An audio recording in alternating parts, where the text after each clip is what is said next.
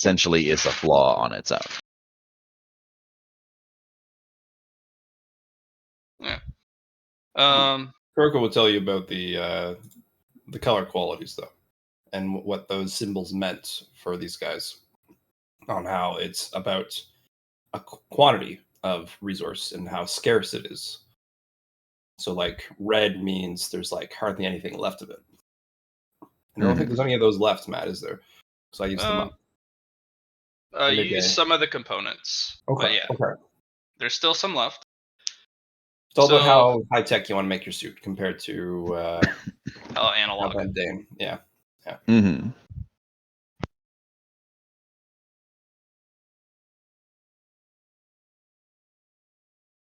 Depends on how you want to go about making. Mm-hmm. Yeah, I just made a Chinese stealth suit in a sense, right? But you could build it into whatever you want. You're build it into an old diver suit. Yeah. Build it into a scuba diver. Power armor head. If you have it. Old school. You keep saying old school. Is that a hint, or are you just really digging the old school aesthetic?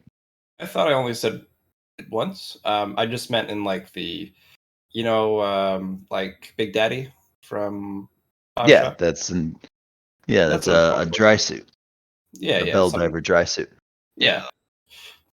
I just meant that by old school. I didn't mean old school in another way. That was at least my intent.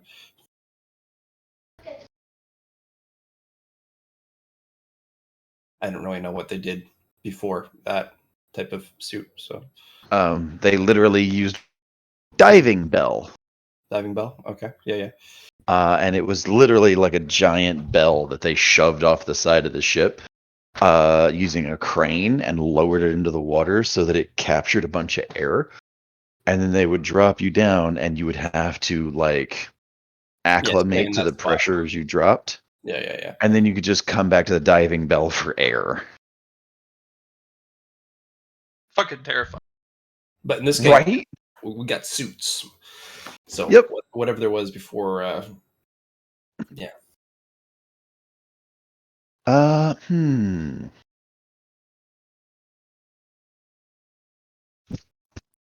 You know, yeah, that's what I think I'm gonna do. I'm gonna essentially build like a Big Daddy suit. Sure.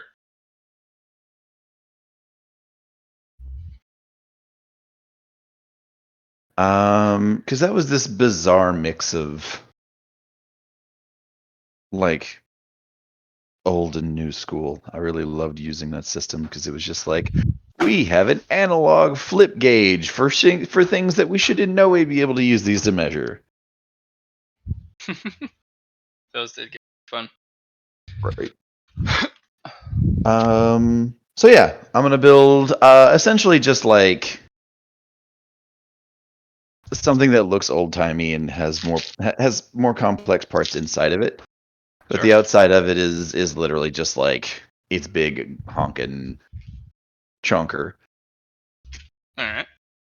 And I'm gonna build it out of these crates. Like I'm just gonna take some of the crates apart and use those. The crates do something special though. They preserve the materials here. Right. Which doesn't allow you some to of these crates are empty on the fly. Yep, some of them are empty. Yep. Yeah, I'm just gonna pull a bunch of the empty ones. Cool.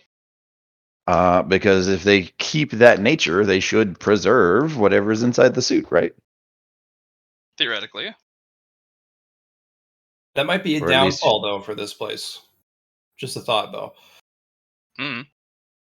Okay, well, you seem more educated about it than I do. No, I know. I'm not entirely. Like this is completely new to me too. My thoughts is just the imperfections that are in this water and condensed. We're gonna have to go through things that, and when I say things, I mean like the things down there that we might have to adapt to. And if your suit is perfected and not be able to change, like the imperfections can't go through it. I want you to think about that. I don't No, know. I If am. I abandoned the perfection idea as soon as he said that, like, it would not protect the suit from. I was just thinking from the this preserving chemical. aspect of this material. Hmm. I didn't want. Well, Johnny, they did say everything, all the suits are unique and different. Yeah. Every bit of the suit was made out of the materials here, which could mean that they They could have used the box. I think it's a great idea. I just wanted to have that in the back of your mind. I don't know if that's going to make any difference, to be honest, but Right. I go for it. So the trick is, I'm just gonna take the whole suit and put it in the water, or put it in the chem waste, and see if it comes apart. And if it does, I'll know my design is flawed because I can test it in conditions on site, like right here. Sure. So I'll know if it's fucked.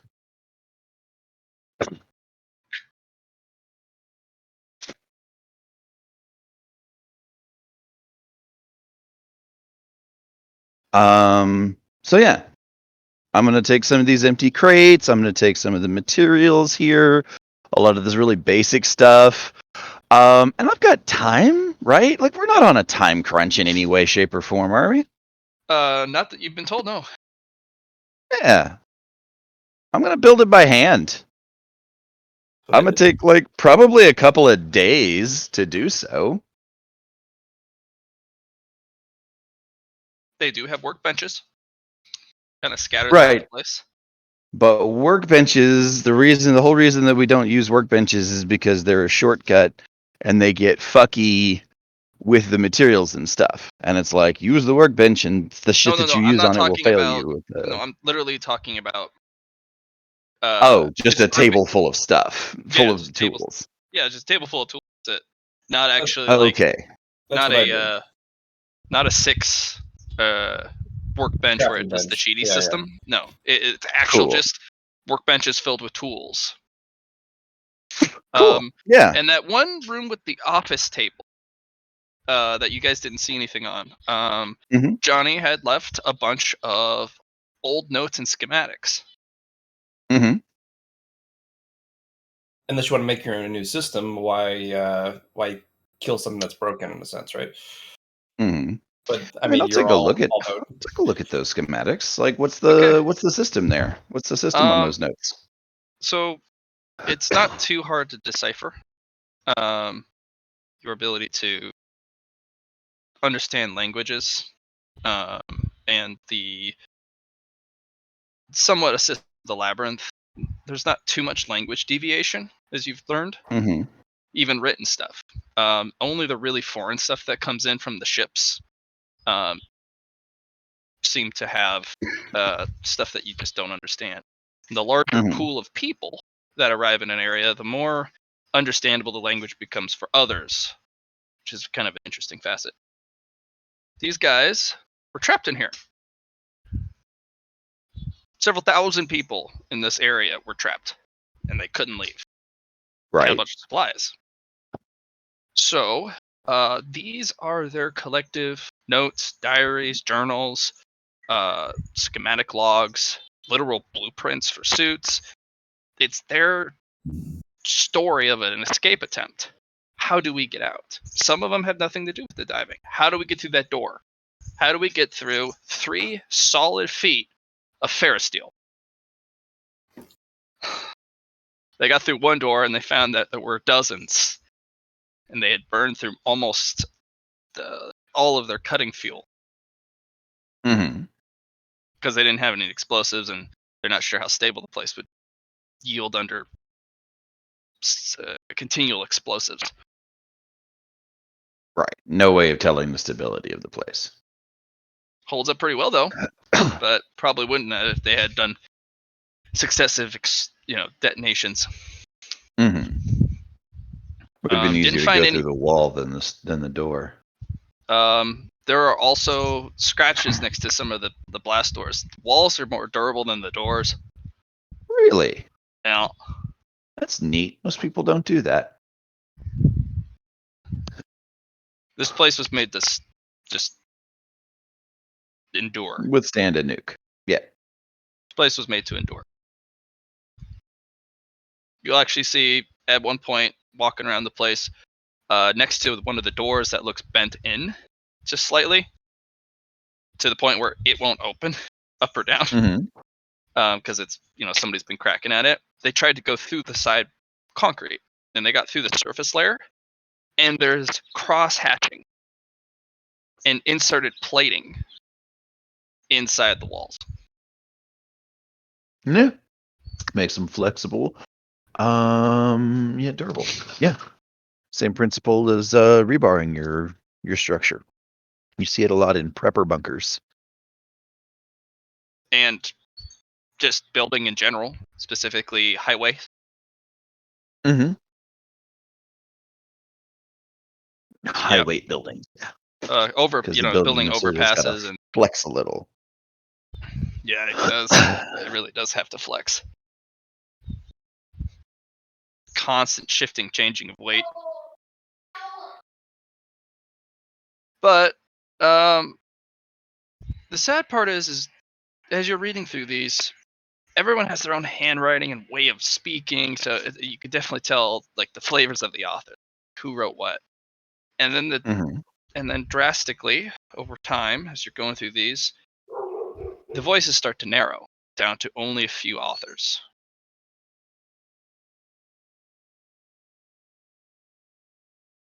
It's only about a dozen people left writing at the very end. Hundreds, if not several hundreds of voices, down to a few. There are experimentation logs. One of the last authors specifically kept a log of every single thing they tried, not the details of it, but the results. He would put designations for specific suits, certain lines, which you can then try and cross-reference to specifically other things, or other research. So suit X01. You could try and go find that in one of the notes. You'll find that in his kind of master log. They got to the point where you don't just get to try it. We're running out of supplies. You don't just get to build a suit haphazardly. You bet your life on it. So make it count. We have low supplies. You have, too many people trying to do the same thing. You build it, get in it. None of this, I'm going to go back to the drawing board and try it again, and then continually waste supplies while there's so many damn people. They found their own solution. Do you bet your life on it? And that was the deal. If you wanted to build a suit, you had to bet your life on it. Right.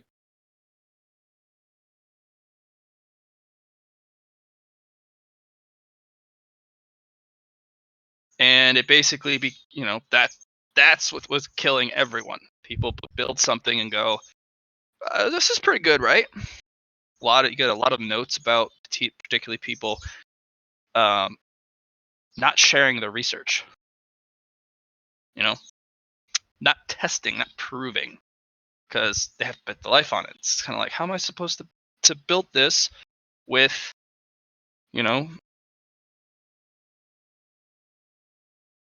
these materials and not be able to test it in theory? It's like, well, if we lose 10 people today, we'll have 10 extra meals. Yeah. It's the step before eating each other in desperation level. Yes. So,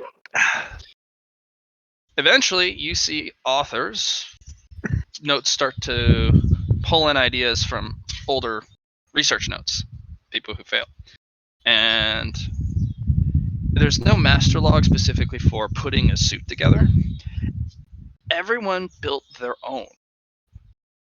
Because everyone wanted not for that to happen, but there's a lot of arrogance and a lot of pride in some of the authors that got narrowed further and further down. It's just like, I'm not stupid. This guy made these mistakes based off the research notes that I read, and obviously he's an idiot. Why would you bet your life on this shit? there was a lot of cooperation at the very beginning, and it just started to just dump because it's like, well, As factions more and more started. people were proven wrong, more and more people came to depend on themselves because clearly other people's ideas were dumb and flawed and weren't working. Right. And, there was a resurgence of, at the very end, you can tell from individuals who, from the factions, because they got down to so few people, factions just died out. Yeah, right? And eventually they decided to come under one faction, and they finally shared notes again. And they were successfully able to build their first test suit. And the lead researcher got in, and you're not sure if it was sabotage or not. The suit held, but certain parts of the suit didn't. And they fished the suit out. The guy on the inside was gone, but the suit held. Do I have a general idea of what parts of the suit didn't hold? There were certain insulating factors. This one was built kind of like a suit of armor with overlapping plating. Mm-hmm. And this sparked an interesting controversy about what if there's an extra factor in building the suits that we're just fucking missing. And then there was a resurgence of testing what the hell the water is, because they did a ton of that, but no results. And they tried that again, and the notes for that are really missing.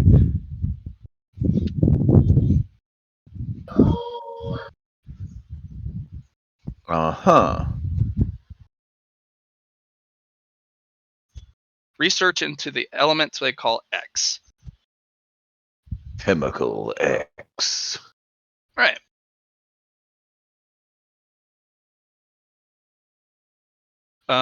There is only one piece of research that you do find about testing the water, is that they did put the suit back in because they found something that could survive the water. But the moment it passed 10 feet, the suit started to buckle. Literally, pressure. This thing was and it was absolutely wild. Right. After 10 feet, started to buckle. Yeah, certain parts. The main plates in the frame was fine. Certain, like, tubes, pipes, electronics, the fragile stuff started to buckle. Mm-hmm.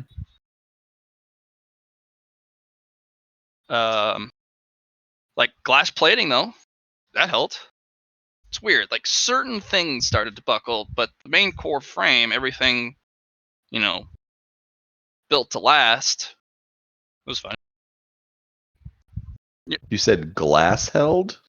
Yeah, there was a specific tempered glass that they put on for the visor.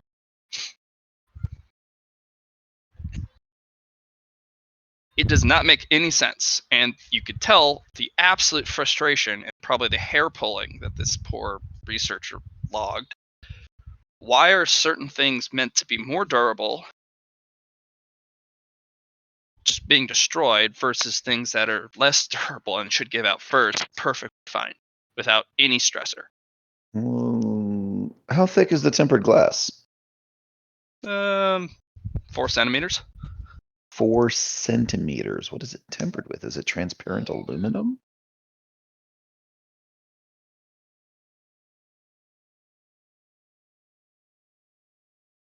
So generally speaking, a glass sphere about 4 to 6 inches, which is 10 to 15 centimeters thick, can then withstand almost any depth in the ocean floor. Right. It's nowhere near that. Yeah, which means that whatever it's tempered with is considerable. Do they have notes on what it was tempered with, or are they just like, I don't know, it looks like glass? It's basically the equivalent of pressure temper proof. It would be what the current standard is for today, but only 4 centimeters thick and slightly curvatured. Right. So, but that's it. It's like we can't afford more. we're not going to build a submersible vessel. There's not enough room.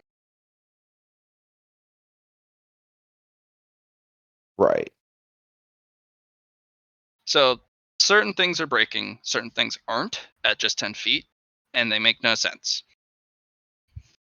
The stuff, the insulating properties that collapsed. Were those plastics?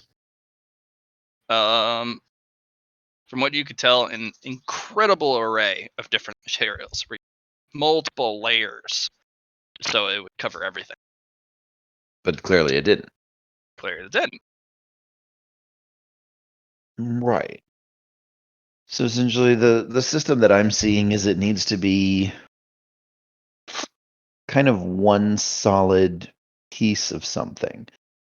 Because it's the concept is that if they overlap things and this should protect against this should protect against this, then it introduces the flaws into the system for each thing individually and just tears right through them.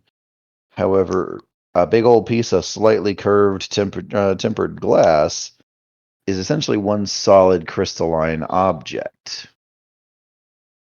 And if that would be a different layer. That's the thing. It's not all one thing. It's considered a different layer. It's a different material because they built the whole thing out of ferrous steel. Mm-hmm. Frames, arbor plating, everything. Several inches thick. Right. It was a beast of a thing. Except for the stuff that they were using to try and protect their person. The wrist-mounted device, specifically encased in ferrous steel and that tempered glass, that had pipes running, to help gauge materials or gauge depth and all that type of stuff. That's how they could tell the pressure because it's every time they put it in, they would have it log and they would watch it because they'd have the arms strung up, read it. And even if that went past the 10 feet mark, it was perfectly fine. It was weird.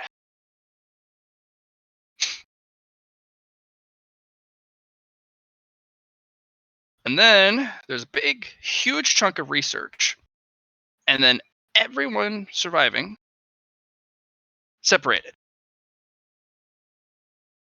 Because that was the first coab of the remaining groups after the first schism.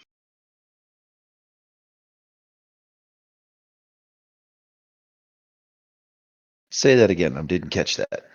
Okay, so there was a schism where people separated and didn't share research. Right?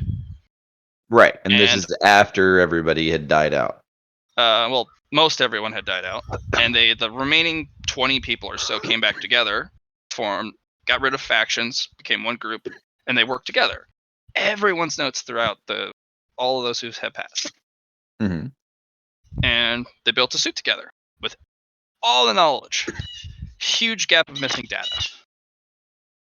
The remaining 12, the notes in there were very sparse, but they went back to building individual suits, hoarding knowledge. Essentially, the whole fucking thing cycled over and over again. Well, they're down to 12 people. Yeah, clearly this was a mistake. We had something that, we all got together. We all pulled everything together. Somebody clearly fucked up somewhere, and it wasn't me. Well, it wasn't me. Are you saying it was me? Well, if the boot fits. Right. You sabotaged. You murdered him. A lot of accusations, a lot of bitterness. Mm-hmm.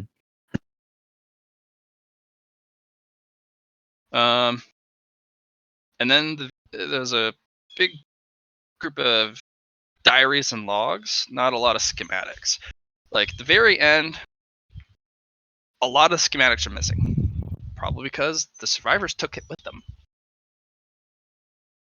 You have all of the idea products.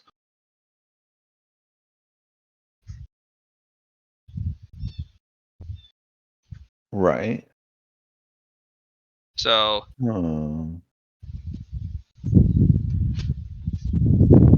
So the dead have done the legwork for you.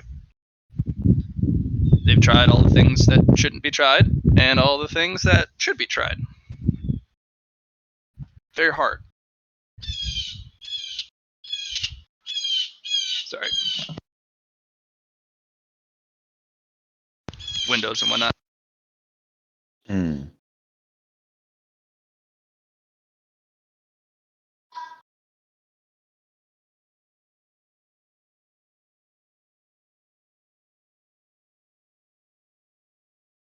Okay.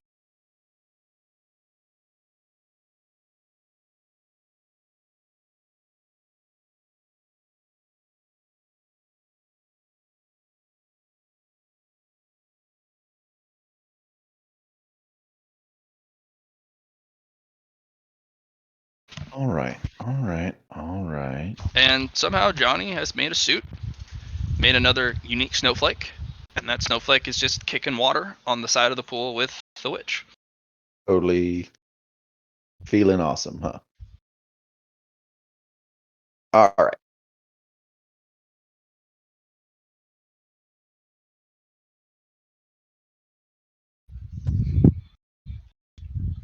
So indeed.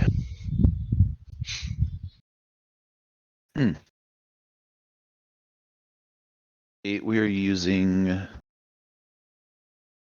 looks like hollow particles concepts here. I'm thinking out loud. Give me a second. Sure. You have your resources. Johnny's going to give you mysterious answers, as he does. Mysterious. The witch could probably give you another set of answers to your questions. But a lot of the stuff you may be looking for is left in the notes. You probably scanned them pretty quickly. There's a lot of waxing philosophical. There's a lot of diaries that you probably didn't go through because it's just diaries of so and so, or space log. We're in the deep of space again. Nothing to report. Dismay. This sector is really, really boring. God, get me some excitement. 100 entries later. Please, this is no more. This is all the excitement I ever needed in my whole life at once. Please, just no more excitement. People are dying. I'm gonna starve to death. I've eaten my own feet. I never needed them anyways. They're always hurting. Captain's log, stardate, whatever the fuck this is. I have lost all track of time, as well as my body below the hip.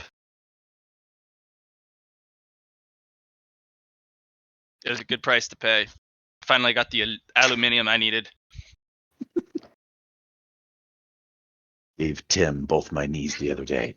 He's been collecting them from all the corpses. I don't know what for. He says he needs them. I punched him in the throat for the pun. Was promptly thrown in the cell. I shall die here. I have one arm left. I've eaten the other to sustain myself.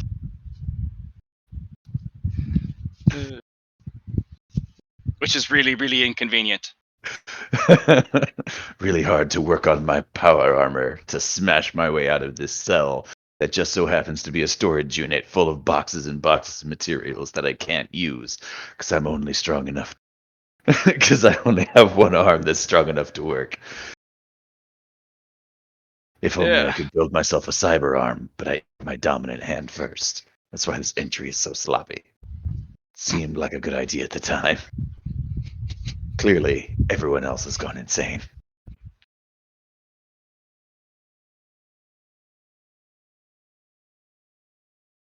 Okay. Well then, let's get started, shall we? Mm-hmm. Yep, we're gonna sit down. We're gonna make a suit. From what we know here is that the parts that held, we do know there was still some technology there. On the inside of that suit, because the meter, the readout, could still detect things like pressure, which is kind of funny because that should mean there's a zero. Like it means that there was some form of energy transmission between the two of them, even if it was just pressure.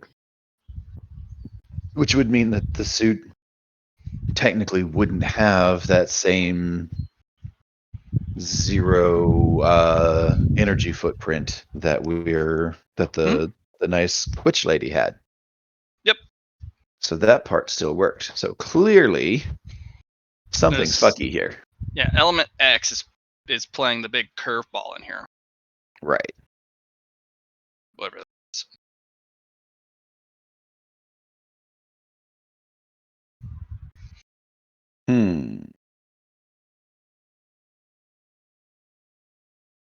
So I'm gonna spend a few days putting together a basic suit, and I'd like to talk to the witch Mhm.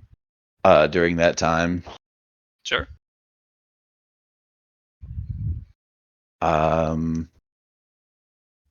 Basically, my confusion is like, so strange question, and I suppose you're not obligated to answer.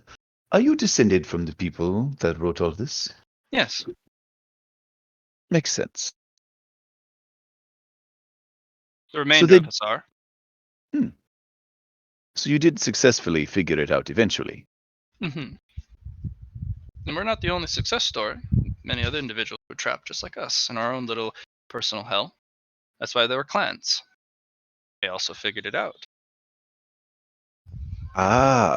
And the understanding they gleaned from this element X was sufficient for them to become capable of creating Each things individual. like Nocturne. So each individual had to figure out what is element X and had to have the sufficiency to build a suit. And be brave enough to test the waters. I will tell you the tidbits that I told Kuroko before their transformation. You're going to want to build a story, Mm-hmm. and that is how you're going to succeed. Build a story. Mhm. Now that's the part that leads me to question. What sort of story? Any story you Pres- please. Presumably need it would to- need to be a success story. Yes, you'll want it to be a success. But you're going to need to enforce the key concepts and the key parts of the story. A good story, Mhm. something that would be interesting, something that can survive, endure. But there are also other parts to stories. How so? Main characters are usually flawed. They're not perfect. Mm-hmm. There's always some facet about them that is vulnerable.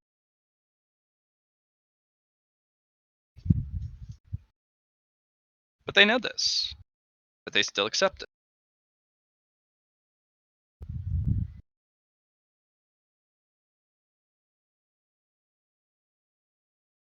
But flaws are only introduced in literature as a means of allowing.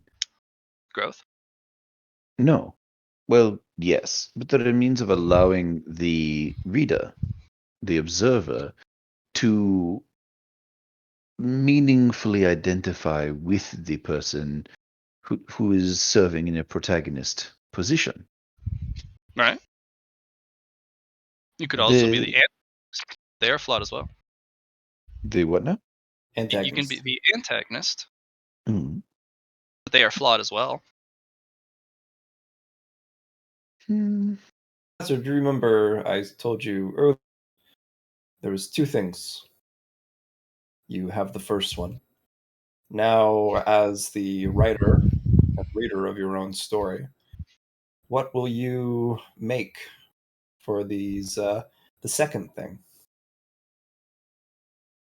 It's a hard concept. You're a man of logic, man of reflection, and this may go against your core conceptual principles. It'll be hard for you to let go. Let go of what? To let go of your highest art. Do something very basic and very foolish.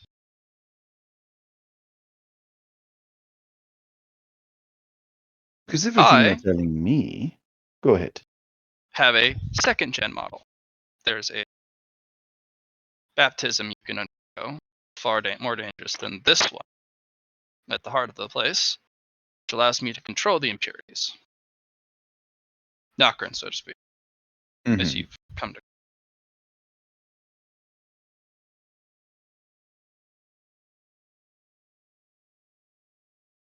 But you will not wish to probably undergo that baptism because it is oh so very violent. And for those who built suits to come off, mine doesn't. Kuroko has already gone far past that step, gave themselves a name, and that suit doesn't come off at all. Which is interesting. But that is part of our story. Kuroko has an effectively infinite number of pieces of herself to sacrifice for her goals.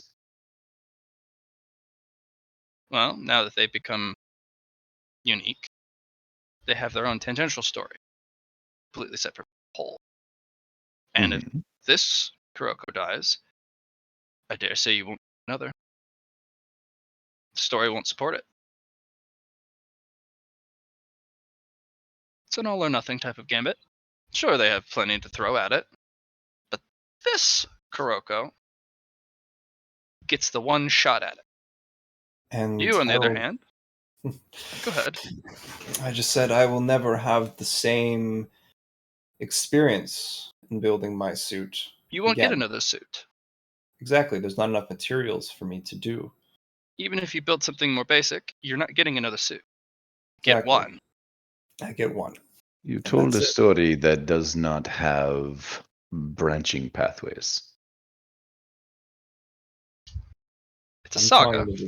The beginning of my story. This saga also applies to the Kurokos as a whole. This one Kuroko is the try for all of the Kurokos. There's something important I made part of my story, and that was what makes me strong. Now it's your turn to incorporate that as well, but to do something else to balance it, make it neutral. Just like we did with Orchestra, we added something good and something bad.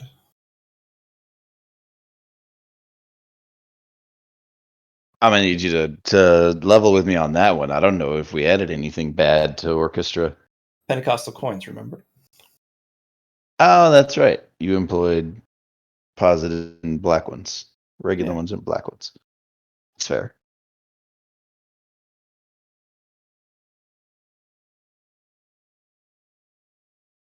But this is up for you to decide to make your story. It's not me telling you what to do. What am I good at? What am I bad at? It's up to you to decide. Put it into your story.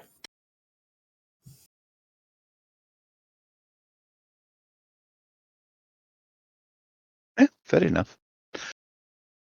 Alhazred's just going to abandon his current project, and he's just going to make a wetsuit.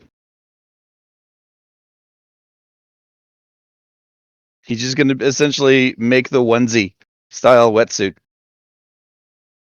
and just like a basic helmet, like a Halo style EVA bubble helmet. Sure. That's it. He's going to set his hammer down. Do you want to take it with him? You want to take a carrying case for it? No, he's going to leave it here. He can't take it with him in this suit. Okay. But the thing is, the hammer isn't all he is. Right. He relies on it heavily. Huge portions of himself are built around it. But that's not all he is. All right. So what is when you build this and you kind of set it aside and you're using the old ancient partially damaged tools, which you actually have to restore, which is interesting and actually kind of fun, polishing and refitting these tools so they work again. And you basically do a Tony Stark cave, and what are the strengths and what are the flaws of your suit? Well, the suit doesn't. How do I put it? The suit's only going to protect against the actual physical environs. Like, it's going to keep the body like under pressure so that he doesn't get the bends because he doesn't know how deep it is. Like, the suit's not going to stop him from getting wet because everything they're telling him tells him there's no point in making a suit. You're the suit. You're supposed to build this story, build this concept, but like ultimately, you're building. You're literally just building a binding for the story that is you. Alhazred doesn't do all of this. Okay. Like his concept is I came in, I hurt myself doing this thing, right? I tried to do this thing and failed. Right. So I come back, I build something that fixes that. But that's the tried and true method. That's the thing that Alhazred's been doing this whole story. Yeah. You get the opportunity to try and try again. Yeah. He's just going to follow what the witch said, all or nothing. He's just going to go. Alhazred recognizes that he's a kind of a flawed individual. But the thing is that nothing they're telling him says that this chemical waste, this element X, is it's conceptual. Mm-hmm. It's not an actual chemical that's going to seep into him and give him cancer or anything like that. What he needs to find is a personal balance. Okay. And the suit is a metaphor for that. And the thing is he trusts himself, and maybe he's arrogant for that, but he trusts himself to survive this. Okay. Do you want to use any of the restricted parts? The ones that there aren't much left of? The red listed parts? No, he's not gonna use any of them. He's gonna build it out of the basic shit. What about air? Because he's just gonna fill up an oxygen tank. Okay. Literally, it's as basic as it gets. Do you want to? Because he's in the notes. There's a oxygen recycler.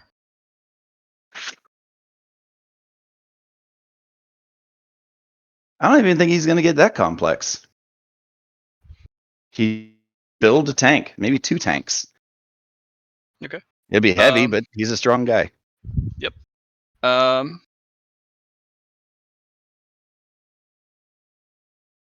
On the successful model that was dipped in the water, the oxygen recycler did survive. Mm-hmm. Right, but that's theirs. Right. Okay. How are you going to get more air? You're going diving. Yeah. He'll figure it out. You'll figure it out. There's clearly people that have survived down there. Mm-hmm. And that means that there's places to breathe down there. The story tells itself. Cool. So is it a wetsuit or is it a suit? It's a wetsuit. So you're going to get... Yeah, he's going to get wet. Cool. All right. All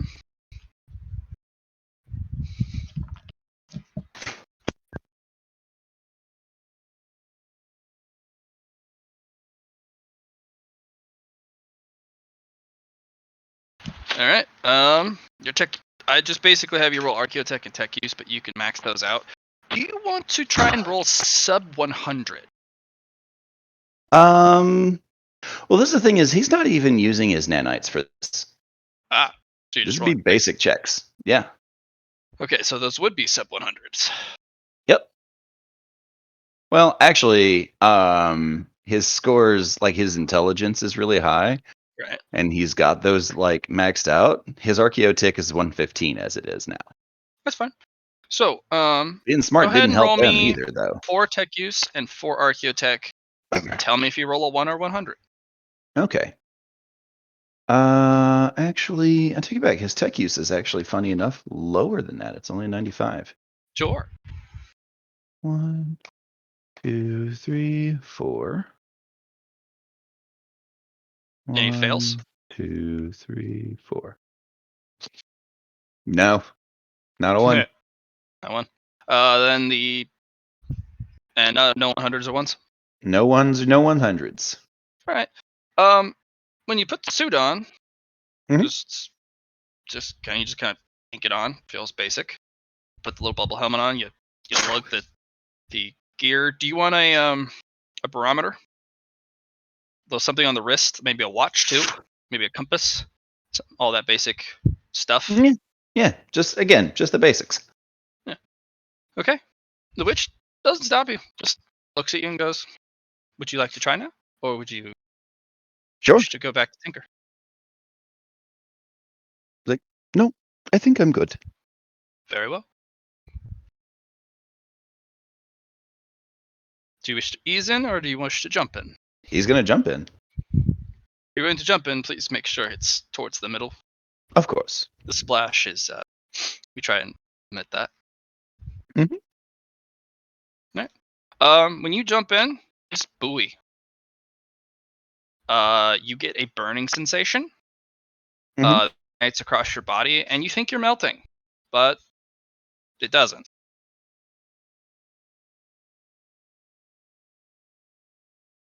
Okay. Fine.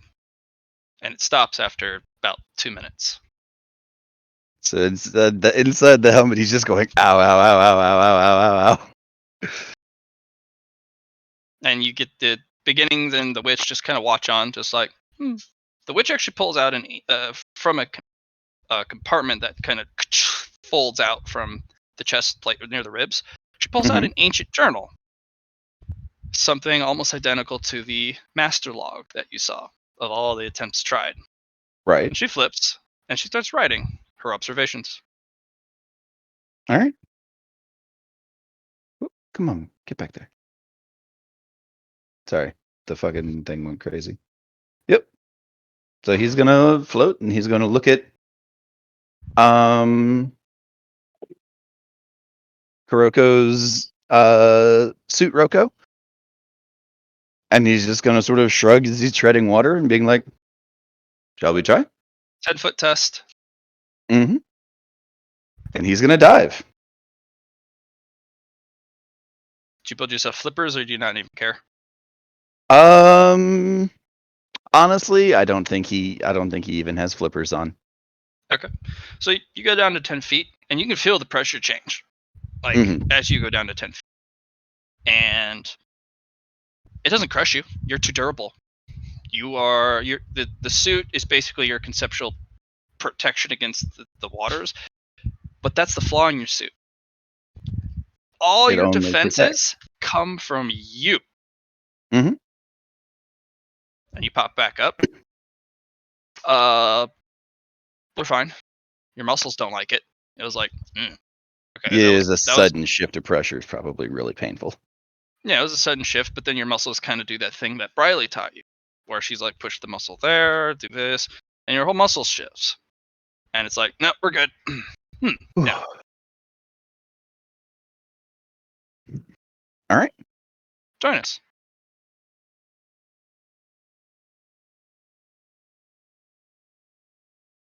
All right.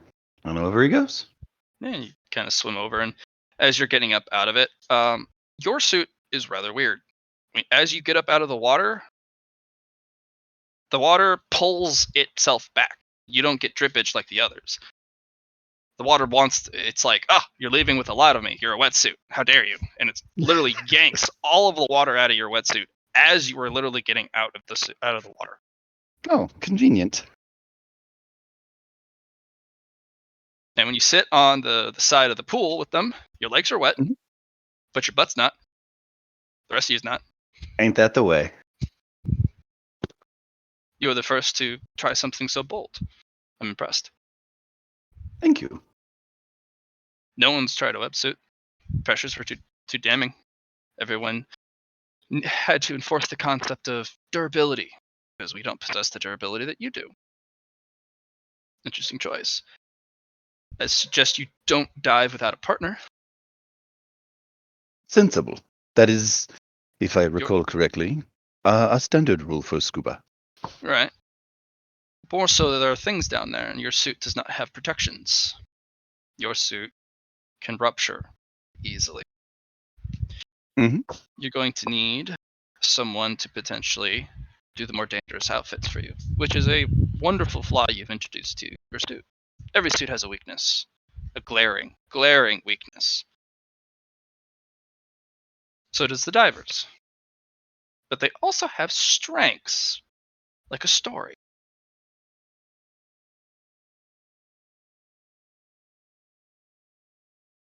Admittedly, we did not have many of those that weren't propaganda. True. Thinly veiled or otherwise, back home. But we had a few carefully hoarded stories. That is X, which you've probably figured out. It's a concept. Mm-hmm.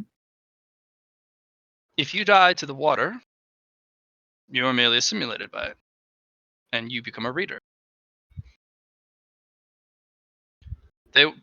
They wish to look upon your story. They've lost their ego, of course. They're merely passing concepts themselves, barely in the wisp.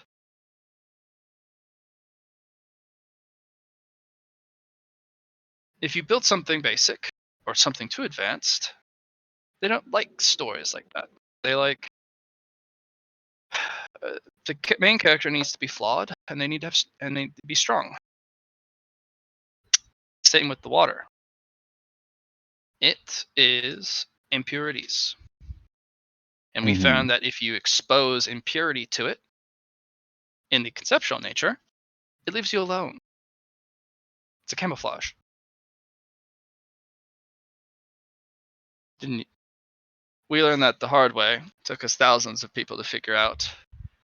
The water will leave you alone if you show impurity to it, and it goes, you're one of us, because it's all impurities. Nothing stands out. So if you expose one impurity to it in the conceptual manner, on the outside as a whole, as an entire design, it's an insulating camouflage.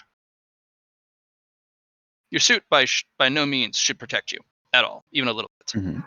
You should be Ash, but it's not.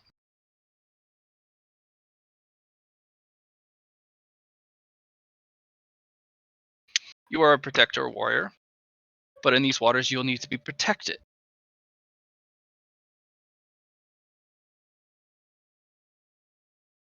That's your flaw. Mm.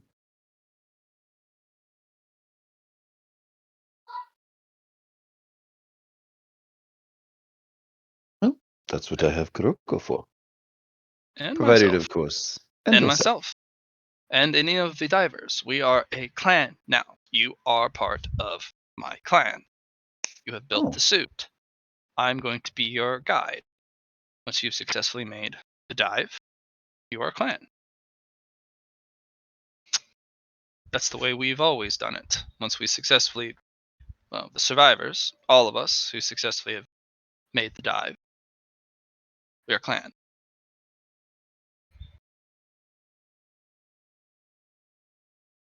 No more individualism. No more division. The only division tolerable is maintenance on your own suit. No one can touch it. No one can participate in its build, which we also discovered. That's why that original first successful suit failed. One man built the insulation, one man built the electronics, one man built the frame and the armor. But that man also built a lot of the other pieces. Barometer, the oxygen tanks, the oxygen recycler. All the things the lead engineer on the suit and the man who tried it, the things that survived are the things that he built. Everything that failed was the things that others built for him.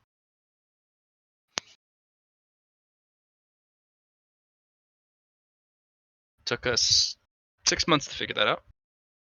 And a lot of blame, a lot of hate we had to work through.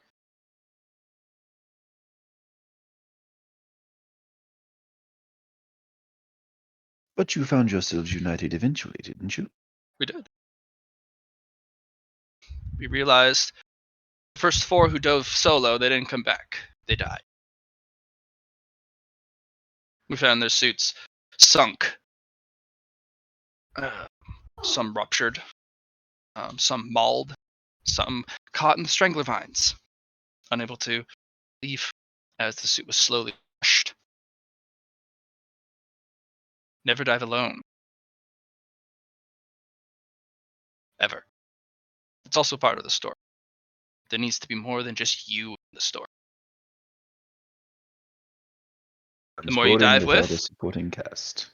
The more you dive with, the more safe you are. You have companions. Supporting cast, yeah. All with their own glaring weaknesses and strengths. No suit's the same.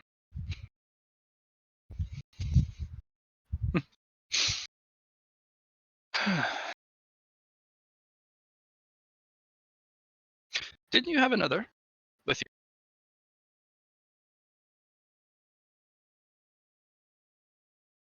I believe he has sought out other avenues. This would be his moment to try this. You wish to Out seek of him out. character, Heretic decided his heart wasn't in it and he didn't want to fuck things for other people. So he stepped out. Like he's not in the chat? Like he's muted and he's fucked off. This is really pivotally critical to character development. If you don't do the Lost Sector stuff, you're gonna fall behind again. I don't want him to fall behind. He can definitely do other things, but he's also not going to have your collective support in his endeavor. And also, this is a great opportunity to develop Kuzmo. Like this whole adventure that you just went through to discover how to make a suit and get in there, and the beginning lore of the Lost Sector. Is he not even at the table? That. Is he not even at the table? I don't think so. I don't think he is. That suits my purposes too, because if he does come back and wants to do this, that means he doesn't have the answers. Damn. And he will have to do this process himself as well, which is really frustrating. A little bit. You gotta sit down and puzzle it out and work it out. Right. But it worked, didn't it? Alhazard, your suit has one special function. Mm-hmm. If you wish to doff it, your body just eats it. Oh, fun. It just dematerializes into your body and is a nano cluster. Ooh, wee. That's fun. You get it. You get a nano cluster of this suit. It is not nanos by any means. Your iridescents are looking at it going, what is that? It kind of sits there like a benign tumorous mass. Mm-hmm. You can link to it. You can aspect to it. You can have elements of it, but it's not something that can boost stats. It's nothing special. Mm-hmm. It's just a kind of to mark mass in your body, like a storage of fat and weird tissue. The rest of your body almost views it as some sort of harmful substance in the body. Mm-hmm. But all your nanos go, maybe not. We've been putting a lot of strange things in our body. I don't know what that is, but yeah, no, essentially I'll tell the rest of the nanites to sort of like this checks out, it's totally fine. I'll use the conscious evolutionary director to be like, this is primo, guys, it's fine. Yeah, and when you deploy it, your skin kind of ruptures in multiple places and the suit just kind of oozes out of your body like this gross looking like pussy slime. And then it manifests into a web suit and it actually forms the tanks. It forms the diving helmet. Got it crazy, right? Takes 30 seconds to do it. It takes 30 seconds to put away. I did calculate that into your current speed. Okay. Normally it would take you 30 minutes, as it has to slowly congeal its way out because it's very viscous, and it's also highly compacted.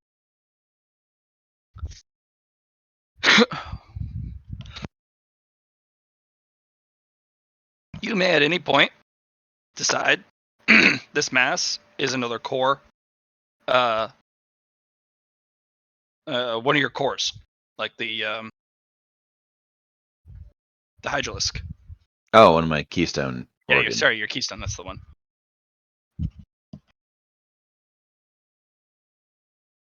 If you'd like, it'll grant you additional things, as it does, because it's a keystone. Or you can just have it be a benign thing in your body. Because these suits are permanent in one facet. They have to be. They have to be part of you. You could literally risk your life. Put your life on the line and went, all right, you and me, suit, don't fuck me. Yep, that's pretty much what happened too. Is he was absolutely like, nope, we're going in. And that is also one of the key aspects of Liquid X. You have to risk your life. Timid. You have to risk your life for it, and the suit has to be as part of you as the story as you are. And you can't divorce yourself from it. It can't be a tool that you can doff and leave somewhere, which kind of hurts to think about because you're leaving your hammer behind. Yeah.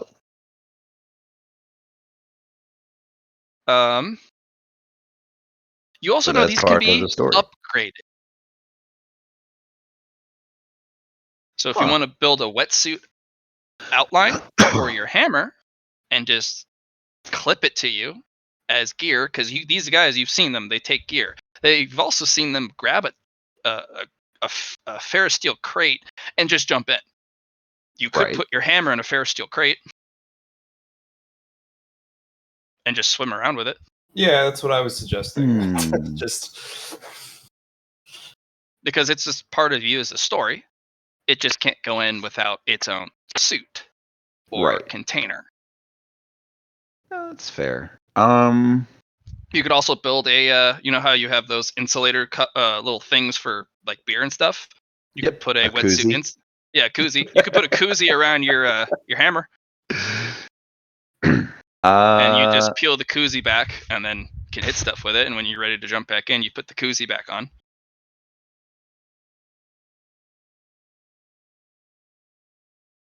No, that's fair. And you used almost none of the rare stuff. You used all the materials that they had plenty of because they're like, oh, this possibly won't absolutely not protect us. Are you kidding? A wetsuit? The fuck does a wetsuit? No, plenty of material. Fair. You know what? I'll probably make a little something for the hammer to be carried around in. Like essentially, I'll just make like a pouch made out of the same stuff as the wetsuit, and it just goes on my belt. Your suits can take upgrades equal to your influence rating. Oh, nice. But that's it. There's only so much of a development in the story that the story can handle. That doesn't stop you as a person from developing. Suits can only be upgraded X number of times. Building a, you can even make it a like tool belt instead of just one koozie. That could be your upgrade. That's just, or you can have one upgrade solely devoted to protecting your hammer, so it comes with you. Makes it more significant. Yeah.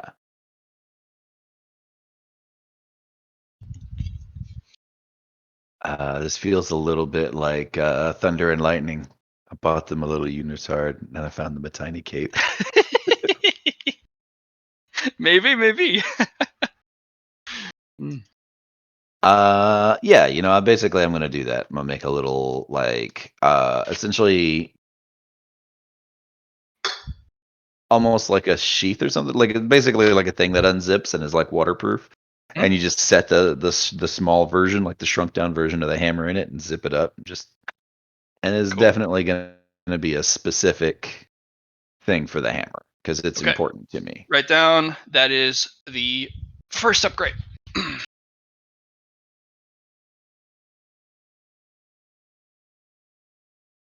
Okay.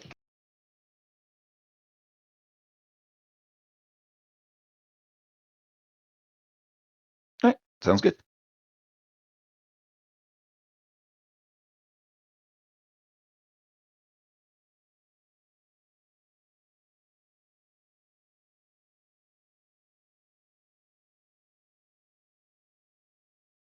I'm messaging Heretic to see if he wants to.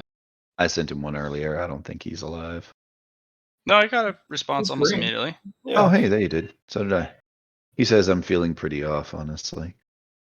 I did, in fact, get an answer from him 2 minutes ago. I was just busy typing. But that's my bad.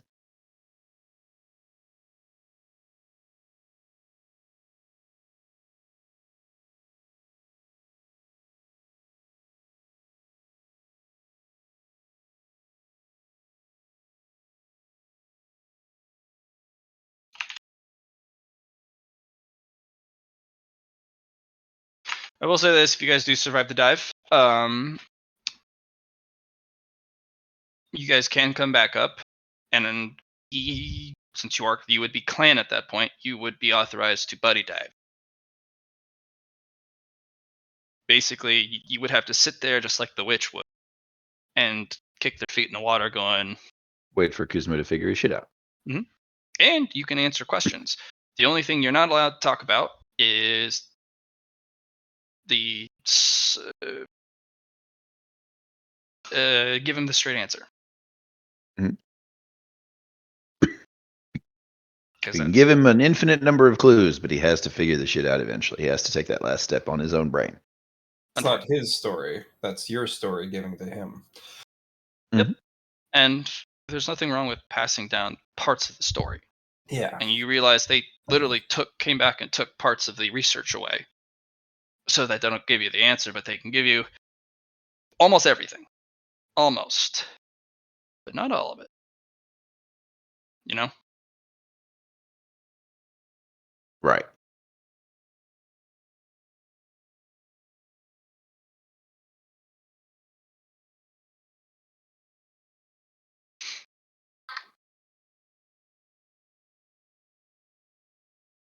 So.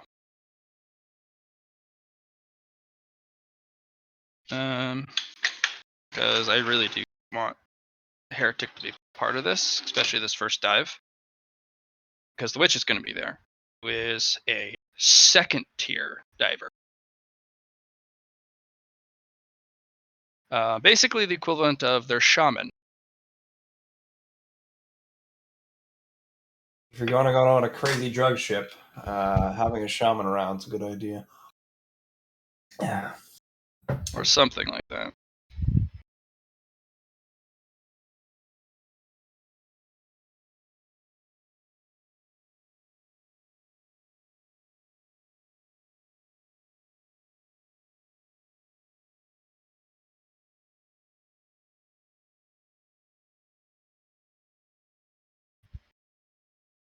We will continue if you want to. And of course we can come back and do some of the stuff that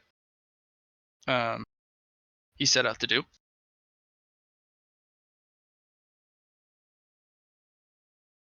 I think maybe he's just feeling bad that he didn't get the stuff he wanted to get done earlier. Hey man, we can come back to it, because this is a solo adventure. He can have his boys go off and do some other stuff.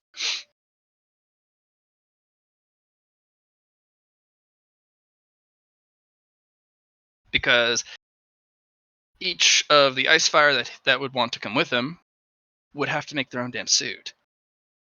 Which is fine. But Kuzma couldn't help them. And it's almost impossible for him not to. Because they're always receiving benefits from the pack. But that also could be part of his upgrade, his suit upgrade. Mm-hmm.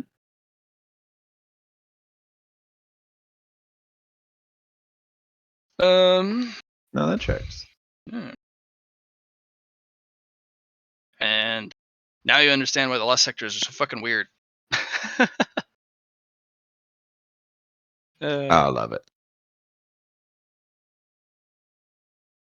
If you ever want to do a lost sector for Saturday game, I'm all down for it. Oh boy. Oh, that would be terrifying and awesome. The party is not ready for it. They're not That's at the all. thing. That's the thing. You guys, mid game was when the Johnny ended up in first lost sector, and he was almost killed for it. Almost. But now you guys are late game and diving into the lost sectors, and you guys have a lot going for you. Yeah, which I'm okay with. We're gonna go search out the hidden dungeons once we've got Excalibur, you know, or something like that. Yeah, get all the Guardian forces, and then we go deal with, you know, Bahamut or whatever. Final Fantasy VIII references. I liked Final Fantasy VIII. It's grown up. Which is weird because I never really got into 7.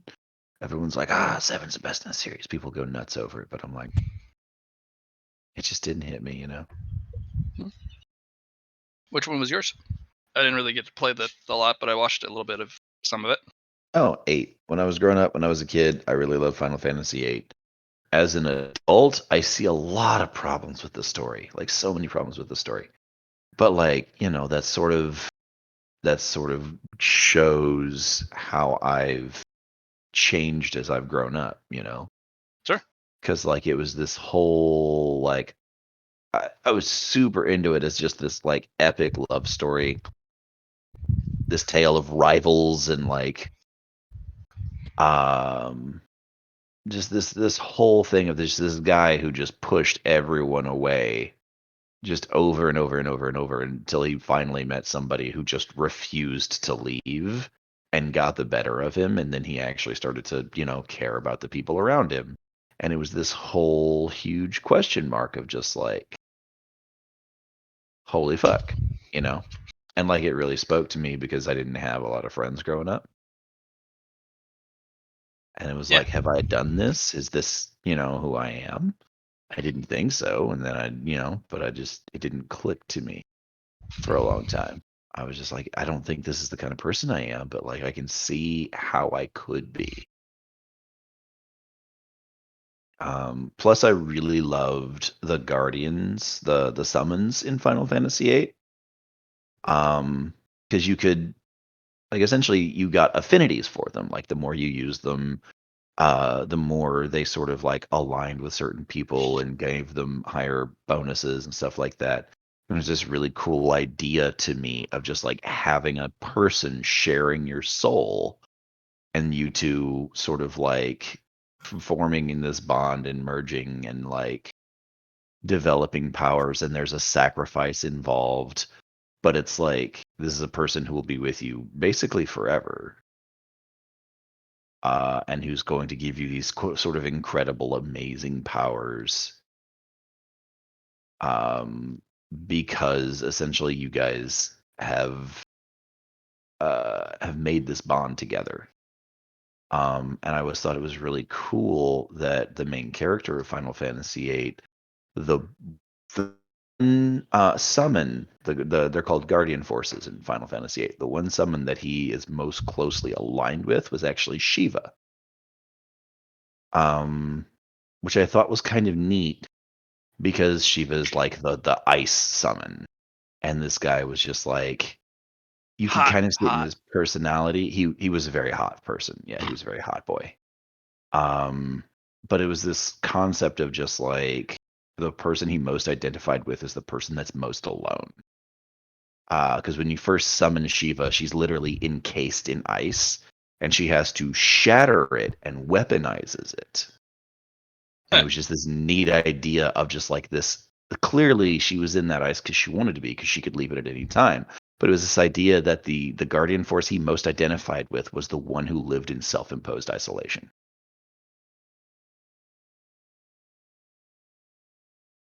Because he was, and it was also kind of in his own self-imposed isolation. Exactly. Yeah, it was like he was a little fucking edgelord, but at the time I thought he was just the coolest thing ever. But it was like the guy, the main character, and the summon both chose to be alone and were okay with that. And that's sort of what led them to each other, that gave them an affinity for each other. And I just thought it was just a really cool idea. That's why I've always included concepts like bonds and pacts and things like that you can make in my games, much like your character has with Carpenter. Yep. It's a dangerous pact. I'll use it when my people are in trouble. Exactly. And that's something that I just thought was just really cool. I didn't expect you to use it then. No, but it was just Yamato was in huge trouble. That sword was going to kill him to death. Yeah. At the very least, it was going to hurt him. It was going to permanently, scar him. It was going to take an arm or something, and he was just never going to be able to put that arm back on. No amount of healing would have done the job. Yeah. I don't know this fucking sword. The sword doesn't know us. Yeah, right? But the fun thing is that the sword felt the same way about Chungus, about Franklin, as you felt about Yamada. Like, something not okay is happening, and I'm going to put a stop to it. Woo. And it was just a really cool story. Did I tell you what happened, Heretic? No. Okay, so hold on to your hat for this one. Essentially, you were talking to the princess, right? You built your Chungus got in NPC'd, like we agreed on. Yeah, and he built this really cool set of weapons for the princess. And there was basically like a matching, like a rapier and a parrying dagger that you built her, and you used some of the materials around there so that she could literally just put it next to her belt, and the floral pattern on the basket hilt would literally, of the dagger or of the rapier, would literally sprout vines and stuff and form a sheath for it, and she could just wrap around her belt. And the dagger had like a similar function from the pommel that would just streak down across the blade and hitch itself to her belt, so she could carry her weapons and didn't need anything more complex. Cool. Yeah, that was cool. Yamada came and ran his mouth one more time, and I was like, "All right, you know what? Fuck you. Let's settle this." Yeah. And Chungus was like, "All right, cool. You and me are gonna go in that closet, and we're gonna fight. We're gonna throw hands, and we're gonna solve this." And you guys went in there, and you went, "I'll put down my sand, you put down your snake, and we'll have this out." Oh, I so wanted to do that. Like, I would have. That's right. Like, I so wanted to do that. It absolutely happened, and you went in there, and you dropped your sand, your debris shield. And then he immediately threw the snake in your face. Yeah, he didn't. And it bit you and poisoned you. Snake down. He absolutely fucking cheated and was like, "No, I'm not going to fight him fairly. I would lose 100% of the time. Why would I do that? Why would I take that loss? I'm not going to let somebody who talks shit to me get to hit me too." So he dropped you in one turn because the snake bit you. You made it through the snake's damage. The snake poisoned you. You made it through the poison damage. And then he hit you with a spell as a half action with his earth technique and dropped you. And he didn't kill you, but he dropped you, and then he threw open the doors and walked out like a big man. He cheated. He super cheated. He cheated like a motherfucker. He fucking cheated. It wasn't even just regular cheating. He fucking cheated. See, that's part of what I knew he would do, but also because I didn't want to be accused of intentionally causing shit in game. No, 100%. 100%. Everybody was down for it. Wanderlust, because you set Wanderlust aside to go in here and have this fight. Wanderlust animated, because Wanderlust had a bunch of powers that you didn't know about yet. Wanderlust animated, flew across the room, and landed in your hand.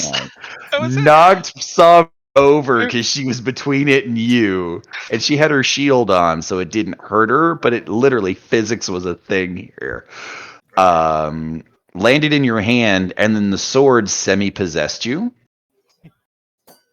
and you stood up with Wanderlust in your hand, and Wanderlust started yelling at Yamada and beat his ass. Yes. As Wanderlust was like, "This was bullshit. You don't I will not have this sort of treachery to my wielder." Damn. And Wanderlust got up and threw shit at him, and people tried to stop the sword because they weren't sure if it was going to kill Yamada or not. They threw a shield on it. It was going to. Yeah. It wasn't going to kill him. It was gonna hurt him. It was gonna cripple him. Yeah. But like Somni threw a dream barrier on it, and it literally just shattered the barrier and dealt a bunch of damage. Every time, because this was one of the powers that I'd built for Wanderlust, when you cast magic on the sword or its wielder, it reflects the magic as just raw magical energy. Neat. And so everybody was trying to, like, people tried to cast on you. Like Somni tried to stop the fight by putting a barrier on the shield or on the sword, and the sword just blasted Somni across the room. Yamada tried to cast something, and it literally just slapped the spell back at him and did a shit ton of damage, and then hit him twice and almost dropped him. At which point, Somni, who was terrified, had no idea what this sword was going to do, pulled out this mask that people have seen like one time before this, and made a pact with Carpenter the Dream Demon. And Carpenter to basically to save everybody. And to essentially to even save you from the sword, because like it was clear Chungus was not awake for this. He was out of it, and the sword was literally puppeteering his body in order to exact revenge on his behalf. And Somni made a pact with Carpenter the Dream Demon, and it's not one of those things you can break later. This is like a I live in your soul now level pact. Damn. And Carpenter put an end to that fight, because Carpenter is terrifying. And I very briefly just literally unlocked Carpenter's character sheet for Blatt to use.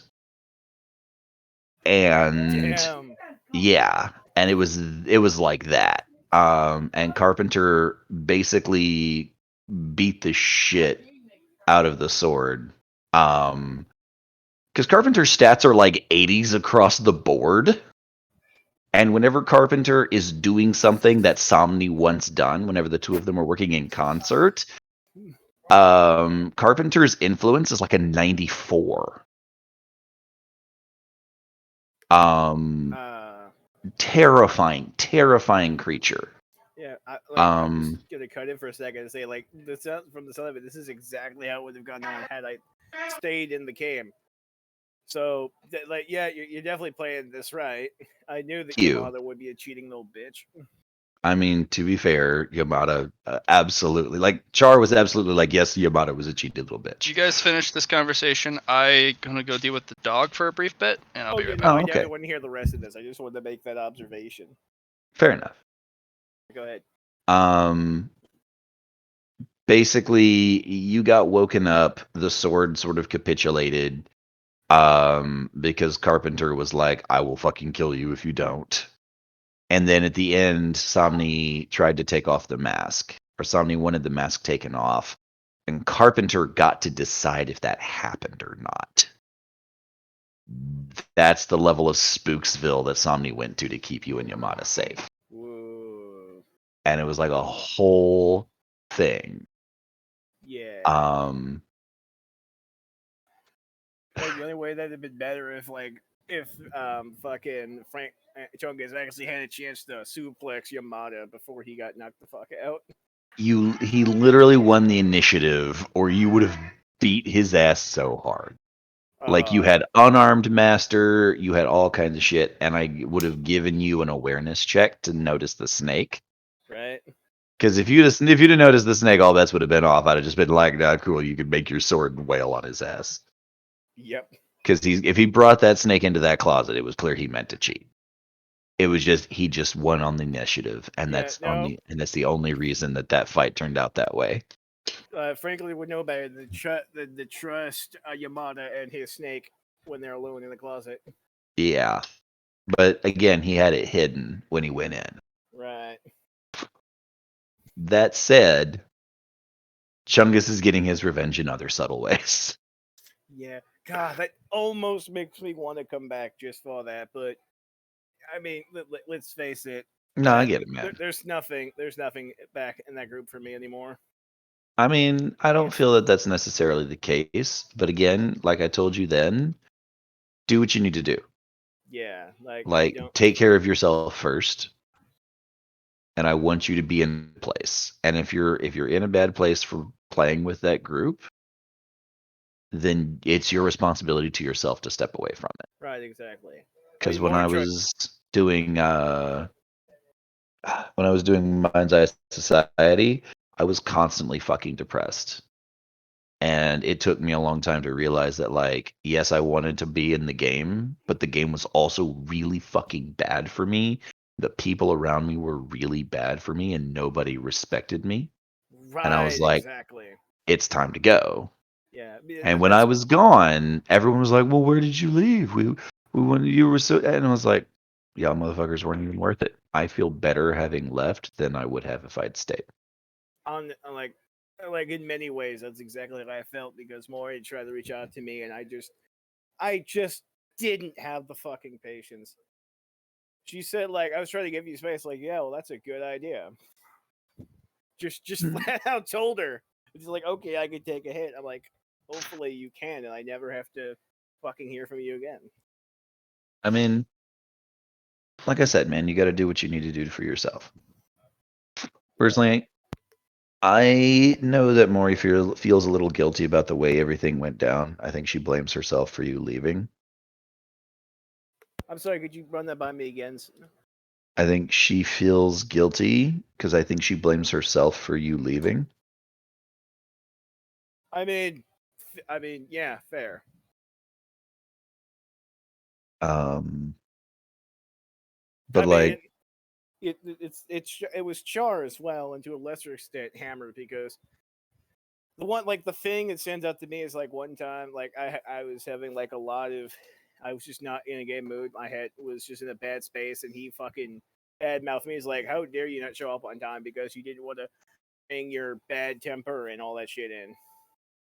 I'm like, okay, you don't actually care. You don't actually care about me as a friend. You just care about me because I'm in your fucking game. So for me, that was kind of the moment I realized that, yeah, me and Hammer aren't really friends. We are just like old acquaintances. Which, kind of fucking hurt. That's fair. So yeah, when I say that there's nothing left in that group, I do mean, like, I put up with Char because he was friends with Maury. I was trying to be friends with Maury because I didn't want to fucking abandon someone who had tried to put the effort of friendship into.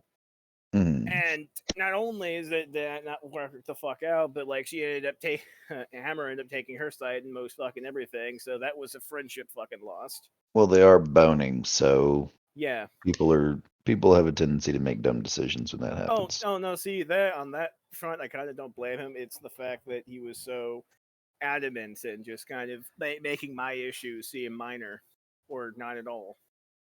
And I'm like, okay, fuck this. And yeah, honestly, I do feel really good. Most of the stuff that's going on in my head has nothing to do with leaving the group. Like 2 days after, I completely fucking forgot I was even in that group.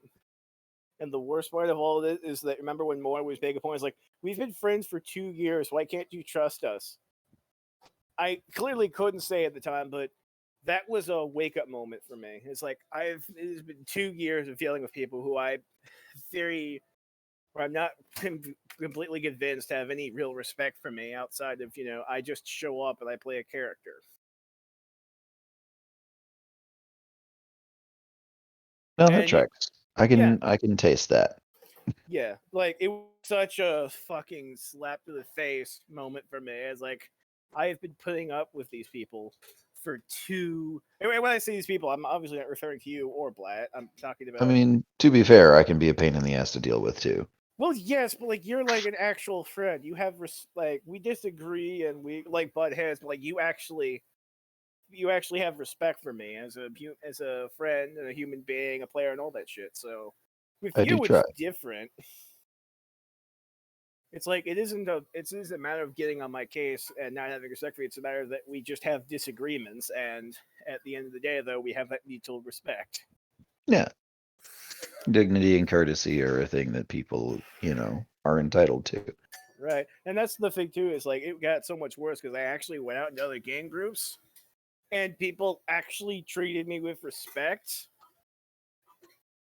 Like, and like that's the thing, just a minor amount of respect, treating me like an actual person, taking my thoughts, my character actions, all that shit into consideration. I wasn't just a fucking background character to occasionally depend on to basically puppet in NPC.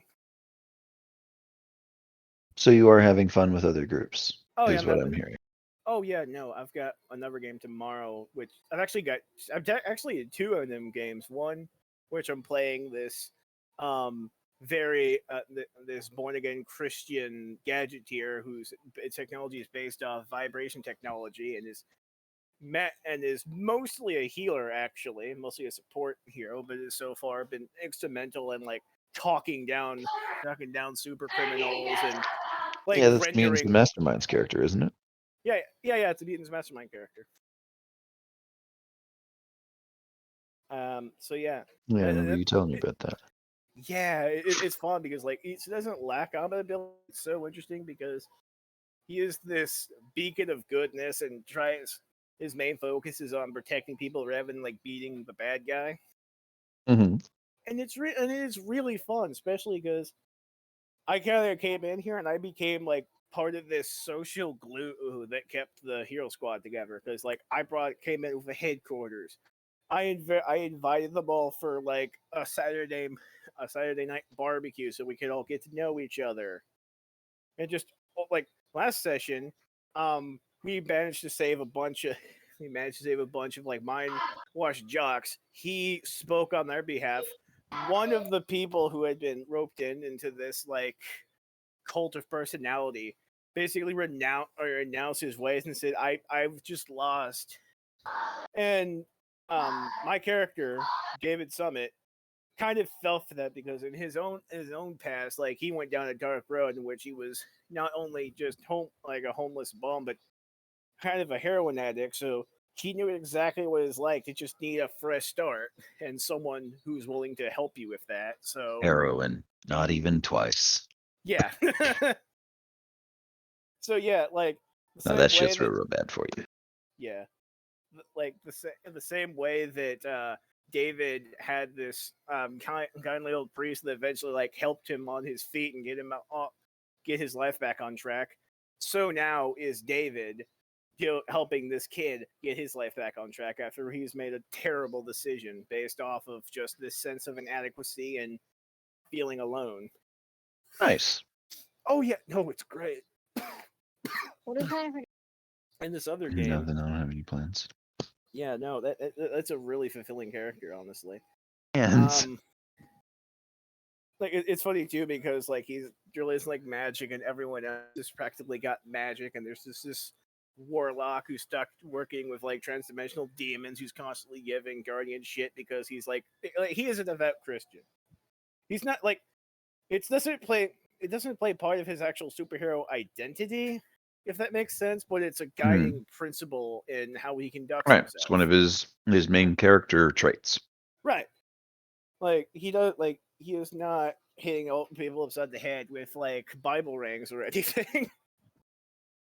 But a lot of his decisions are formed by his belief not only in his own goodness, but in, the Father, the Son, and the Holy Spirit.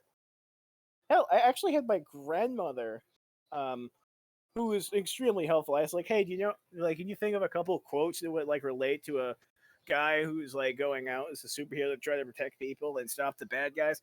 And she sent me like 3 entire pages of like pertinent quotes. So that was fun. Yeah. And then like the day right after, I'm basically playing an Aussie American mercenary with a stolen Nazi Iron Man suit. Not a lot. Nazi man? No. See, He started off as a merc in Africa, just stole this Sky Raider armor from a lab in North Africa, and eventually it just became his thing, which is cool because its main component is actually just being a flying suit of mobile armor. This thing's like this thing is a proper set of fucking power armor. It's so chunky that it is almost a small mech. And the fun part is like people will like in game we've had it happen where people will walk up to him expecting him to not be very fast, and then he roundhouses them in a suit of armor that makes him about 8 foot tall with enough thickness to split boards. He is a big, thick boy, and that he still has the agility to roundhouse kick a motherfucker at will. Okay. Yeah. Also a lot of fun degenerate jokes. Like one time I rolled my attack too early. Like, oh, I'm sorry. I'd like to apologize for my premature detonation. Dog's been dealt with. Let's get back on track. Oh shit! Sorry. All right. Yeah. Time to do game stuff. I was so excited to tell Varrock of all the good shit that's been happening, though. Essentially, he's having a really good time ever since he left the Saturday group because he's getting to hang out with other groups and he likes where he's at with them. I'm glad. Yeah, I mean, I was with these other groups before I left, but now that I have more energy to spend on them, I'm definitely getting more out of it. There you go. All right, so Kuzma, your friends disappeared. They sent you an invite. They sent you an invite to danger. Danger? Like stupid levels of danger. They're going into the absolute unknown, and if the information you've gotten from both Kuroko and a Hazard about lost sectors is any indication, they're going into the gears of the meat grinder. You guys have mostly been behind the handle around the specific device at the end of where it produces. You've seen the machine. You guys are going into the machine itself, where the grinds and gears churn. It's the most dangerous place in the labyrinth. Down and there's 3 of them. Then go. There are 3 of them. You just conquered it, and you get a. Well, which one of you wants to send a message? Oh shit! You know what I just realized we forgot to do? Was finish up the upgrades on Mika and Makauki.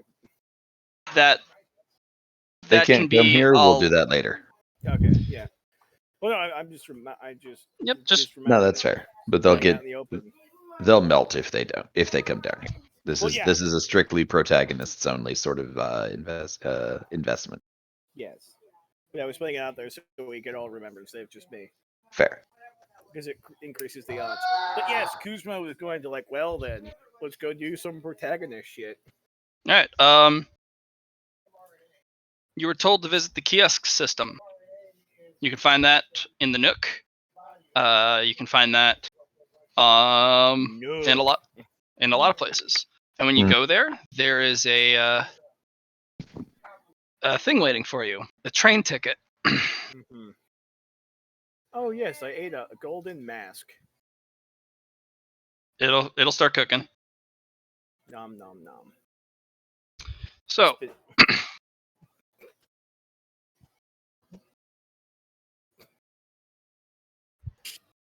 go into the kiosk, gonna hit some buttons. Yeah. Take a minute to my friends. It spits out a weird-looking train ticket. And the information you get specifically to where to redeem that is the 2nd floor. Heck. To the 2nd floor. And he's going to take a shuttle because he can. Sure. You were given instructions. In fact, you were given a guide. It's going to walk you to the train station. It's one of Hive's specific thing that she does. She helps individuals who need quick directions and guidance specifically to hunting grounds or places of interest, or don't walk into these people's territories, monsters here, that type of thing. since you're part of the main group, she'll walk you to the train station. Cool. Takes you That about said- 15 minutes. I mean, that said, actually, on the way to this train station, Guzman's gonna see if he can't find some, like, really powerful bolt shells for this Balter he's been looking around, because as far as he knows, he might not have access to his magic, so having this bolt gun with super cool magic bullets might actually be a really good backup. Sure. You can also enchant your own bolt shells with ice fire to make them magic bullets. Oh, that's good, true. So Well, they would do the normal bolt damage, and then you can add whatever your flame damage is, which I think is 10d10 right now. Normal flame damage? Yeah, but you have to. It takes a minute to enchant a single shell. Damn. That's annoying. But it'd save you money. It would probably save me money. I have a lot of money and not a lot of time, so actually. Sure. If you want to go spend some money at the kiosk, you can get a bunch of stuff really quick. Yes, that is what I were thinking. Okay. What do you want them to do?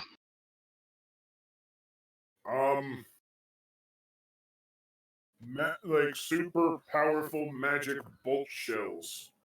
I don't really know what my real. It'll be 1 red fluidium per shell. Oh, okay. So exchange rate would be 1 red for, or 100 red for 1 purple. No. No. If you remember, if it's 1,000 per. Oh, it's 1,000 purple for 1 crimson, or 1,000 crimson for 1 purple. Yes. Okay. Well, in that case, I'm going to go ahead and spend 10 purple fluidiums for many bolt shells. It shoots it out like a jackpot of one of those slot machines, and it won't stop because it spits it out once per second. And you bought thousands of bolt shells. Yes. You don't have time to stick around. Train's coming. It spits 1 shell out per 10 seconds, or per second, and you have bought. If it's 1 red per shell, you bought 10 purple for it. You basically bought 10,000 shells, 1 a second. So you have to wait 10,000 seconds for all of them to deploy. Shit. You'll have to have somebody stick around and put out a bucket.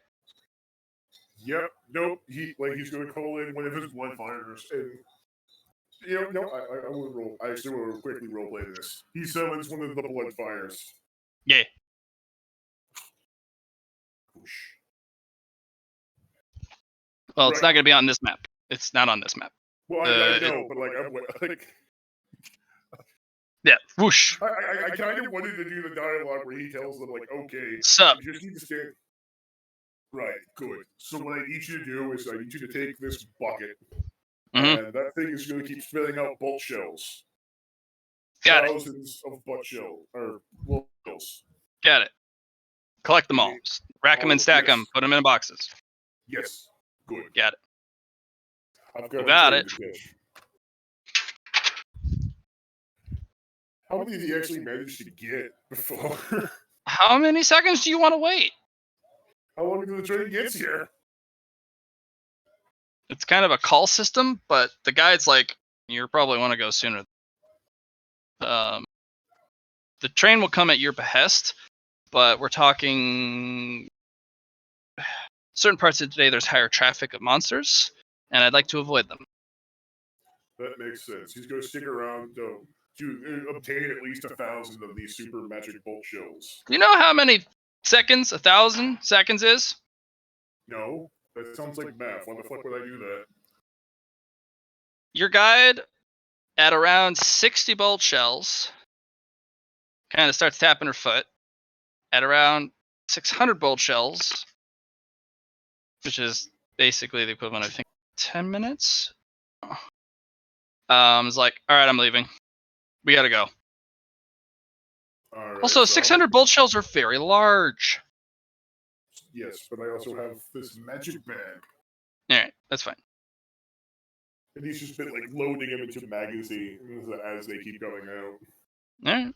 Very weirdly, for a guy that doesn't use many guns, he does enjoy loading magazines. It's kind of fun. So how many do you get? Like 800, you said? 600. Oh, 600. All right, then. That leaves... And you have 9,400 more bolt shells to go. Yeah, I'm going to write that down to the 9,400. That's what you said. That you will have you'll have in storage. I'm going to go ahead and write those down under the personal stash, in Kuzmo's personal stash, under the lizard. Okay, good. So, you guys are escorted to train station, and they tell you put in the ticket. Train will arrive in a couple minutes. Get on the train and go. Yes. What is the effect of these super magic bolt shells? They basically double the damage of bolt shells. So normal bolt shells do 2d10 plus it's like plus 3. Yeah, 2d10 plus 3 tearing. They do 4d10 plus 6 pen 6 tearing. Okay, so I already had it set up for like 40-10 drop lowest 2, so does that make it now 60-10 drop lowest 4? Yes. No, drop lowest 3. Oh yeah, no, that would be 3. Well, principally the same.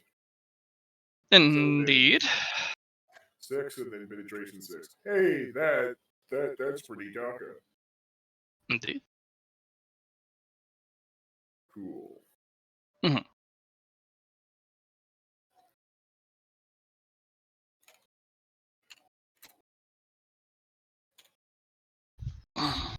Anyway, yes, he's going to get on the train and then just be a lizard on the train.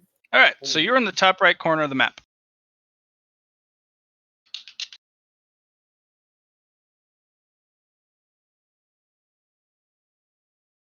No one's there to meet you. Of the map.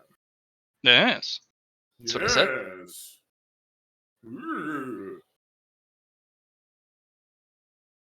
Quite. Yes, quite. Oh god, that was actually bad. Ew. That was dirty. I believe you've done this. Yeah. Well, I'm afraid that would be your fault, not mine. But yes, so he is in fact at this place at this time. I'm the GM. I'm above fault. There. That kind of makes a matter of sense. But yes, he is there. And he almost went to try to summon John, because one can always use a turtle friend. Alright. I would like to use my intelligence check to figure out whether or not that would be a good idea.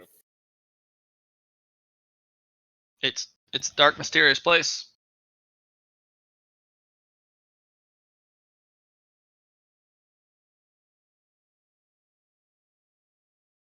It's a dark, mysterious place. Every place requires a turtle. Yep, that's a good point. Come on out, Johnny!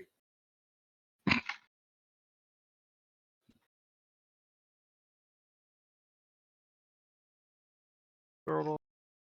Turtle. Turtle. Turtle. Yay. Fruit. Actually, I am enriched by the fact that he named this thing Johnny Wartortle. I didn't even name it War Turtle, but now I did. He's just gonna hop up on his back. He's like, okay, Johnny, let's go this way. okay.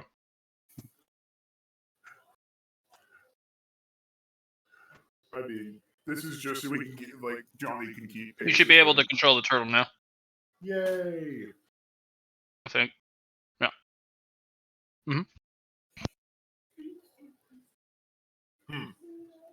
Those are stairs. Johnny, you think you can get up those?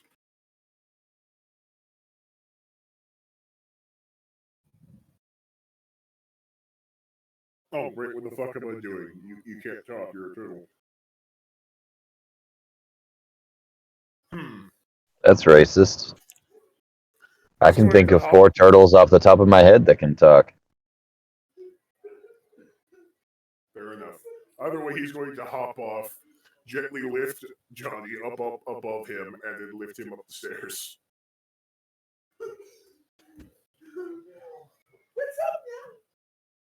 Excuse my sister. She is sistering in the back.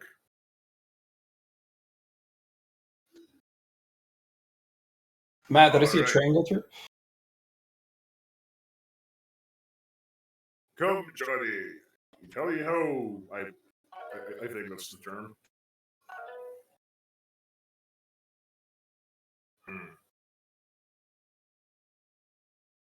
You know, I'm starting to get the idea that this place was not built for giant turtles.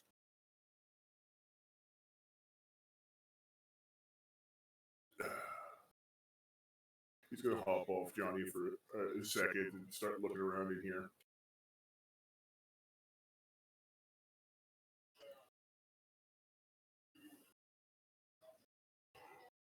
Yeah.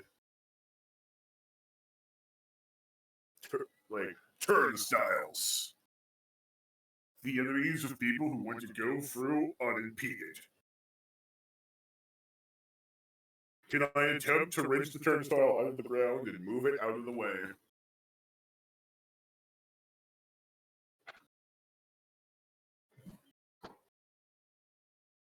Oh shit! It's a Kuroku. Jesus Christ, I'm gonna slap you. You're here. Good. Yes. Follow me. Unfortunately, I'm having trouble getting my turtle to fit through the door. It's not the door.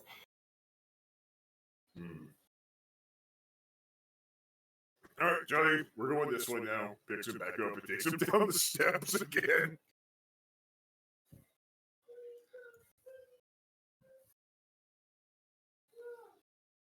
At this point, he's no longer riding the turtle. The turtle is riding him.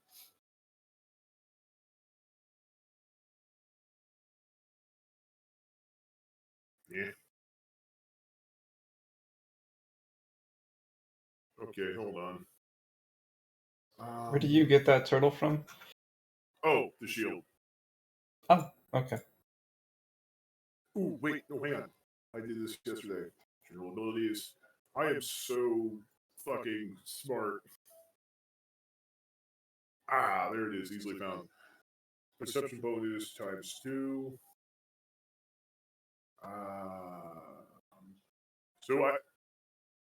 So I am not sure how far. Oh yeah, no, I have tremor sense well beyond this.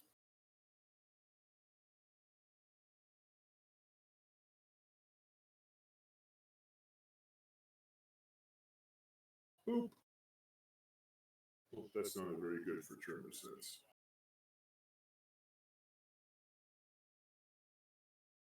Yeah. Do I sense Kuroku around me? Ah, good.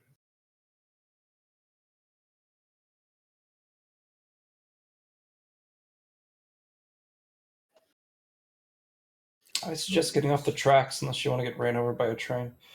Oh, there's trains on here. Come on, Johnny. Hops up on the thing. Just what's Kuroku's reaction to this giant turtle being carried by this wizened black man? Just a nice one. Nothing too crazy. Don't fall in the hole. Oh, there's a jump. Oh.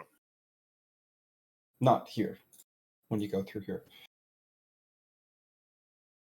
Ah, yes, that is a hole. It appears to be.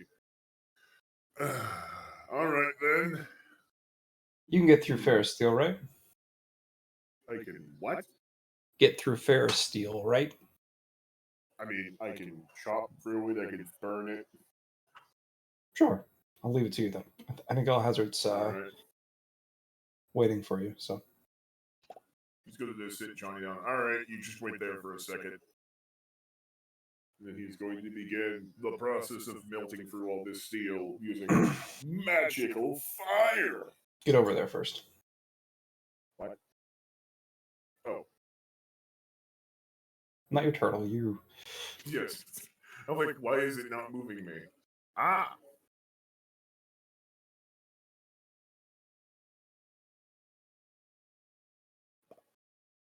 You flew over, right? Yes. Okay. And I can feel how it has ridden through this wall, I imagine.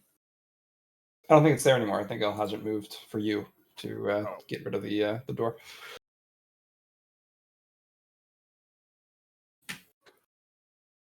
Well, either way, John, he will also just set Johnny up over there for now.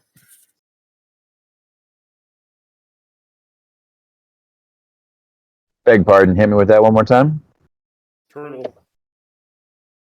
Oh, okay. Don't hit me with the turtle. If you hit me with the turtle one more time, I'm going to hit you back. What do you mean one more time? I haven't hit you with a turtle at any period. Well, there you go. I'm good with that.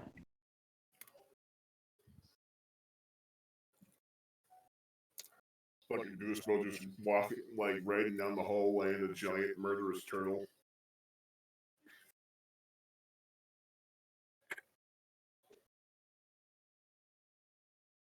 So, what have you found down here?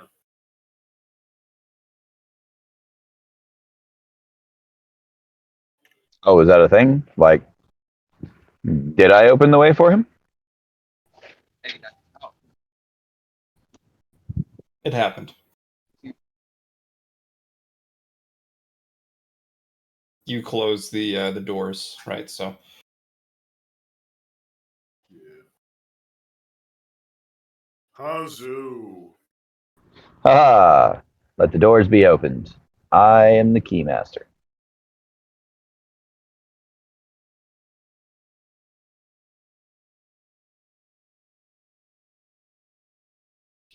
So DM, you know those bulkheads that I put back after I dunked them because I didn't want people following us? Well, I've clearly performed something foolish, so I shall have to go undunk them for I had our you go erstwhile undunk them. associate. I had you Awesome, undunk. awesome, double undunking. Donk? Donk, bonk, honk. I was like, Yeah. Donk? Like, No. When I build something, it's a bonk. When I unbuild something, it's a donk. And when I tap something to figure out what's in it, it's a tink. okay, so that makes sense. This is the terminology. This is the terminology of hammer magic. This is how bonk magic spells are cast. Bonk, donk, tick, or tonk. Mhm. Don't need a conch yet. Yes. Anyway,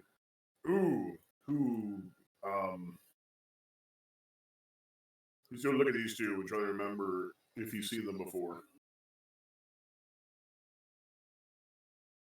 No. Someone maybe feel familiar to you.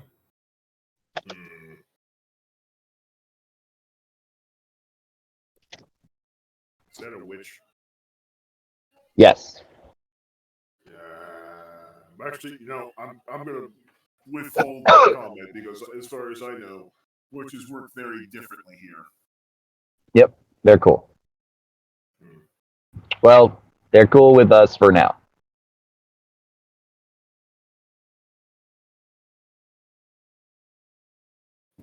Hello. Hello.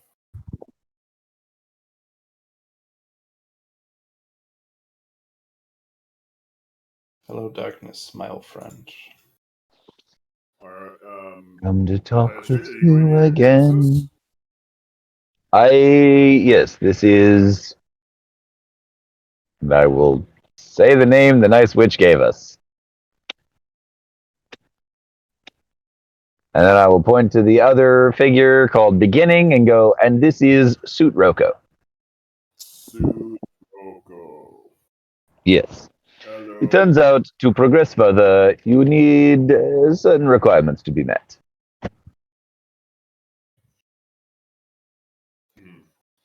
is this Kuroko or is this Kuroko, but now it's Suit Roko? A Kuroko came down here and put on a thing. Did a thing. Yes. Much thing occurred. But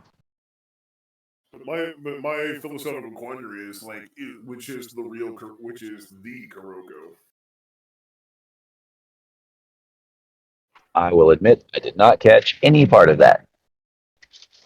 Yeah, who will ask? Oh, yes, but my quandary is, which of these is the Kuroko? They're all the Kuroko. Remember? I mean, yes, but all things have an origin. That would be Orchestra. She's not here. So Orchestra is the Kuroko, whereas these two are Kurokos. No, Orchestra is a different chapter, a different book, even from a series of books.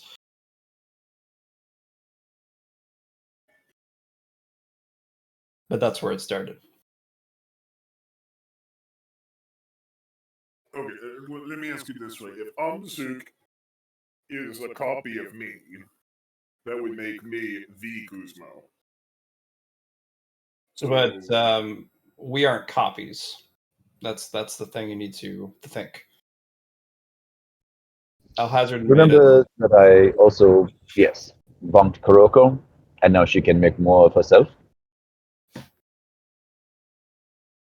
Each one of those is the real Kuroko. But that what? Yes. The So- body is a something that we house. It does not mean that it is our only person. Oh, so you're a hive mind. No. Something close, but not a hive mind. Hmm. Imagine if you cut off a finger, like a troll, and grew a whole new troll. You know how that works, right? Yes, but then that. So essentially, imagine Kuroko can do that. There's no difference between the first and second troll. A Kuroko is a Kuroko is a Kuroko. However, some of them undergo certain alterations and become slightly more or less Kuroko than the standard model. I'd almost call it a variance. But that's the thing, though. Those two trolls aren't different. They may have the same form and what they have richer from the other, but after that split point, it is in fact a replicant of the other. That is, amongst races that produce sexually, this is like still the case. It just happens to be that their copies are unto themselves entirely individual members of that species. It's not a perfect analogy, but it's what I have.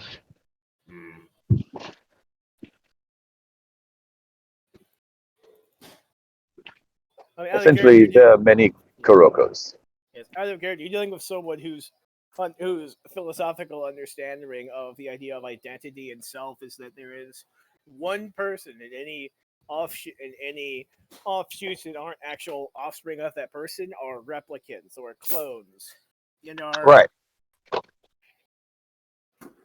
And so the idea is that there's just an endless amount of Kurokus who are all the actual Kuroko. Doesn't make sense to him because no, a Kuroko is one person. All these other Kurokos are mirror images of that Kuroko. It makes it so much better because you have yet to actually correctly pronounce her name. And it's just so great. Yeah, Kuroko. Nope. Kuroka? Nope.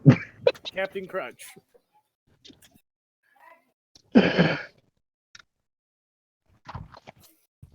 Kuroko.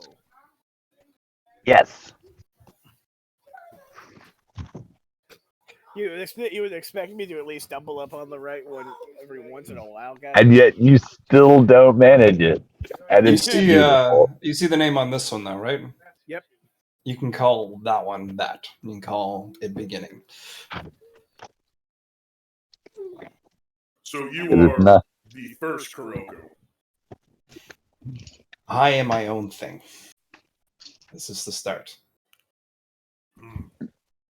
The Rickest Rick and the Mortiest Morty. I don't seem to understand yours. I myself have had avatars before. It was, in fact, how I got pulled into this labyrinth. Me and my avatar, in fact, swapped places for a time. So, my understanding of what it means to have two separate entities sharing your likeness is that one is the true and the other is a copy. So, I want you to. process confuses me. Of course, I Okay. just want you to understand that your concept is, You're standing right over it. but it's its own thing. So you can relate it all you want to other things, but it's at the end of the day, it's not what you're saying, which is fine. Wouldn't that mean that each Kuroko is in fact an independent individual? She just won't say anything.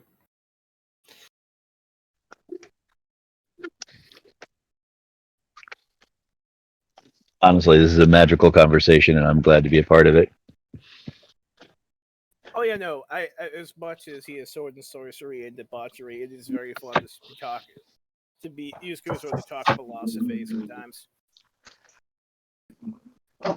And I do classify this as philosophy in the sense that, like, it kind of feels like it leads to the argument, like, if you take a ship and remove all its parts, is it still the same ship, and etc.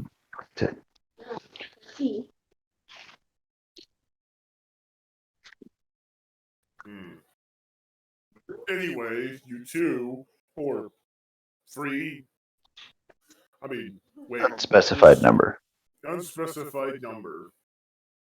You two, certainly, and Suruku, potentially, called me down to this place.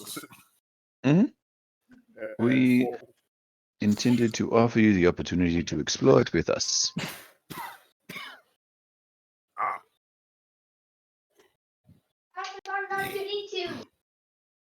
Good, because I was trying to think of the polite way of saying is like, why have you summoned me to this place? Without making it sound like you were wasting my time or something, because I was genuinely curious. Hey, you want to go on an adventure? Yes. That's why. Yeah. No, I picked up on that. But yes, me and Johnny would love to go on an adventure into the grindy bits of the left. Right, Johnny? Brutal. He does speak! I mean, at least it's turtle, but like, that's like 90% of what I would expect him to say anyway.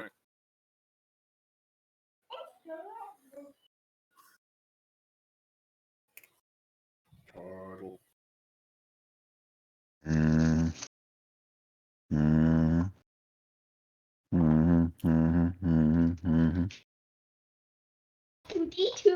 Yeah, we're two reptiles, just Damn food! Except, now the lizard technically no more. Yeah.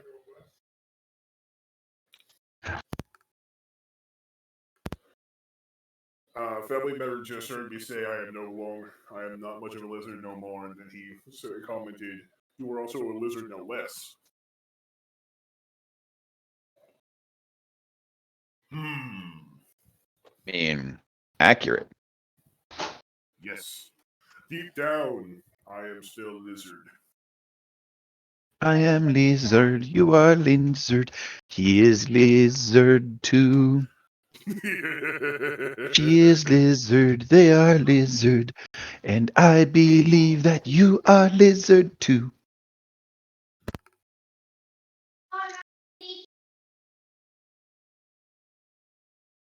Lizard food. I have been informed that it was a fact that my family member did not realize I was talking about Kuzmo. He thought I was saying that I am no longer much of a lizard, as in my actual real self. Yes, but your family members are idiots of the highest order. Lovable idiots. I think he's accusing me of being replaced by a lizard person. Possibly. Have you told him that he is a dummy stinkhead? That that rock is really warm. It's really comfortably out there. I mean, I that's have a true for point. humans as well as lizards. Yes.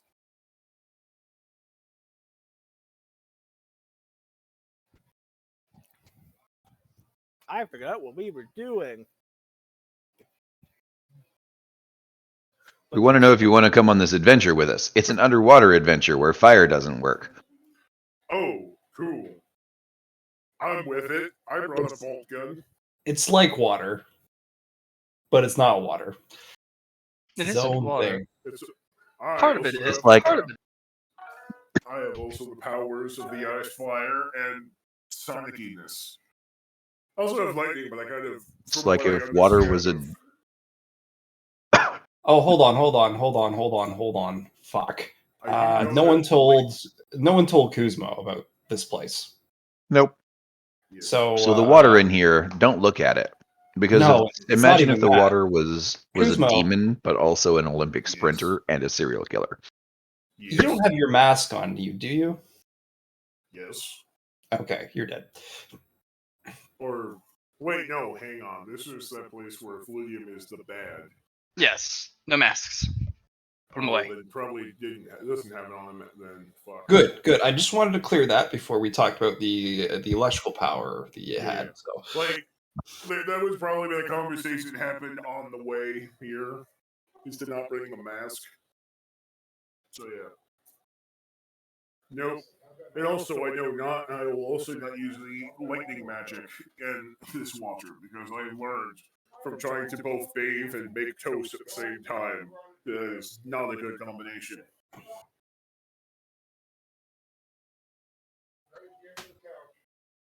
continue. I just wanted to get that out of the way before we. Well, you see, sometimes when you're taking a bath, you want to have a nice toasted sandwich, and I find those a hassles like toast the bread and then have to walk all the way to the tub when I could just. Oh, you meant with the adventure.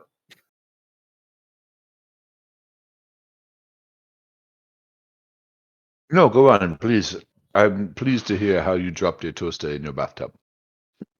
Well, it was more like a pond, like a nice little pond setup, like you know those big bathhouses where it's basically like a small pond and you just sit down in it. No, I've never seen one. Oh, well, it was like that. But anyway, so yes, Mika devised this toaster system in which it just floats above the water, and it even had a battery and everything. But then but it also had like a very long battery charge or something.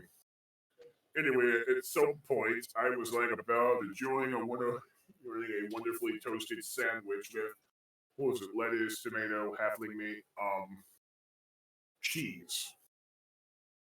And eventually, Toby got my attention knocking over a bunch of candles and shit, so I tried to stand up, knocked it upside down, and then it kind of electrified the pool.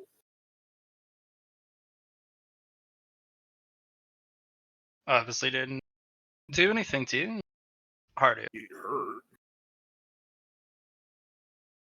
If I didn't have regeneration, it probably would have been a good couple months of physical therapy or something. Just, Taken down by a toaster. Hey!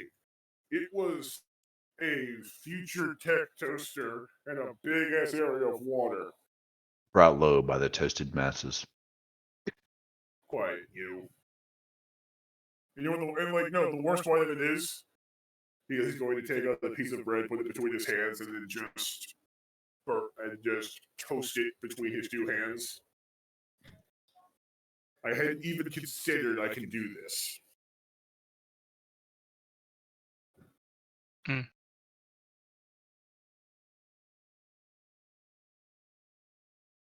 Yes, that's really interesting. Anyway, Alexa, play Despacito. He's going to present the toast to Johnny. All right, then. So what is it we are doing?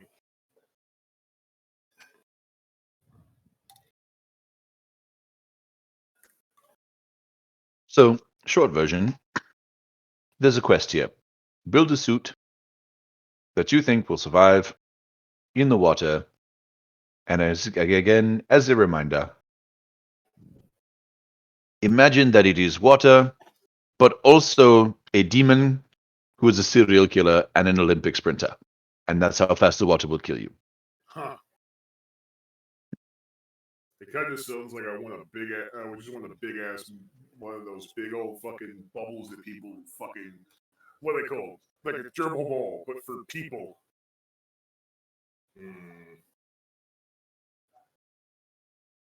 Oh, no, wait, I couldn't shoot out of that, though. Damn. Bolters fire underwater? Well, I think they actually. Out of character, I believe they actually do have the ability to fire underwater. Because here's the thing, like standard firearms will actually work under too. It's they just won't properly cycle. With a No, they don't bolter, properly cycle, and the ammunition loses velocity so quickly that you can only shoot somebody about a meter away from you. yes, but here's the thing: the bolt gel is also like rocket propelled as well. So You are essentially firing a rocket-propelled can of Red Bull. That is true. yes, It would be up to the DM to decide if that was actually I mean, better or worse for you underwater. the other part of that was he could also shoot sonic blasts from his hands and/or crotch. You know, every day that we play together, you remind me more and more of Scanlan. Of who? Scanlan Shorthalt. He has dick lightning. Oh, I see. Kuzma literally could have dick lightning. He has the power of lightning, which again he will not use because we just went over this.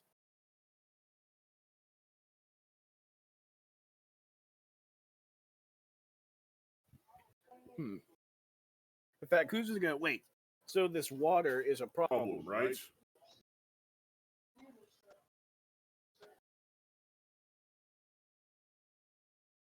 Use the water. I mean,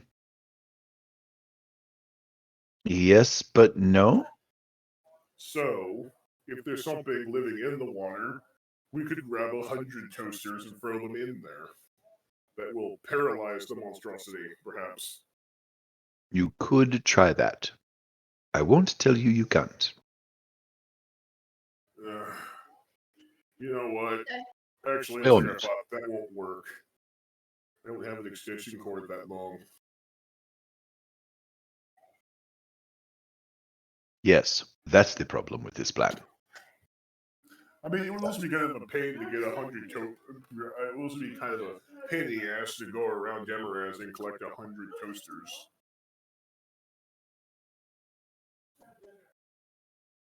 But, like, mostly the extension cord, yeah.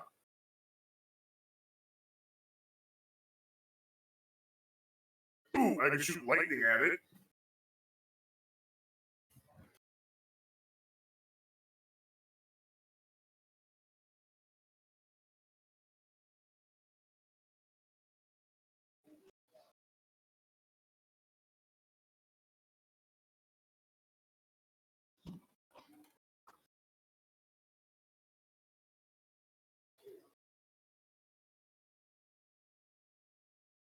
Okay, so no one's telling me that's not a bad idea, so I'm gonna go ahead and assume it is. Suit?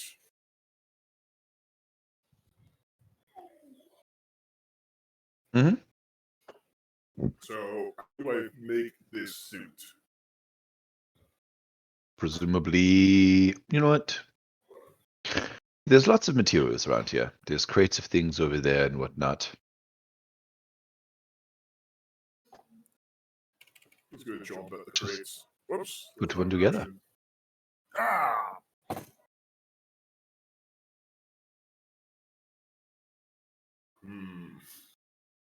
I'm just gonna start grabbing the tiniest pieces of material and expose them to the water to see which ones burn up and which ones seem to last.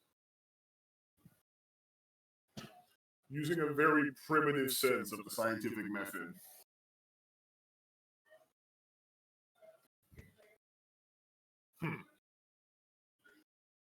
Did you catch that, DM? No, I didn't.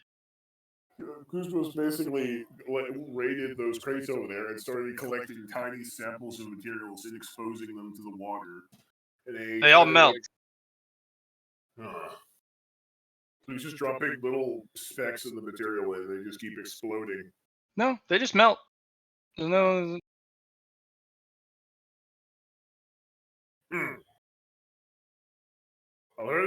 These things keep melting. Right. You have to craft them and make a suit. Did I break science again? Yes. I think everyone's going to ask, wait, what do you mean again? Nope. I literally saw you bully someone to death through the sheer power of your ego 2 sessions ago. No, you don't surprise me on that. All right then. So, Alhazard, seeing as I'm not a professional craftsman of scientific materials, what would you suggest I use? Well, hello? I would recommend. Yes, I hear you. I'm thinking. I would recommend that you. No, I heard you. I said well. Oh, sounds like you said hello. No, I would recommend that you try a finished product before you attempt to stick things into. Remember what I said about the water? It is water. If water was made out of a demon, that is also a serial killer. That also is an Olympic sprinter. That's how fast it wants to kill you. Uh-huh. You have to make something to withstand the water. So what you're saying is I need to make something that's faster than the water. Sure, give it a try. He's going to zip. He's going to show off his own fucking insane speed. He zips over to the crates and starts trying to use the scientific method of, I shit you not, throwing materials and seeing which of them moves quickest. They all get destroyed upon contact. And Kroko will say, stop wasting material. Oh, he's not throwing them in the water. Yeah, he's literally throwing them across the room and seeing which ones travel faster. Yes. It all comes down to aerodynamics and how hard you're throwing them. Yeah. If they have a lot of mass and you throw them good, they go far. If they don't have a lot of mass and they don't have they're not very aerodynamic, using the same amount of strength, it's literally physics. Right. He actually does understand a bit about physics when it comes to mass and acceleration. What he doesn't understand is that if you take most materials of the exact same mass and shape and throw them, they are not necessarily more aerodynamic than the other. So he's only just taking. Nothing is special about any of these materials. They operate exactly like you have learned for physics. He's saying Kuzma is an idiot. I have nothing for that. I'm going to throw these equally shaped and mass-containing blocks of material and see which one's fries faster. Yeah. Okay, that one was slightly faster. Yeah. No, that one was slower. Kuzma. Yes. There's a workbench Alhazard and I worked on that has some reading material. Maybe you should go start there instead of thinking outside the box like you're doing now. Have a direction, and we'll help you with the pieces you're missing. I have a direction. It's that way.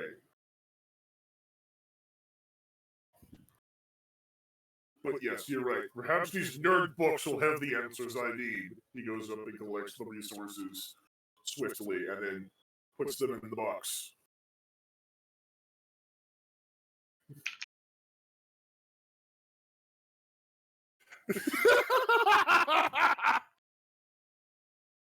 I love that ellipses. What is this science?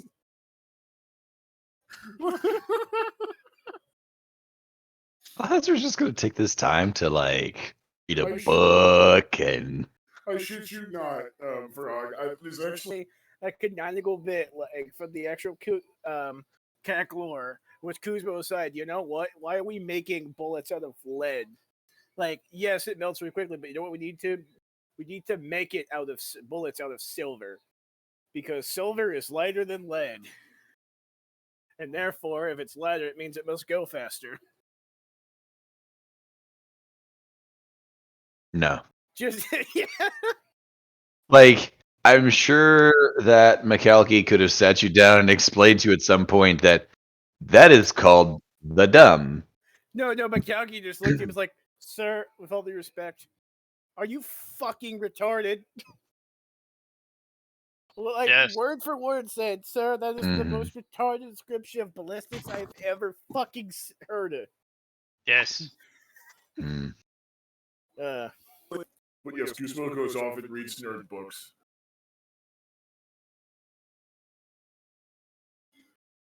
Yes. I feel like the best way to explain Guzmo is that he's an idiot. He is actually clever. He's just... He doesn't... Like, he's not good at thinking... Not even critically. He Thinking? doesn't have a mind for science. What? He is clever, but not smart. Yes. Alhazard's gonna go check on the Nook and talk to people and like go find the Grandmaster's Where's this school. Kuroko will lead you there. Yay. I don't have vision on that yet.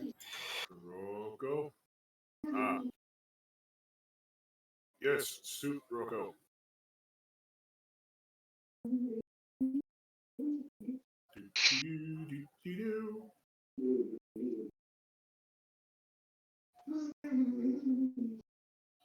Ah. This is bench? No, it's this way. Ah, that's his bench. That is a lot of paper. Don't ruin it, please. That's all I ask.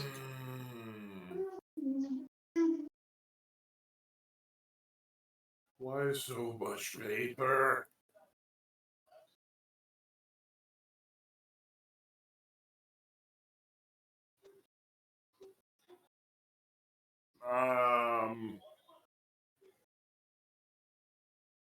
Guzman looks down at the paper, wishing that he could use the excuse that he cannot read.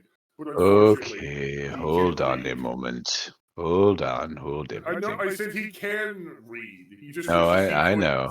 I know. So he is Alhazard has taken this opportunity to just scan everything into a data slate. DM. I'm just gonna take Alhazard's gonna take a moment to scan everything into a data slate and then give Kuzma a data slate. So he doesn't potentially in a fit of pique set the paperwork on fire. Oh. Yay. And he's like, here is one thing. It has all the information on it. If you break it, you will not get another one. He has found a room. He is going to start wandering back towards that place as he is reading it.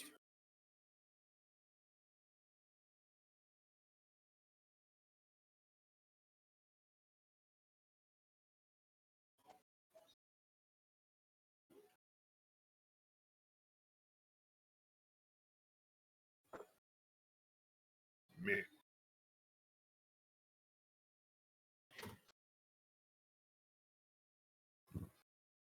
So, GM, would you like me to roll something for him to translate these hieroglyphics? You mean the data slate Alhazard sent you? Yeah. It should be just fine for you to read yourself. You shouldn't, unless you're like saying it's confusing. No. See, when I said translate these hieroglyphics, that's a turn of phrase I've heard used for doing long bits of reading and research and shit. Okay, I got you. I just didn't know. Yeah.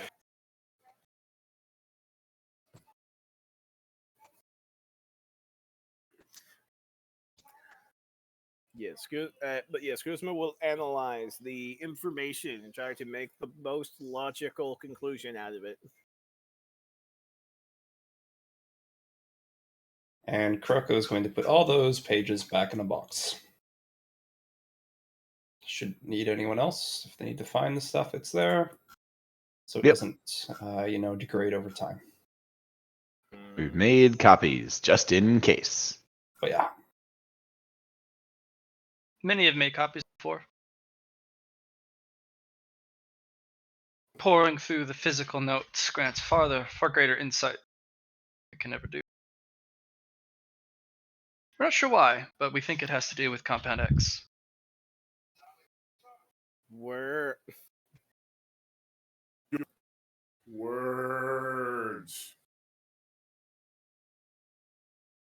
I definitely see where the weakness in your story is going to be located. Words.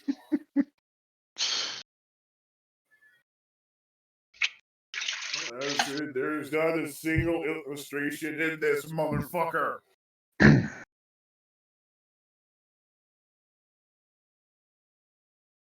There are blueprints all over the place.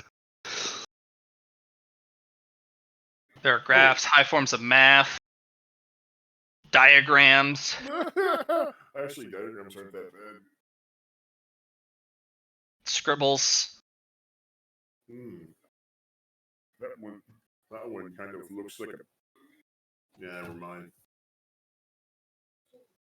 Math. You can't make math sexy. That's not true. You take 58,008, turn it upside down.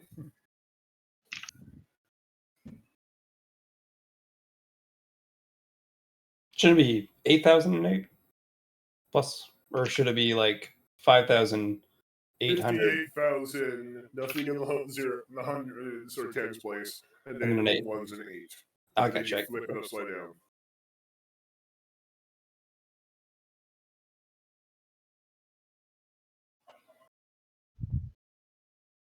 Although I guess actually you could just do 80,000, 80,000 and 85, and you wouldn't even have to turn it upside down.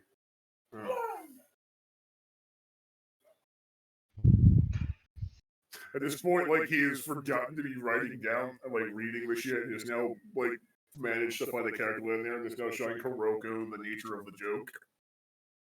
My question is for you this. Says the witch. Do you wish to dive the depths, find out what lies within?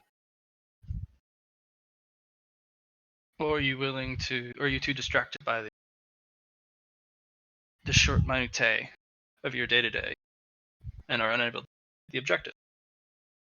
Oh, don't get me wrong. I have a lot of focus on things that are, not long strings of words.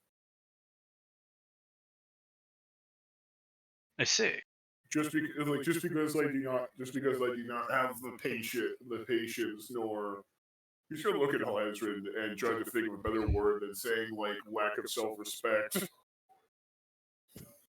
Oh. So your traditions are not written, but they're orally passed down? Yeah, I would say yes. I have never had a problem with like reading certain books of great tales when it comes to scientific or magic researches. My eyes completely gloss over. And as well, I'm much more a visual and auditory learner myself. Trying to read along a string of paragraphs in a sequence. Fuck, even thinking about it makes me tired.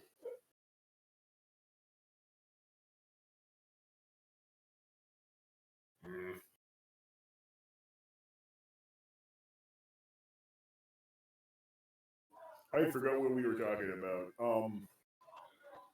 Yes, lots of.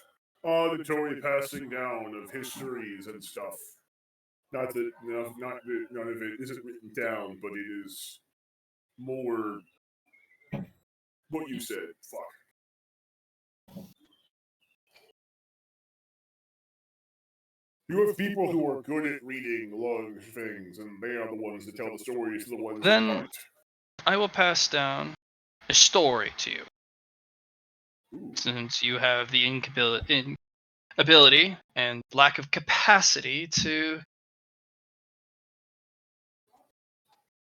learn. This is the story of my people. That scientific documents, diaries, journals, logs, notes, scraps of paper, scribbles, doodles. He's going to raise his anger. I would like to point out I have learned and mastered many skills. They just aren't typically the academic ones. Then perhaps this journey's not.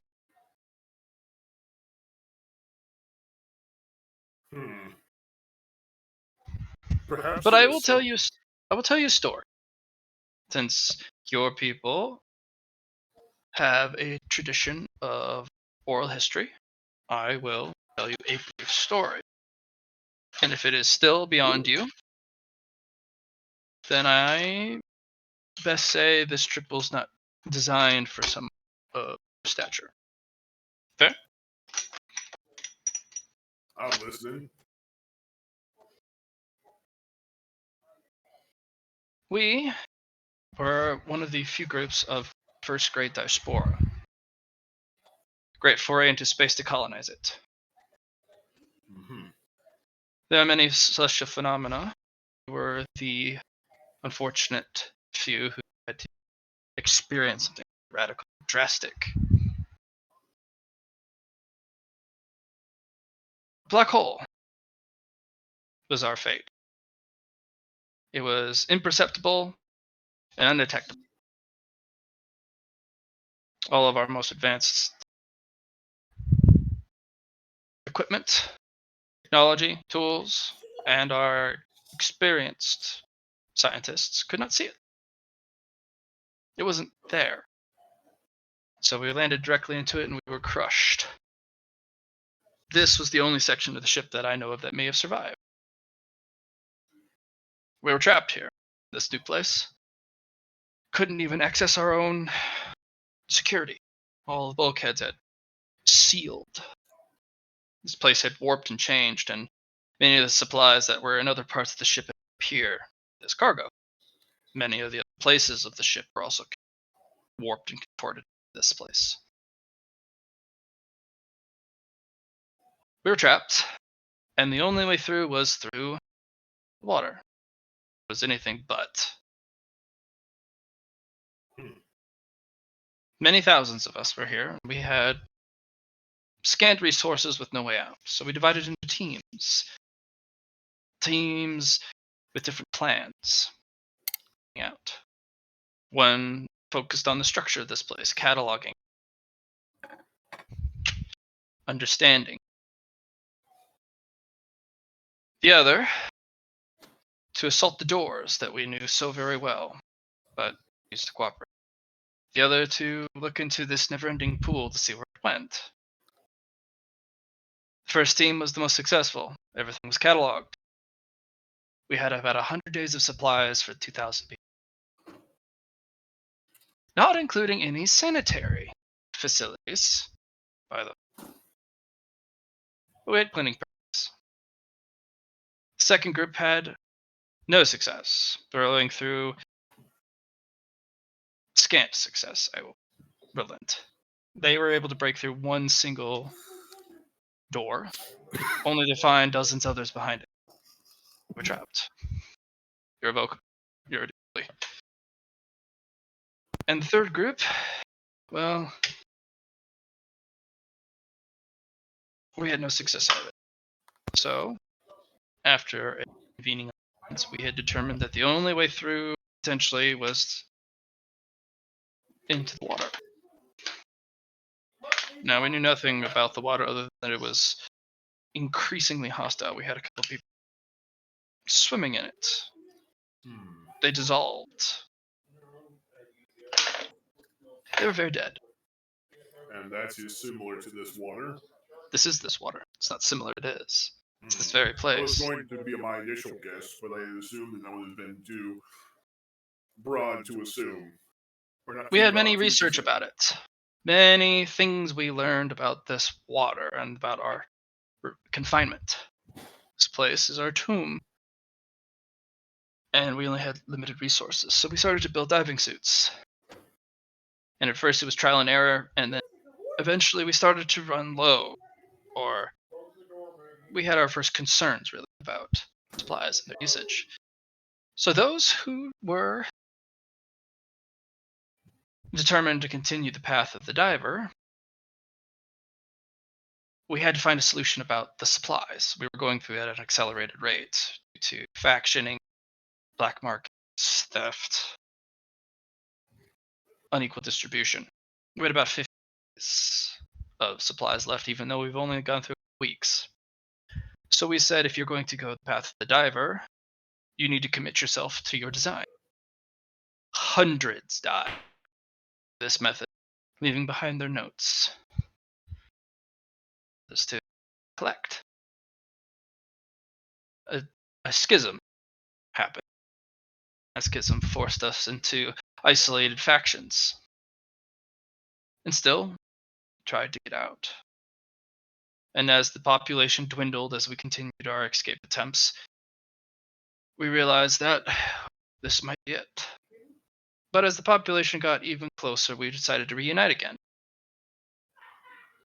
We discovered a few things we did wrong. We made one big concerted effort attempt to dive into the collected design of all the research and notes and trial and error of everyone that before. The brilliant minds of those who remained. Mm-hmm. That person died, but we had our first glimpse of success. Part of the suit remained. Withstood the incredible pressure and nasty text. But the man unfortunately died as part of the suit game, while the other half remained. We worked together, but no one wished to try the suit. So we eventually divided into factions again.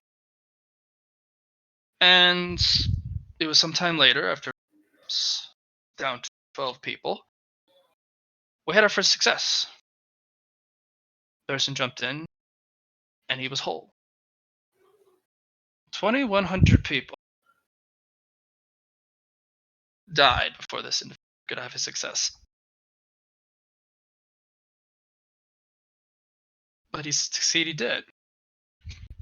But he refused to share his successful information, saying that there is a secret to the success, a mysterious element to must contend with. Beware. And so we took our time, and out of the 12 of us, 8 succeeded. 4 died.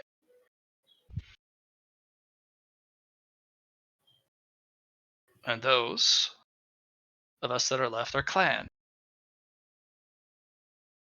And we escaped. Please. No longer trapped in our prison. We met others with a similar situation. We shared what we were willing, and they too made strides. Their clans are much bigger than ours, since we imparted what information we. But the clans are themselves are.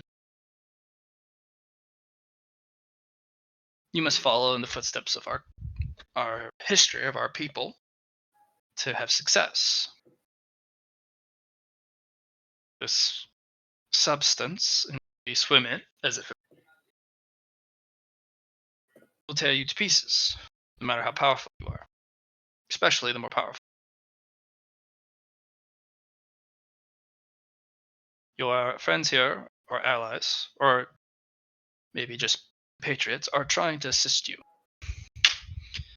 But this is a journey for those with courage. I got that. It's also a journey for those who are willing to work through the puzzle that are people left behind. For we do not leave you pieces, for that will actually bring to ruination. The puzzle's in the paper. Refuse and have the inability and lack of attention span to dive into. Well, it's like, well, they're not quite mazes or word puzzles or You need to build. physical puzzles. You need to Yes. build something with your own hands.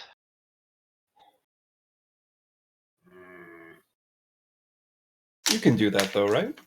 I most certainly can build. You need to play into your strengths.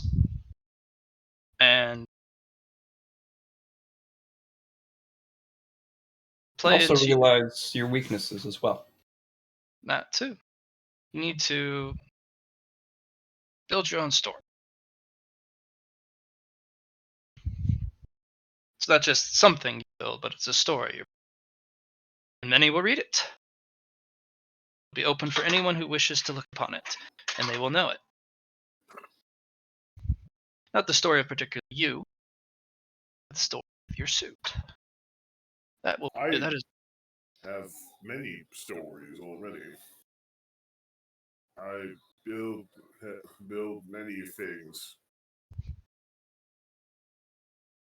Actually, if you I insist. remembered now something. Yes. Me and Makauki were working on one of those star flyer things. Not long before I was pulled into this labyrinth.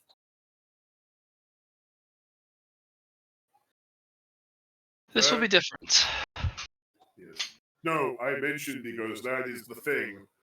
You chastise me for not being good at taking entire loads of words directly to my face. But I am smart. Just Isn't taking loads to the face something you're supposed to be good at? Sorry, I couldn't resist. Yeah, no, I don't blame you on that one. No, I am smart at doing, not smart at reading, sitting, learning through. But you do like stories, words. I do. You like making your own. This is an exercise on that. Time to make something new, a new story. Yes. But how does that have to do with suit? I need to make a suit. I want you to think of it as one and the same. I want you to combine those aspects in your design. What is the suit's purpose? What are you good at? What are you also bad at? And remember those when you make your suit, because that is part of it.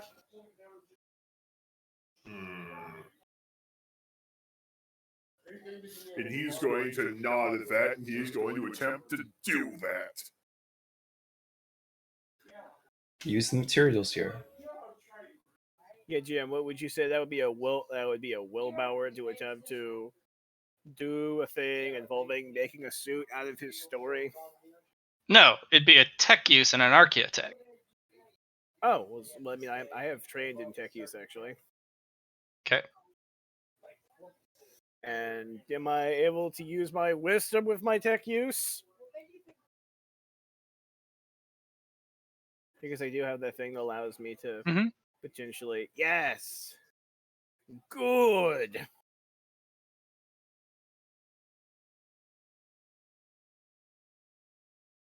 Yeah, you could use your willpower.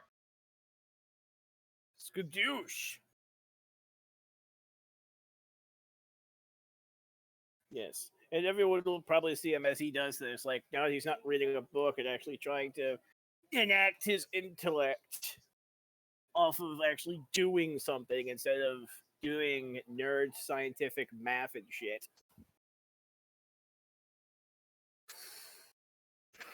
He is managed to pull 7. I don't know what Go 7 ahead is and in. roll again. Cool. I'm gonna need you to roll 4 times total. That's 1. All right.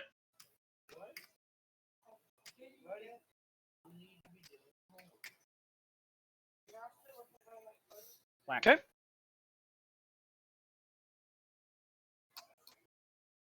All right. And he will be building a suit while probably singing songs both old and also incredibly offensive in some areas.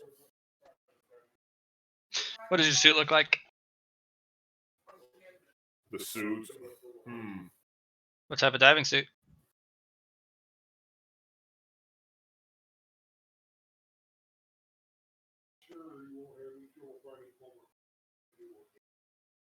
So The diving suit is based off of his story.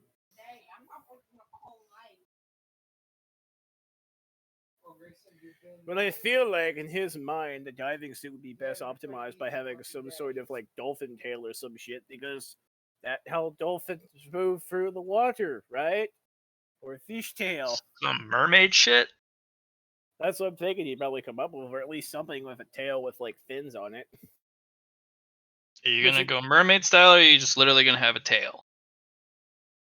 Because you don't have a tail anymore. You're not a lizard. This was the worst mistake. I should have remained a lizard.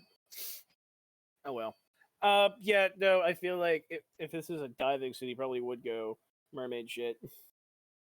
Because in his mind, that makes sense. It is the most biologically consistent thing amongst aquatic creatures. Is a tail with fins. Okay.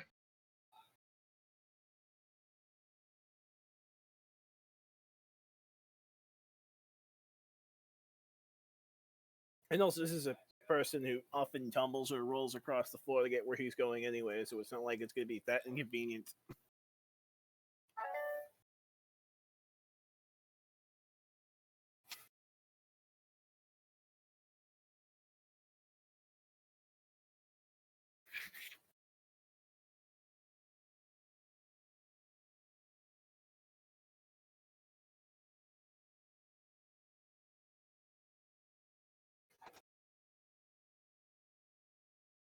All right. What about the rest?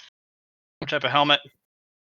Do you have you have armor plates all over the damn thing? Is it just? Yes, there's definitely going to be armored plates on this thing, because if the suit is going to be under attack by malicious water, it needs armor.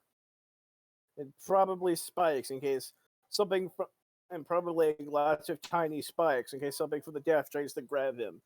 Not unlike the myth of the I forget what it's called. There's a myth about a worm that tries to drag someone into the swamp, but because its armor has tiny little spikes that cut its tentacles as it tries to grab him, it cannot keep hold because just keep cutting. All right. So you got armor. Is this a wetsuit or a dry suit?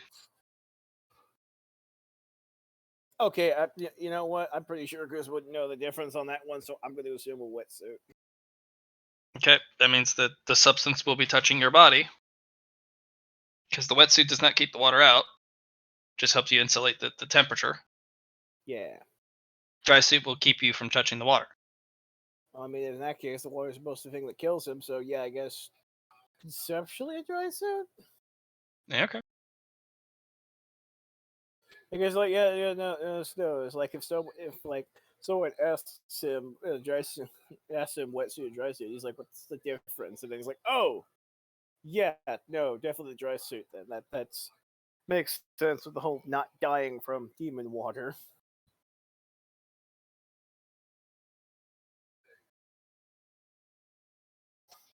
Demon water bad. I don't want that anywhere near my important parts.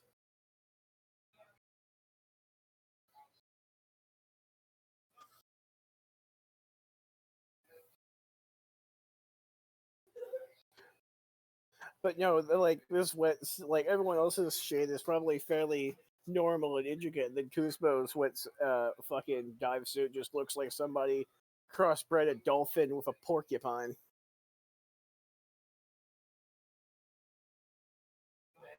Out of my room. And at some point, that the thing developed a fashion sense somewhere close to Sauron.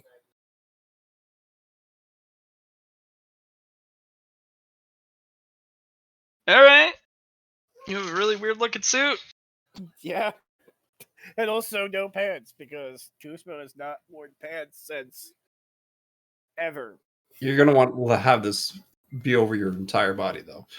Well, no, it was like, clearly this thing is covered in, but I'm saying is that the suit itself does not have pants. It's just one large flipper area. Oh, okay. Sure. I was making All a right. joke. So how are you walking from where you just put it on next to the Oh god, no, he's handstanding all the way the fuck over there. All right, so Kuzma has a suit. He's handstanding his way over. He would roll, but like all the little spikes would probably get stuck in something. Yeah. So, Kuroko,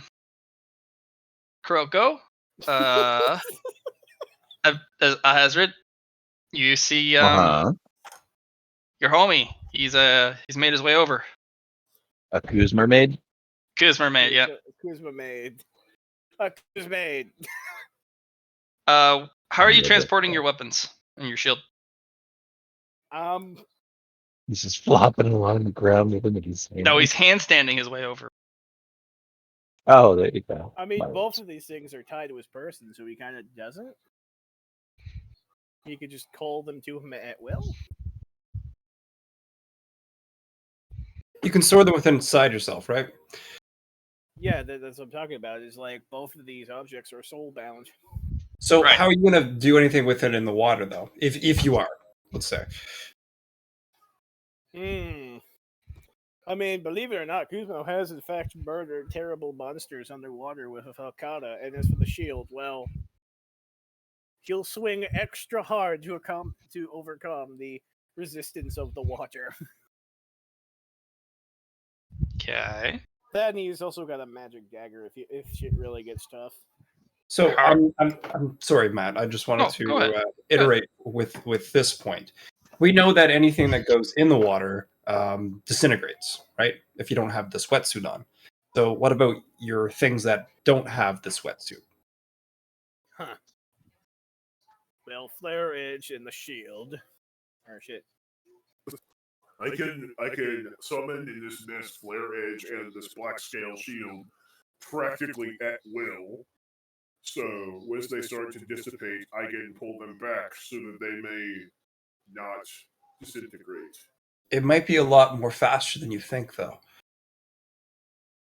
So even if you have it out for a millisecond, it's still going to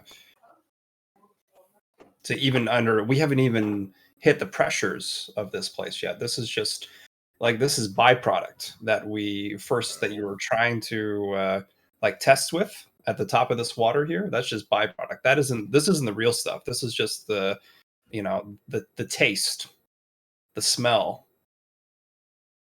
Once we actually get into it and it's surrounding us, and then things are going to change.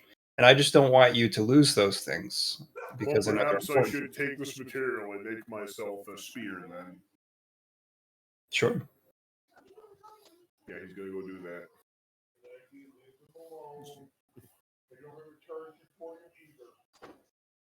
that. Okay. You put away your shield, the turtle disappears. Sorry, Johnny.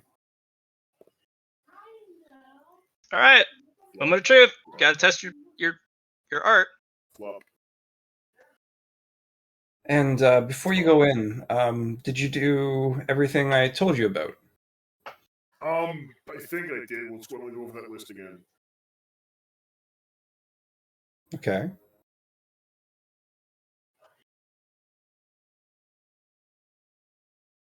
You start.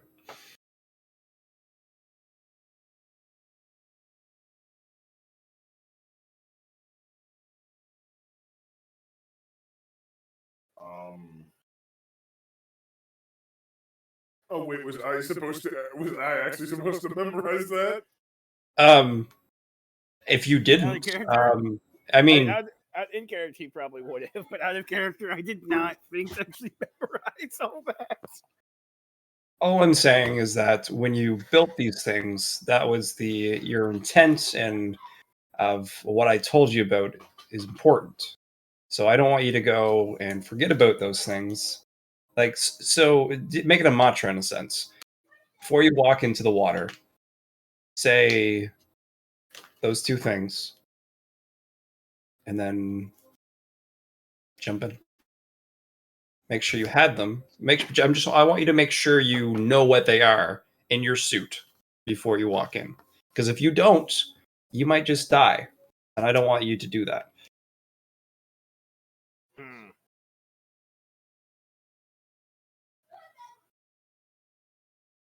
Can I borrow this?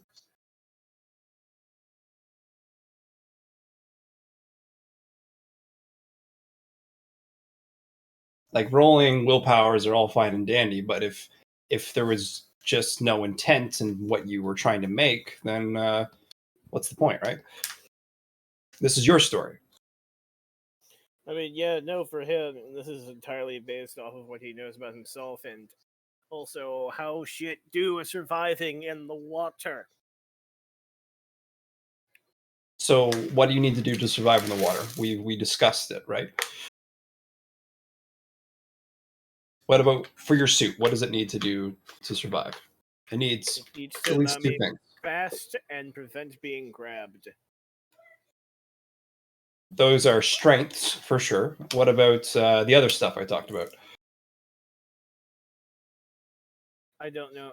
I don't know what you're talking about. I don't really have any weaknesses in this area. You don't have any weaknesses. Not in this area. What about other areas of your character? I didn't think about those because those weaknesses didn't really pertain to going in the water, now did they? Well, then maybe you should think about those before you step into the water.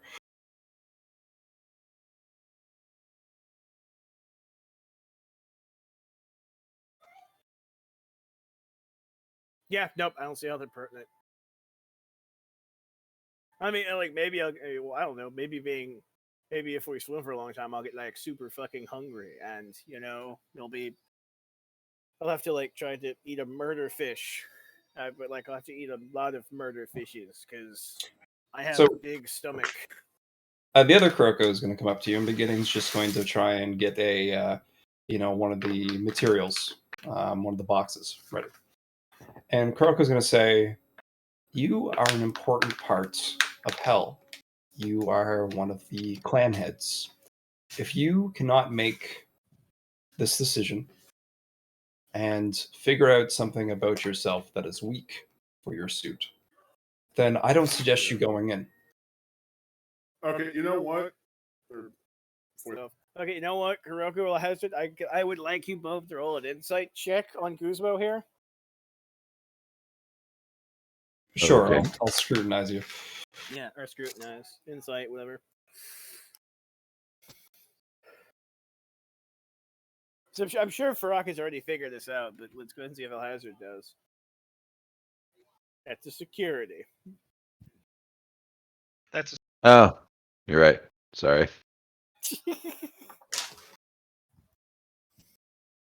Can I eat that? Oh, it looks so good. Oh, sorry, go ahead. Right. So at this point, I think you've both done it well enough to be able to see his tells. And yeah, no, it's not that he doesn't consider the fact that he has weaknesses. It's the fact that he can't talk about his weaknesses. He can't actually allow himself to project himself as weak in any regard. Then I don't think you should take this dive. Not allowed. And I'm going to say, if you can't do this, maybe you should speak to Alhazard and he can figure it out for you. But even then, that's more of Alhazard's story than yours. Right. Maybe he can give you the awakening aspect and you can make it happen for yourself. I don't know. I'm not sure what you're talking about, but okay. That's fine if you don't know what I'm talking about. I want you to try and figure it out. Yes. Even if I am confusing and mysterious, and you know, it's not making sense to you, I want you to try and put the pieces I'm giving you and make it into your own fucking picture. Yes, and also what the preference what I said was that he's not able to actively admit. It's not that he doesn't know he has weaknesses; that he isn't able to just. Oh, that's why I'm saying. That's why I'm saying that let Alhazred bonk that into you or out of you or whatever. He's an intent shaper, so he should be able to do that. And maybe the fact that your weakness is just the fact that you don't know you have one, or you refuse to talk about the weakness. And if you, hang on. There's a lot of static there, unfortunately. The weakness could be that you refuse to talk about it. Yeah. Oh no, definitely. That's one of his weaknesses. Is that like stepping out of character? Like one of his greatest weaknesses is the fact that he is just unable to confront his own inadequacies and weaknesses. And is that because of your ego? It is absolutely because of his ego, and also because at a very young age he learns that showing any amount of weakness is just going to get him put in a situation of pain and misery. What is your strength? Being strong. Your strength is strength. Yes, his strength is personal might and fortitude. Would you say your ego is a weakness then? Everyone's ego is a weakness. But is it your weakness? No, it's not. You literally beat a guy to death with your ego. Well, yes, but anyone's ego can be manipulated. Right. I could say, I want you to do this thing, and based off your ego, it's going to influence how it's done. You know what I mean? Right. Like instead of going a different route, your ego is forcing you on this path. Right. That's the whole thing about Kuzma. It's like his greatest weaknesses is the fact that he will not allow himself to admit he has weaknesses. Okay. Kroko will look at you and say, "All right, good." Even if you don't understand that, that at least gives me some confirmation that you have one part. So the second was your story. One part of what? Oh, the suit? Yeah. No, like I said, if I have weaknesses, they totally don't pertain to demon water. I've got this. Okay. And yes, I already know Vlad that he's going to end up eating those swords pretty heavily, likely. So we got my strengths, my lack of weaknesses. Something stories.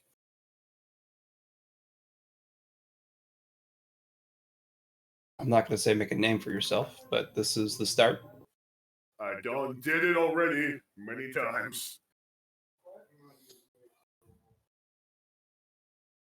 I don't know what the suit will do for you in the end, but it will go fist. Okay. You will go fast, and if anything tries to bump into me, it's gonna get hit by all these tiny little spikes, and if they try to grab me, it's gonna dice them up.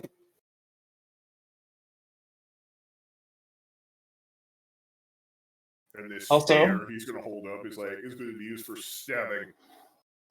Makes sense. Also, take a crate. Crate? One that's full. Trials can go without carrying of cargo. Yes, I understand. Right. But know this: if you have done this improperly, this will be your death. Yes, which is why I'm trying to prepare yourself.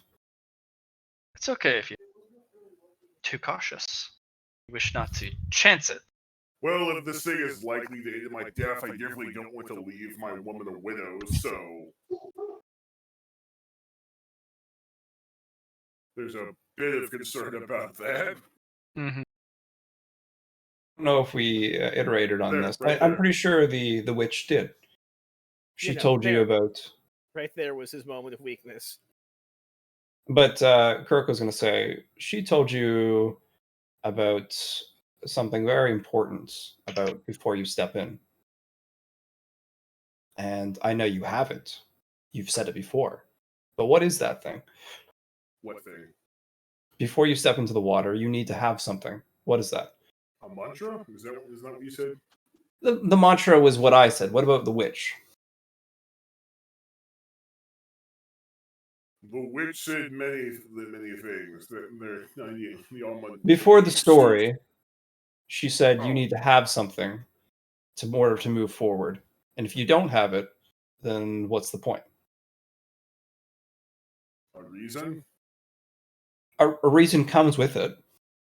A motive? That's close. A cause? Another C word.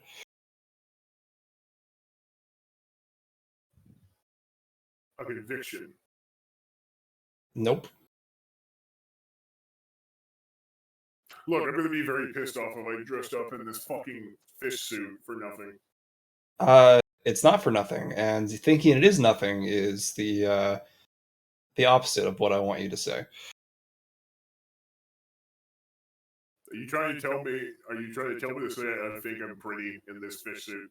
Because I'm getting a lot of mixed signals here. It's a C word. Let's see. Cause, conviction. Conviction's close. See, another C word for conviction. It's called not being a pussy. Courage. Courage. Confidence. Courage is...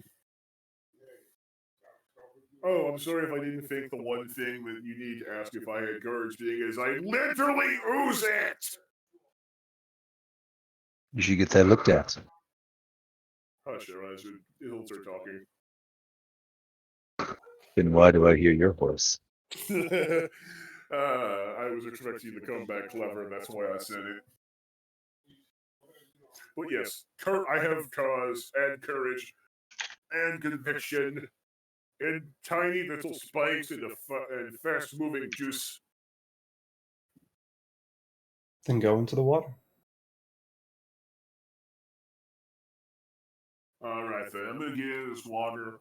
We're going to get this done, and I'm going to head back to Demarez. Oh, you're not heading back to Demarez yet. Well, he said after, I said after we get this done. He says as he just plops into the water. Moment of truth. Okay.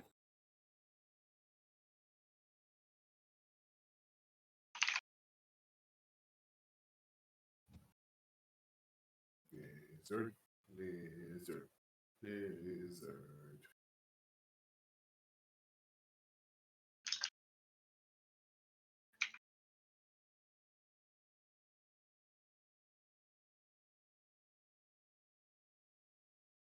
All right. So when you do pop into the water, your suit begins to hiss and steam as if it can't decide what to do with it. Well, Kuzma's just going to consider to move through the water, not even entertaining the idea that it wouldn't work. Because of course it's going to work. I'm gonna have you roll straight willpower.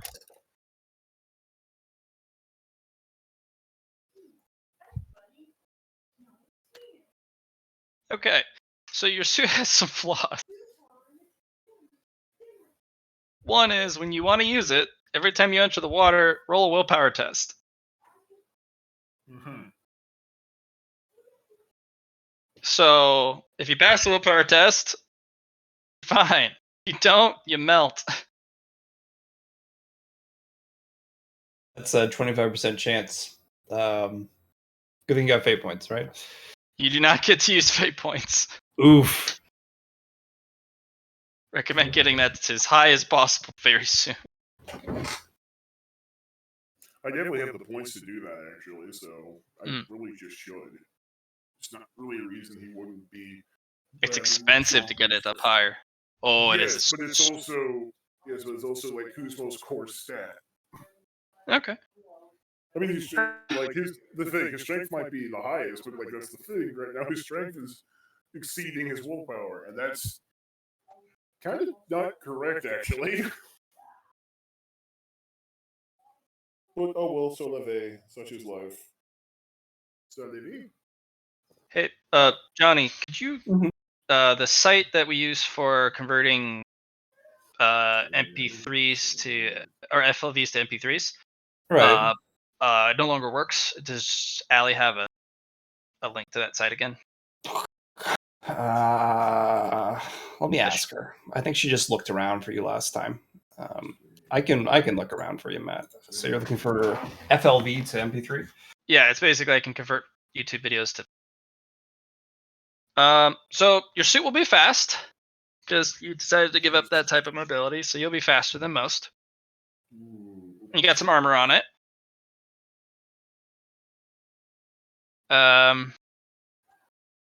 You built yourself a spear? Yes. You did build yourself a spear.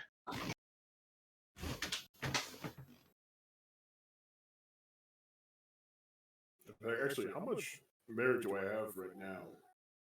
I guess that's 100 megabytes, so that might not be your best bet. Actually, I'll look for something different. If it's over 100 megabytes, then that might not work.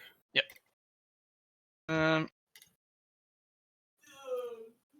Yeah, so you'll swim around. Alhazard, he doesn't melt, but he starts steaming and then stops.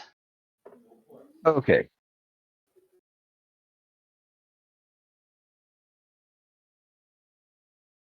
You mean stop steaming or just stops moving? Well, no, you stop burning up. Yeah, because I was like, I'm pretty sure he's the water. He's just going to keep moving around. All right, so your suit has 3 flaws. 1, that willpower test.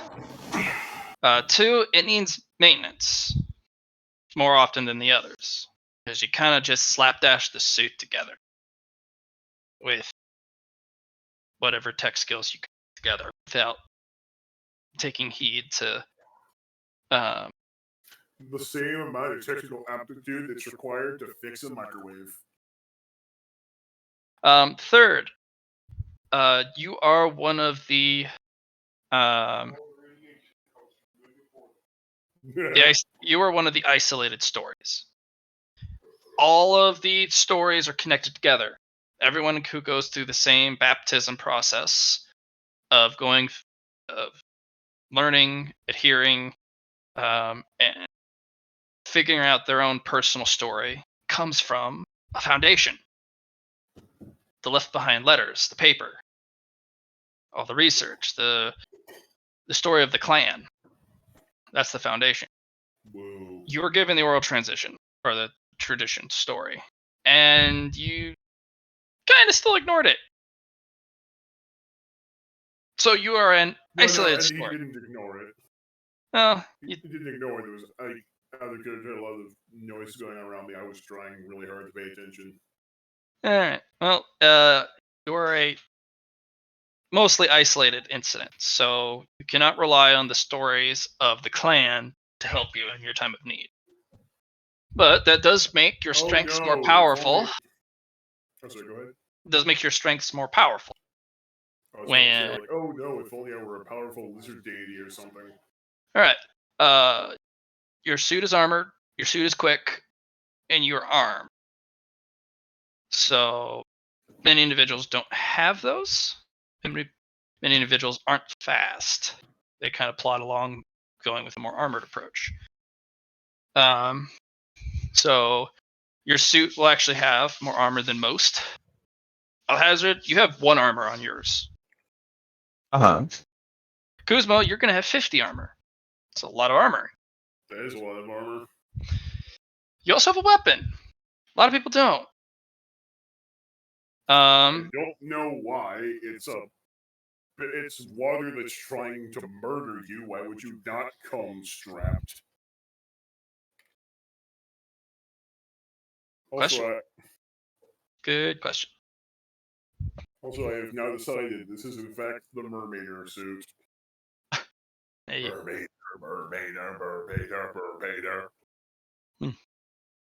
So with that said, you'll be able to use a weapon. Many don't have weapons while in the water. You're fast. You have twice the normal movement of those in water. Or in this one. Fist.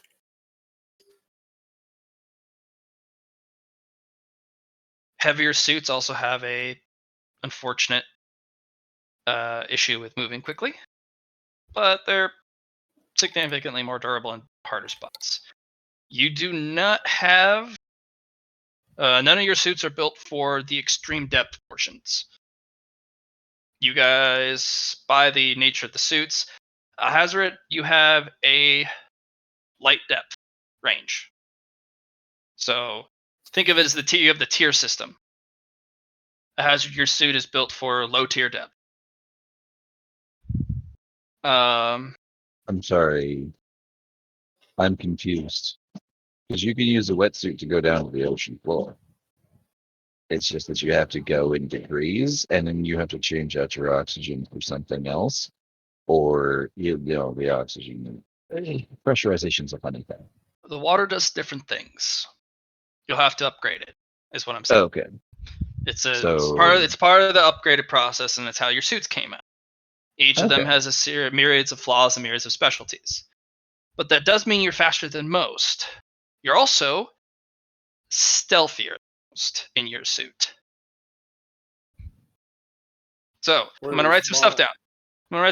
That we got everyone's suit. Beginning, you got first. So, beginning. So, you have an armor rating of 10, I believe.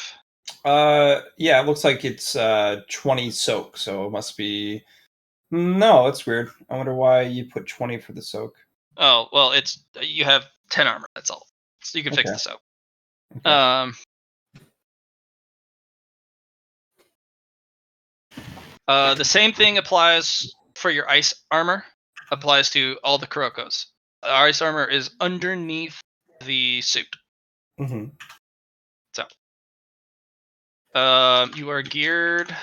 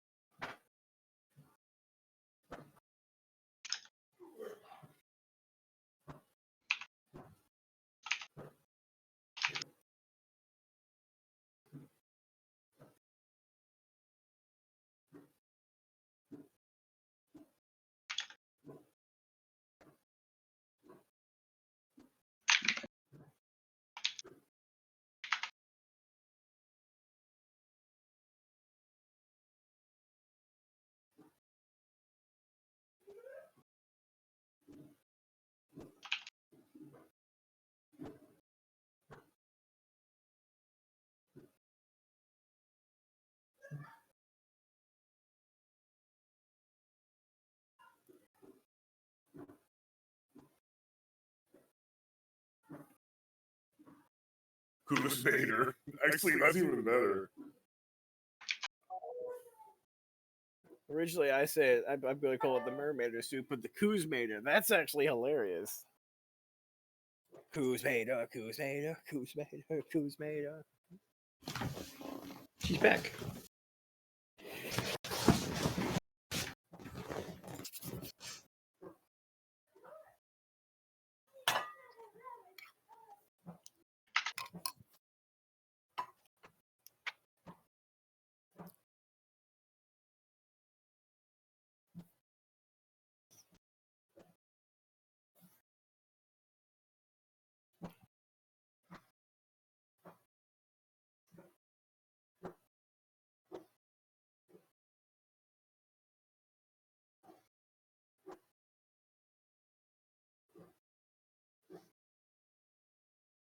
Okay, so the beginning, you have a 3D movement and maneuvers. You literally, through the design of your armor, you have a lot of plates that can move, which allows you to, instead of swim in a unilateral direction, you can literally move in the 3D fashion,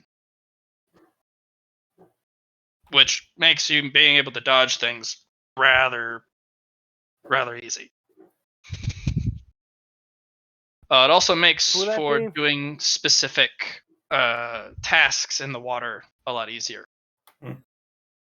Kuzmo, yours is built for combat and speed. You can fight. You have a stick. You can stab stuff. You're also really fast. Hazoret, you have a larger bubble helmet than most. and you're a lot smaller signature.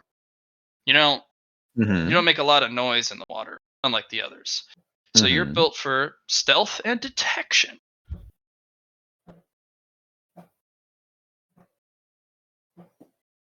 Gotcha. You guys are only going to go for a low tier depth dive. Everyone grab a crate of what you think would help those or potential projects or something.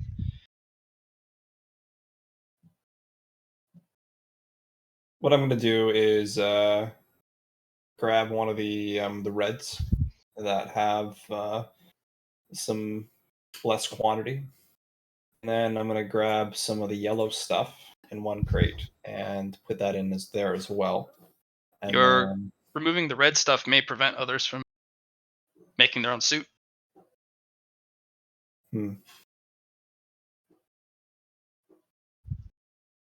That's fair. You can also bring stuff not here if you'd like, as long as it's Fluidium pure. Right.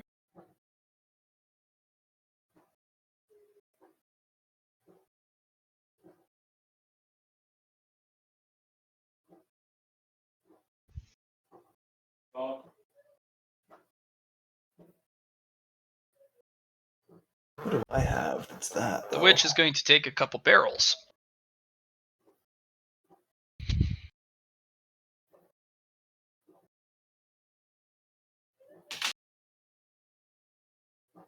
Are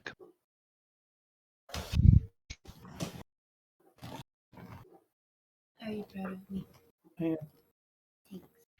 Ooh, that's sausage. Leftover from the week. You get to.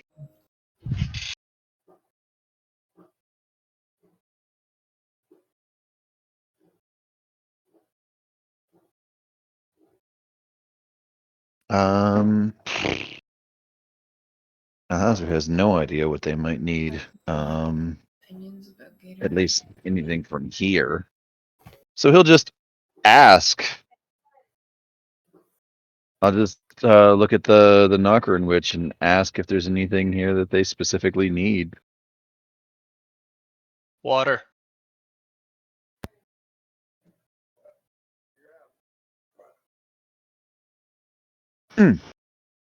Just clean water? Clean water. 1 Drinkable minute. water.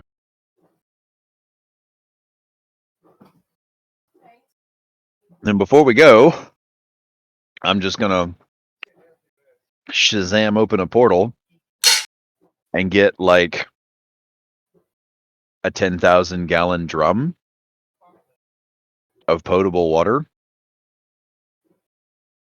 back from my homeworld. Okay.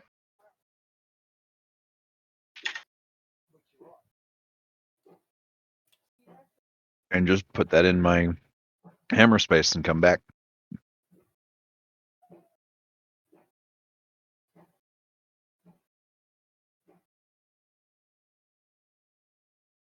Actually, what I'll probably do is take a 10,000 gallon drum, the big container, Mhm. and I'll just dink it so that it's bigger on the inside, and I'll fill it up with like closer to 10 million gallons. No, you got to make sure that it's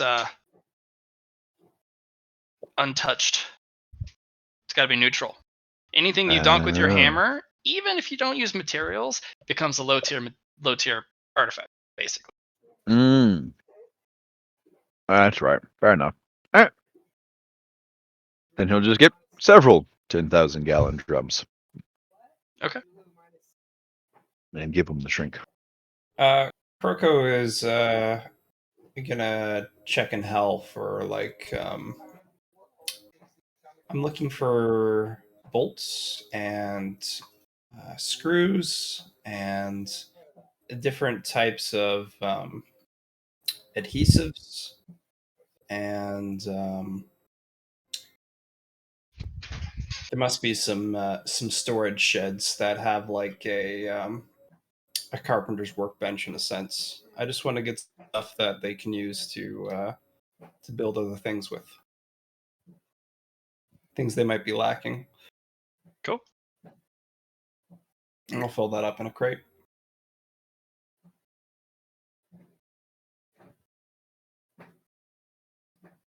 Is that a dog barking in the background? For me? Narf, narf. I don't know. Nice. No, it's a dryer, I believe. Allie's smunching on some toast. I don't know. No, it's just a weird. It's a weird noise. Bump, thump, and such. Yes. But as I have said, it is in fact a dryer. Oh yeah, I hear it now. Yeah. It's a very loud ass dryer too. What the fuck?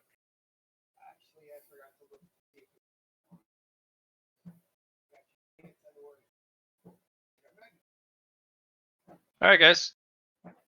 Let's see.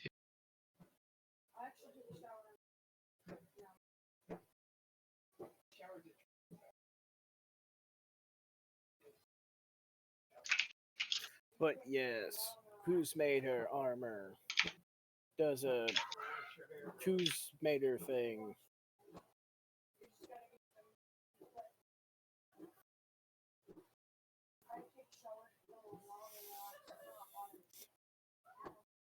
Worry not. I will be your underwater beat stick.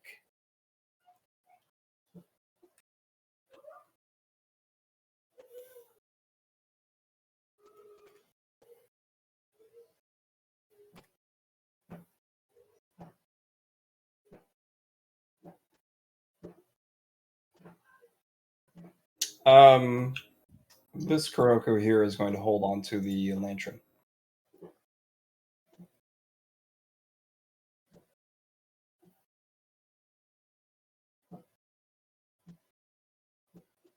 Say that again. I said this Kuroko here is going to hold on to the lantern. The null ice. Oh, okay.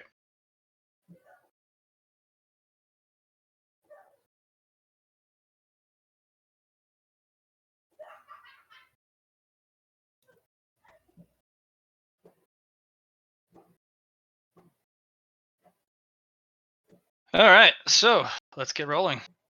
Grab your tokens. So we're gonna go in.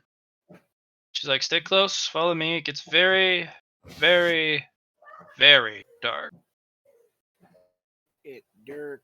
I hope some of you brought a light or some way to see. All right, as you dive deeper, I have the lizard. Is lizard. Ooh.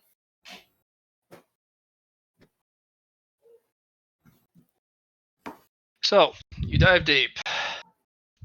You feel the pressure hit you almost immediately. It's full, to say the least. But you plod on.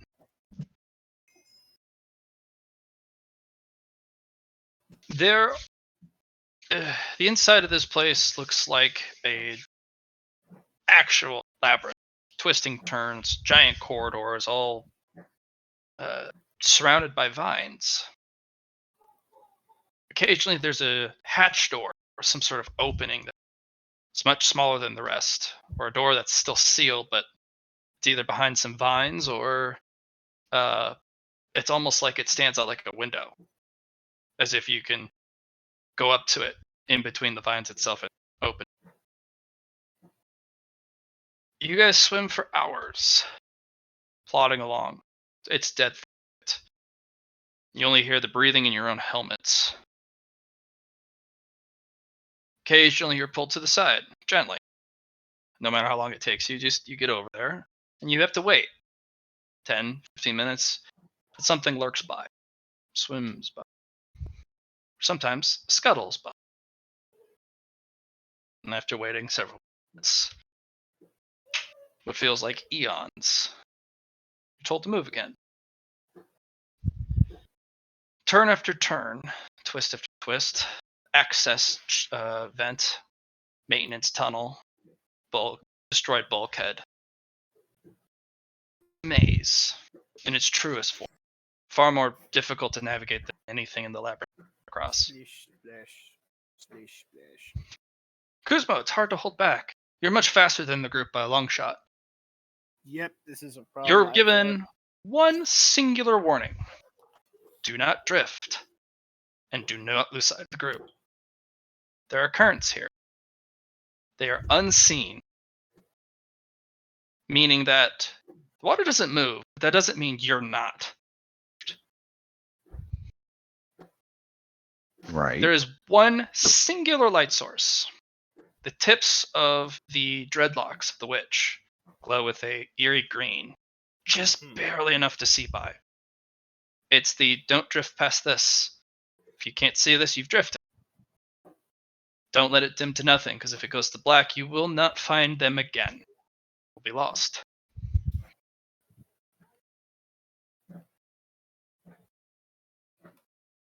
Being lost down here is your worst nightmare. But there are many things that you see in immediate distance that you can go grab.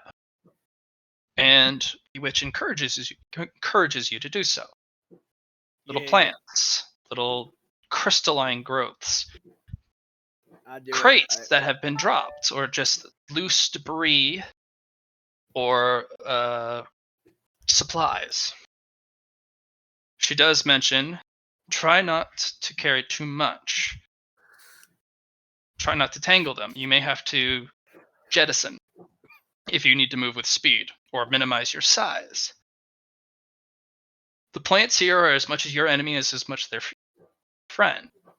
If you're thin and you have a small set of armor, you can sneak in between some of the very large vines that the walls. The vines are indestructible. They've been tempered by the impurities of this place, and they will not yield to.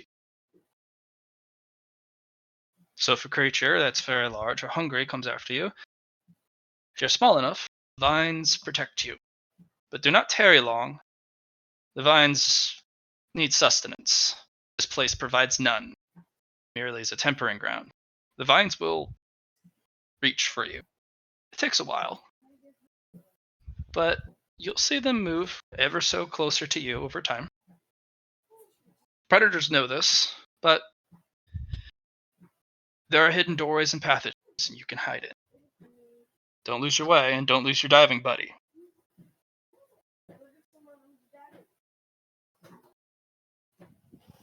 Alright, I'm gonna hang out with the boys. This is the long route, meant for beginner divers.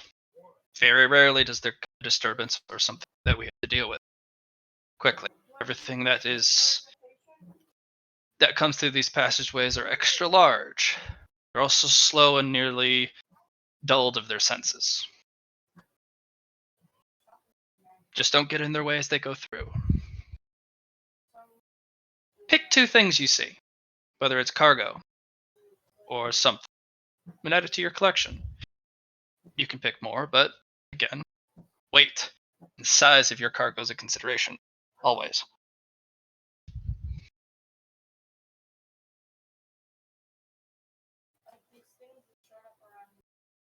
You guys are left to your devices with those things said.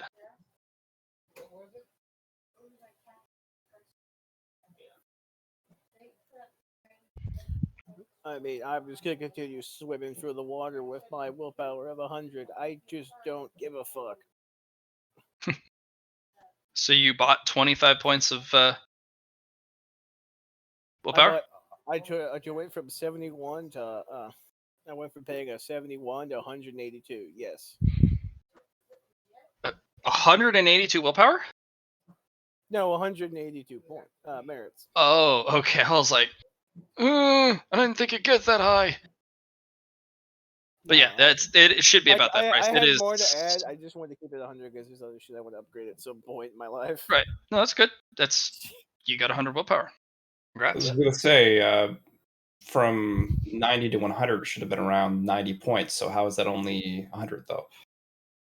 Well, I used the calculator you gave me, so It was 180. 180. That makes more sense. Yeah, he used 180 points. It was a lot. Yeah. So each of you roll me 4 1d100s for luck tests. See what you find. You said 3 of them? 4. 4, please.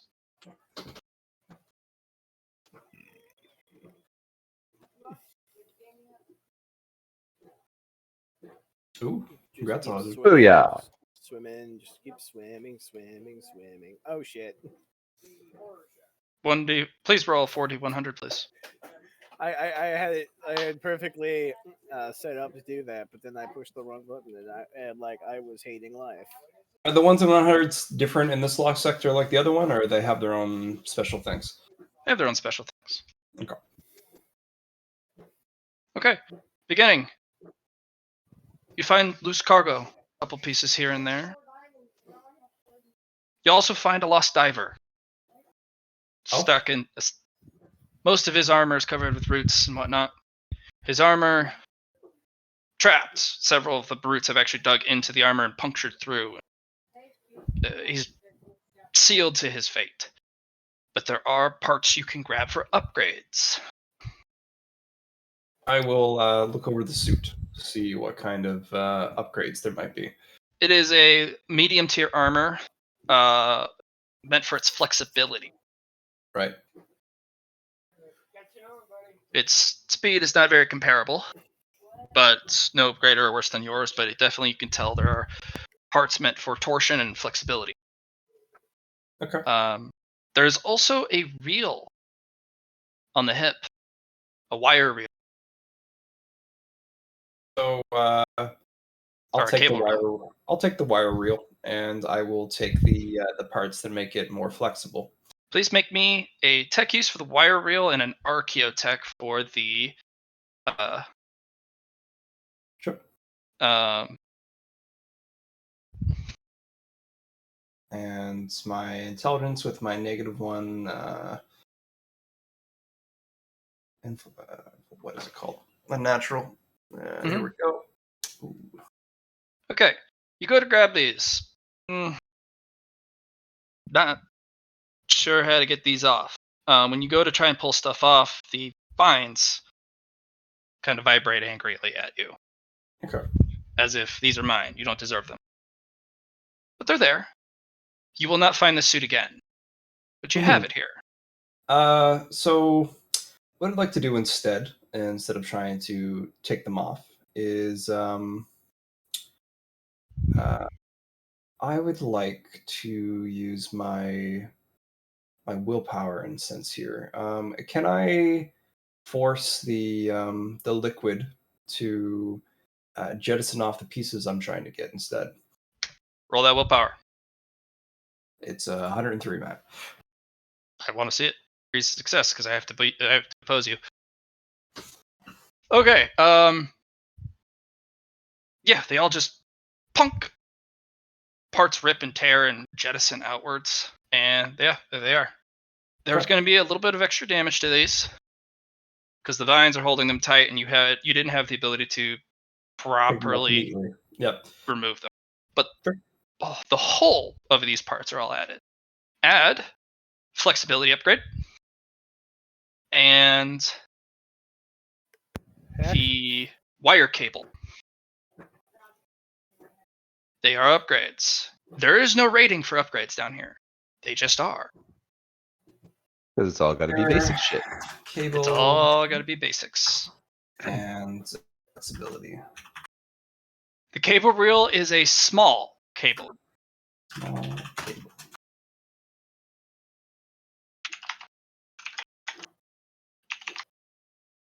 The last thing I want to do, since it's so close to these vines, is I want to study them a bit. I want to use. I want to speak with Shamane here. In his no connections down here. No connections. Okay, so no. Not unless you want to invite purity or impurities of untold magnitudes. This is an isolated zone. You're in the core of the lost sector. Okay. Remember what happened to Orchestra? The talents of the Legion. I thought that was kind of. I was just trying to dictate what I can and can't. You may use these powers, but in the lost sector in the water, unless you are beached and in a safe zone, any powers you use that extend beyond your suit may invite impurities. Gotcha. In emergencies, I highly recommend you use them, but they're going to be altered in how they work every time Right. you do. Okay. Well, then, knowing that, I will just study it myself. Okay. Call it a 150 feet cave over. It's a small one. It's meant to be compact and potentially used to lash things onto you or to hold on in case there's to hold on to your buddy and give you length. It does have instead of a grapple clip, it has a carabiner on the end. Carabiner. What is that exactly? Is that just It's a mountain climber clip. It basically has a D-ring. weird. Like you see on keychains and stuff. It's a D-ring. Okay. Yep. Yeah. Also, it's It's a heavy duty one. It's also a type of arranged cavalry No, it's not. That's a carbiner. carbine. This is a I've heard them carabiner. pronounced carabiners. Yeah. Oh, The other carabiner. thing, yeah, carabiner. Yeah. So Oh, for people the around here call it other one you carabiners. find is loose cargo. You may collect it if you'd like. You're not sure what's inside, nor do you want to check. The flexibility aspect. No, those you can just keep on you in a pouch. Those are parts meant for this place. Like the upgrades you can have it fully exposed to the water. Gotcha. I'm talking about your other thing you found. Yeah. Because I'm only giving you two. I'm giving you your best two rolls if you're 4D100s. Yeah, I got that. The other thing you find is a piece of cargo the guy was hauling. I figured as much. I will add that to the pile and let that be my two things. Okay. Alhazred, you had some good rolls. So you're 38. Aha! There's a blossom off of the one of the vines. It's very small. Ooh. No bigger than a little dandelion puff, but it glows. Just little flecks occasionally. Okay.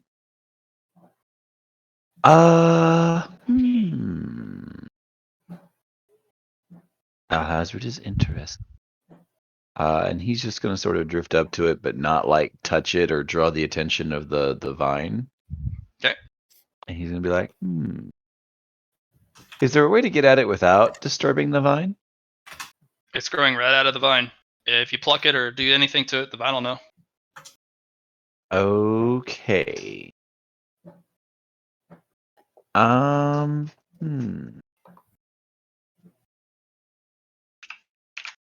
I set up kind of like a distraction for it? Not really. Vines are everywhere. Right.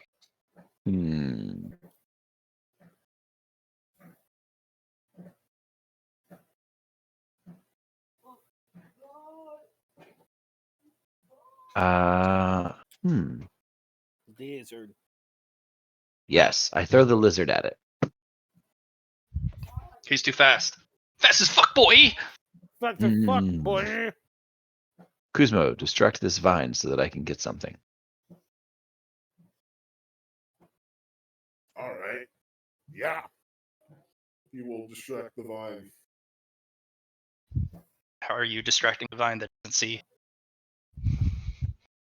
I poke it. It does nothing. Good. It means it's working.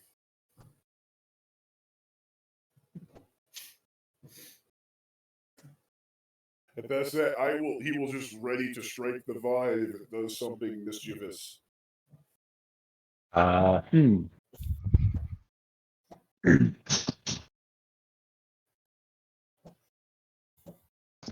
for the background noise. They're trying to fix my sink. Because I'm trying to fix the sink. It's not going great. Good old Hazard. You know what? He's just gonna reach out and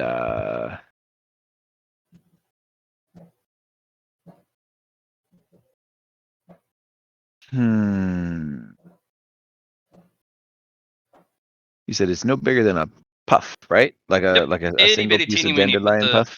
The flower is, but the stalk of it's pretty thick.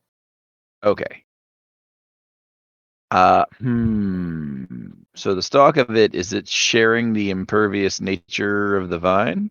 Yes. Okay. So I'm gonna have to just take the flower, right? You're not sure what to do. But you've never come across any flower, especially in this water. Right. I'm gonna look at the nice guide witch and sort of like raise my hands in the like, the fuck is this kind of emotion? Boop it. Boop it. Okay, I give it a boop. It kind of curls in on itself, and the petals close up, and it loses all its color and contorts away like, oh god, not the nose, not the face. And then all the vines push away to reveal a bulkhead door, one of those ones with the turnable the seals, and a wow. and a porthole. Oh, neat. It's like, they're not to be harvested. The vines will take your life, but you can convince an enormous part of the vines to get out of the way if you give them a gentle little push.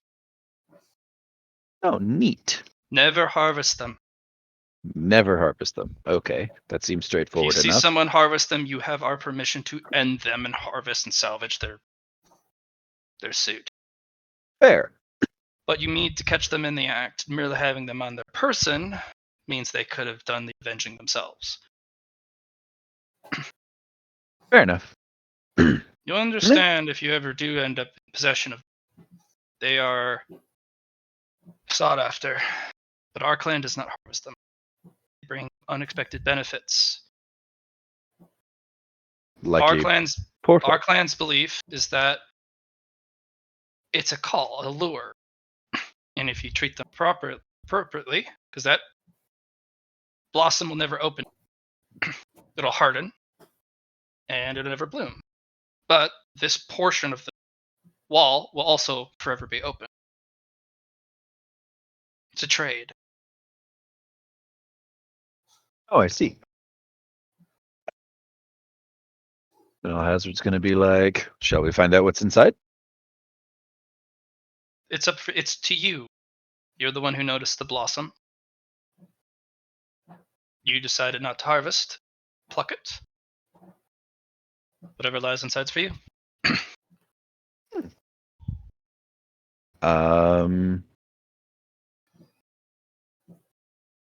Then Hazard will take this opportunity to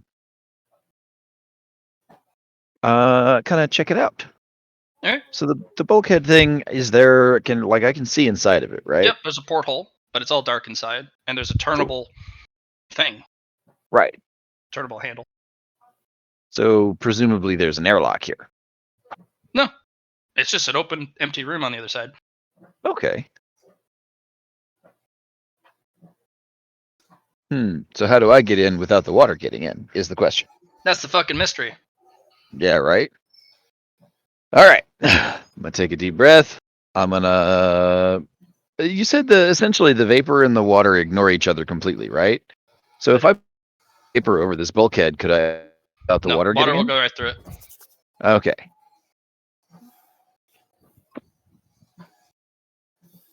So in essence, I basically need to build a bulkhead. Or build an airlock. Or trust in the mysterious nature of this place. Or maybe there's water on the other side. Or trust in the mysterious nature of this place. No, that's fair. That seems like a smart idea. I mean, it's worked for me so far. People call Kuzmo an idiot. You're only an idiot if you act without an informed opinion. And your opinion is to trust the milky blackness? Yeah. Again, why not? Do you know what the world... Actually, Kuzma's going to turn and look at the Kuzmater. Yeah. And ask him, do you know what it's like under an eternally smiling god of sunlight? What? An eternally smiling god. You know what a god is. You were one, yes? But what do you A god of sunlight who eternally shines down on people and smiles at them beautifully. Yes. What does that world look like? But it looks like the world with sunlight. It's It burnt looks to a like a crisp. barren wasteland. Because a god is only going to smile if there's in the world. And a sun that never sets does nothing but bring heat. And I'm just gonna open the fucking bulkhead. Oh, The water he sees his is point and stuck also as if there's an invisible force. And I'm gonna walk through it. Walking into it is really tough because the water that is soaked into your suit and helmet begins Is- pulling you back. Like, no, can't take us with Yep. you. Nope. And I'm like, Oh. nope, that's cool. You can stay right here. I'll be back, buddy. This is what is called a micro pocket. These are Ooh. safe zones. Hmm. If you can find it again Nice. and or leave a marker and you're in trouble, you can get into these safe zones. I can Creatures? replenish my air here, right? Yes, you can. There is air. Hey! cool. Micro pockets are safe from all creatures and denizens of the water except for other clansmen. Breach these zones too. What did you Mhm, find in there, Alhazred? Are you alive? It does have No, I died terribly. a Down. three-dimensional diver's compass, Uh-huh. which is a pocket, or is a suit upgrade, and there is another suit scrap. It's not a full upgrade, it's a suit scrap. It is a heavy diver's armor upgrade. Have you actually died terribly or now speaking to me through a ghostly form, or are you fucking with me?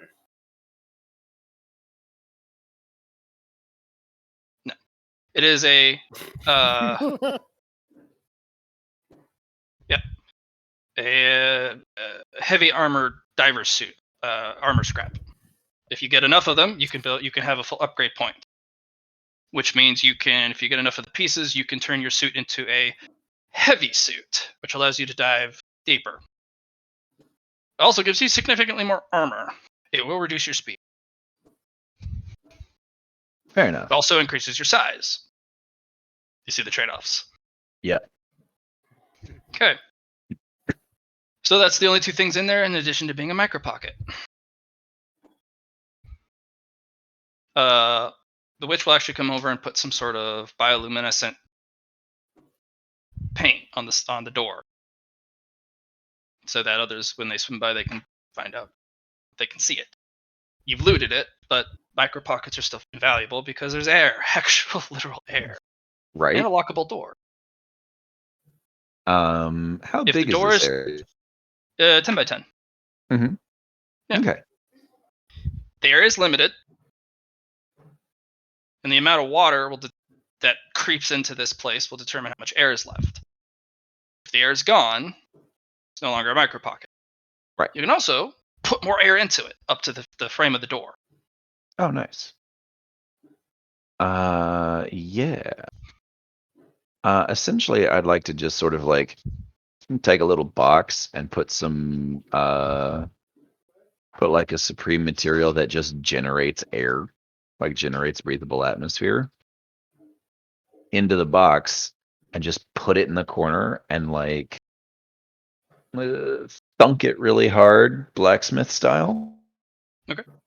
And essentially It'll turn This on place- as long as there's a lack of a certain barometric yeah, atmospheres. yeah. Essentially it'll try and continuously force the water out and just make more air for this place. Okay.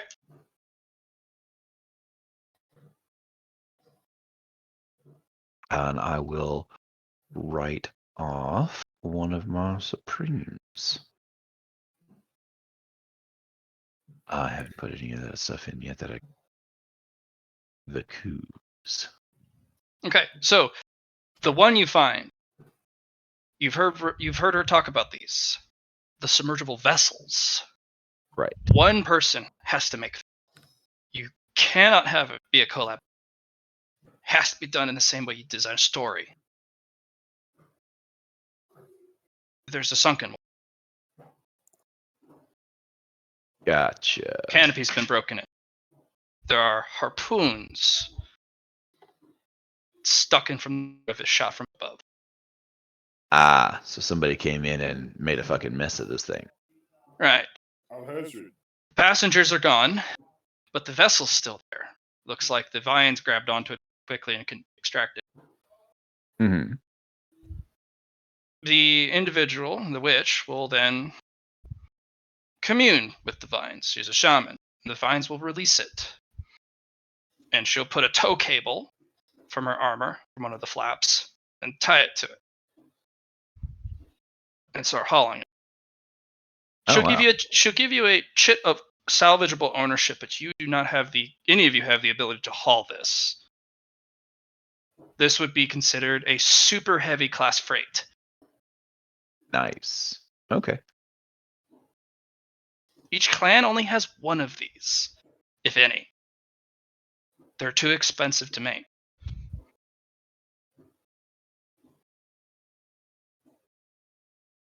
So essentially, she's saying like, "Hey, this is your salvage, but I'm claiming it because." No, she's hauling it for you. Oh, okay. I You thought guys she was have just no like, ability to move this, and you need to move it now before the vines eat it entirely. I mean, I could possibly haul it.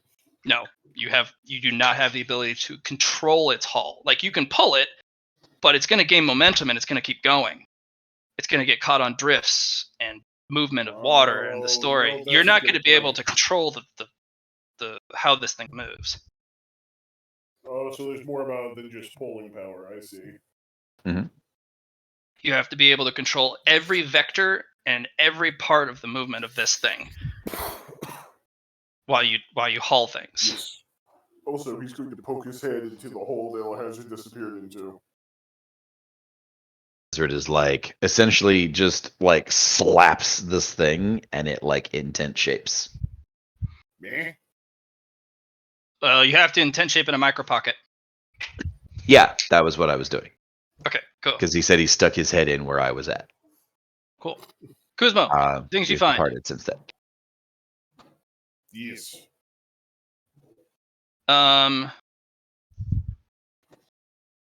You're going to find a larger piece of freight. It's cylindrical. It is a big old, massive canister. And it says volatile chemicals. I best not shake this. The witch says, "You're very fortunate. Hauling volatile chemicals is like hauling nitroglycerin. Shake it too much, it explodes. But yes, those chemicals are extremely prized among all research projects. They allow you to etch warding into your armor. It's an essential chemical for armor etching. Some armors need to be etched with certain iconography to allow access to certain parts of this place. There are guardians. If you do not come bearing their symbol etched into your armor, we're an enemy." So basically, this is some custom detail shit that I should bring with me. You need to swim very slowly with that. I'm not sure why it hasn't detonated already. Oh, Maybe it drifted and it settled, but go slow. We're going very slow, so just you can either pass it to one of your allies, or yes. Could one of you all carry this on my behalf, seeing as I am so very, very. But speedy as if Black you are Blood? going to pass that to someone else, you owe them a favor. Because you are literally, if that goes off, that person dies. You are literally asking for a life favor. No, I would trust this to Alhazred, or Kuroga, because I believe Kuroga was smart enough to minimize the risk of this to the point where it's a non-issue. Then you owe that person a life chit. A cargo life chit. Which means if they ask you to carry something that will literally endanger your life at any moment of the trip, you must. Well, fuck that. If I'm going to take a risk, and the chance of taking a risk, I'll just do it myself. Have patience then. Okay? Everyone, distance yourself from him. The blast radius of a canister of that size is not insignificant, and it will create a vacuum, which can get you killed once it explodes. There's a reason why you will hardly ever see canisters like that. But valuable. Very valuable. If nothing else, we could perhaps use it to clear some wreckage. That it is also good for. But the etching is far more.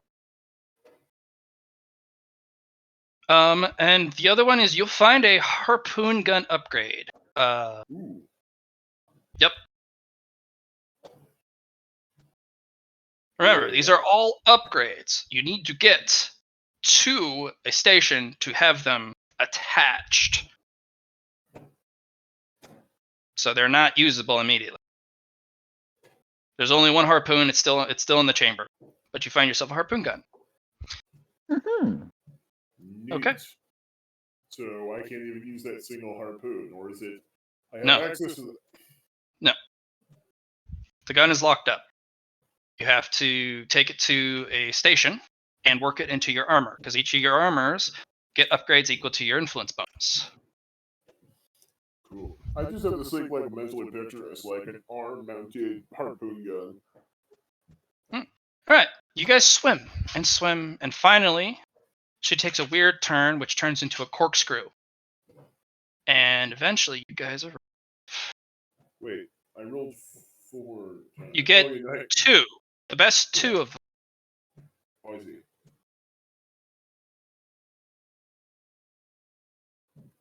I see. It's the best out of 2. Gotcha. I thought that each of those rolls was like an event or something.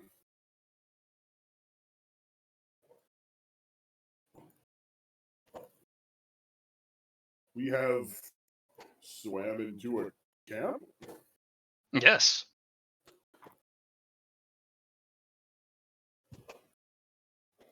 In which just kind of walks out. Shucks the water off. Guzmo plops up on land like a fish.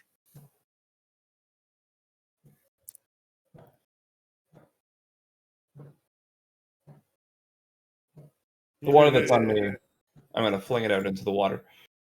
Humor. You have achieved comedy. So what was it about flinging out the water, Kuroko? I'm just going to take the liquid and use my will to fling it back into the water. Cool. And yes, I have achieved comedy. This is very Welcome, pretty. Hamlet. I am fish out of water. Is this one of your hideaways? This is my home. There's lovely. I always bring the new clansmen here. And because you have successfully made the trip to our clan. This is a lovely Every one of abode. you will have their own home. You'll have to find somewhere in the choke. You'll have to swim and find it. I suppose you can all share a camp, or my camp for the time being, until you find one of your own. But eventually, every clansman has their own home. We all live in isolation. We all work together, share resources. Uh-huh. We do not share one single home. That was done in the past, and those places are dead. Predators are too attracted to the activity. And if one person's home is invaded, they have the highest probability of escaping. The more people they are, the less chance you will get to the escape hatches or escape routes. You will lose your things, of course, but at worst, you'll lose your things in your life, and the rest of the clan is not. Besides, some of the projects we work on are not safe, and if we mess up, we do not jeopardize the other clansmen. So Understandable. Please place the supplies that you have originally brought to the others behind the tent. If it requires a safe place to be put, then put it inside the tent. If it is part of the things you have claimed and you wish not to hold on to it, I will buy it from you. I've got a chemical and this harpoon gun. I will buy any and all upgrades. no matter how big or small or how insignificant you think. And I will buy all supplies, for I was more asking, how do I attach this thingy to this thingy? A great question. Hazard just pulls out multiple 10,000-gallon water drums.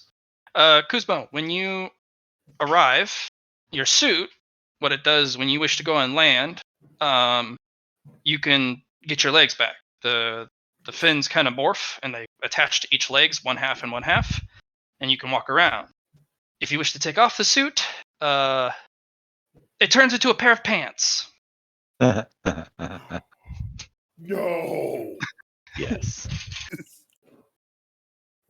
It looks like your almost your wetsuit. Looks like you're carrying a hoodie wrapped around your waist, or if you peeled down a wetsuit and just had it hanging around the waist area.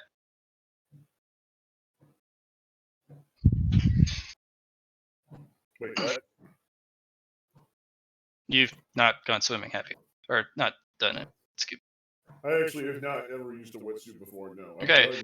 When you're in a wetsuit and you're thinking about going back in the water, but you don't want the wetsuit on, you take the top half off. But because it's a onesie, it drapes around your waist because you keep the legs on above the waist. I know what you're talking about now. And you peel the rest back, and you can even tie the arms around your waist. I've done similar in full body suits. With your onesie that you wear. No. Actually, it was like an industrial bodysuit meant for protecting your body and shit. Mm-hmm. Before we begin doing any upgrades or the matter of the salvage has to be decided. Do you wish to sell any? No, I want the chemicals to do the chemical thing, and the harpoon gun do the harpoon gun thing. Woo. Very well. Mark it with your symbol and put it in the tent. That is for dangerous chemicals. If it does explode, it won't leave the tent, but everything in the tent will be destroyed. He puts it in the tent gently and then marks it with the brand of Kuzmo. Yeah. Alhazard is willing to sell the vehicle.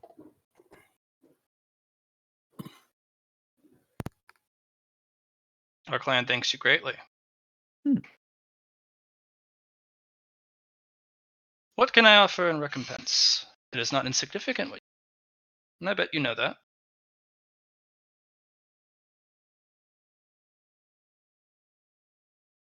I am an enthusiast always for knowledge. I will teach you a clan secret for it.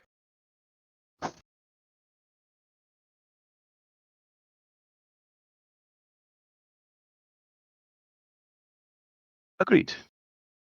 Craft skill. I will teach you the etching skill. Ooh. Which then, you will have to swear that you will never teach it to another. You may apply your services. If it's for our clansmen, you must offer a discount. I'm the only one with the etching skill currently.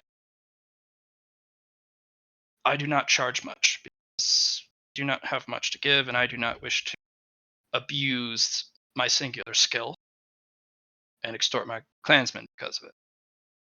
If someone not of our clan comes, you may charge whatever the hell you want. Because etching is to our clan and our clan only. The other clansmen have their own unique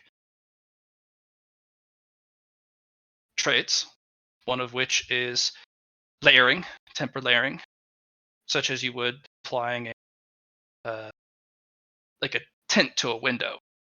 They're able to do that to plates of armor and or outer layering of suits.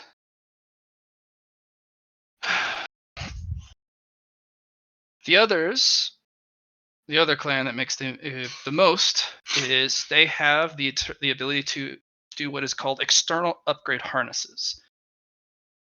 It allows you to not use up your upgrade slots on your armor for 1 or, at their best craft, 2 external upgrades, such as wire reels, weapons, headlamps, cargo carry containers, things that aren't permanently to be integrated into the suit, whereas I have no such skill. If you wish to sell that vehicle to one of them because you find that trade more profitable, you may. But Fishies. I do not know if they'll offer the trade skill. I am willing to learn. Very well. Trade complete. And the other armor, the upgrades that you found, you wish to sell? The scraplet heavy diver suit seems more than I will need for some time. I can modify my current suit to allow me to go deeper if need be. Very well. Here's an armor chit. Mhm. Marks on it, indicated by the 3 notches.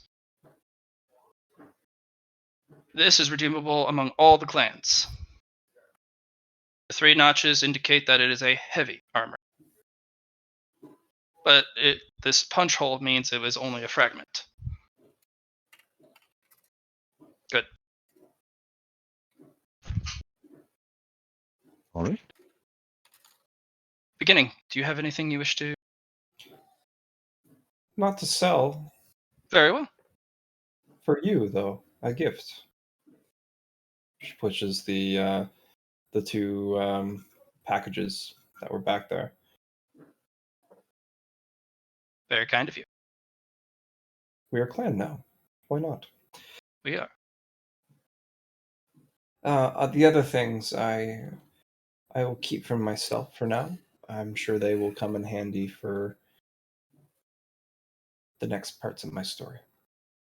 Well, I do have upgrades here. I do require a 1-to-1 exchange.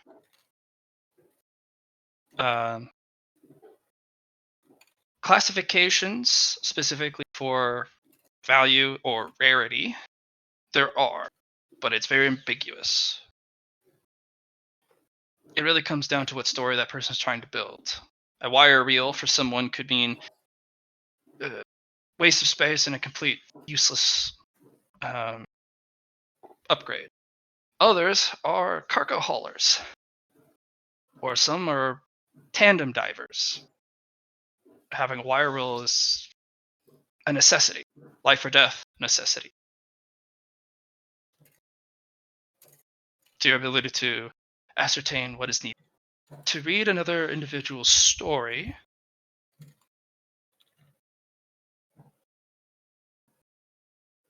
upon seeing their armor. Never let anyone catch you out of being outside of a clansman, outside of your armor. Never let them see. That is almost like your name. And vice versa. Right.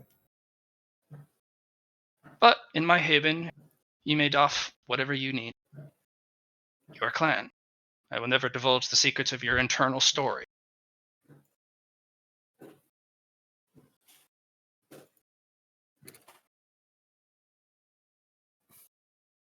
There is no fishing. There are no fish. There's got to be something in this water. Death. Nothing you want to bring up, yeah. Death and salvage. Lost story fragments. The end of others' stories. And adventure. Danger. How do you eat down here then? We cargo, Kuzmo. We bring in cargo.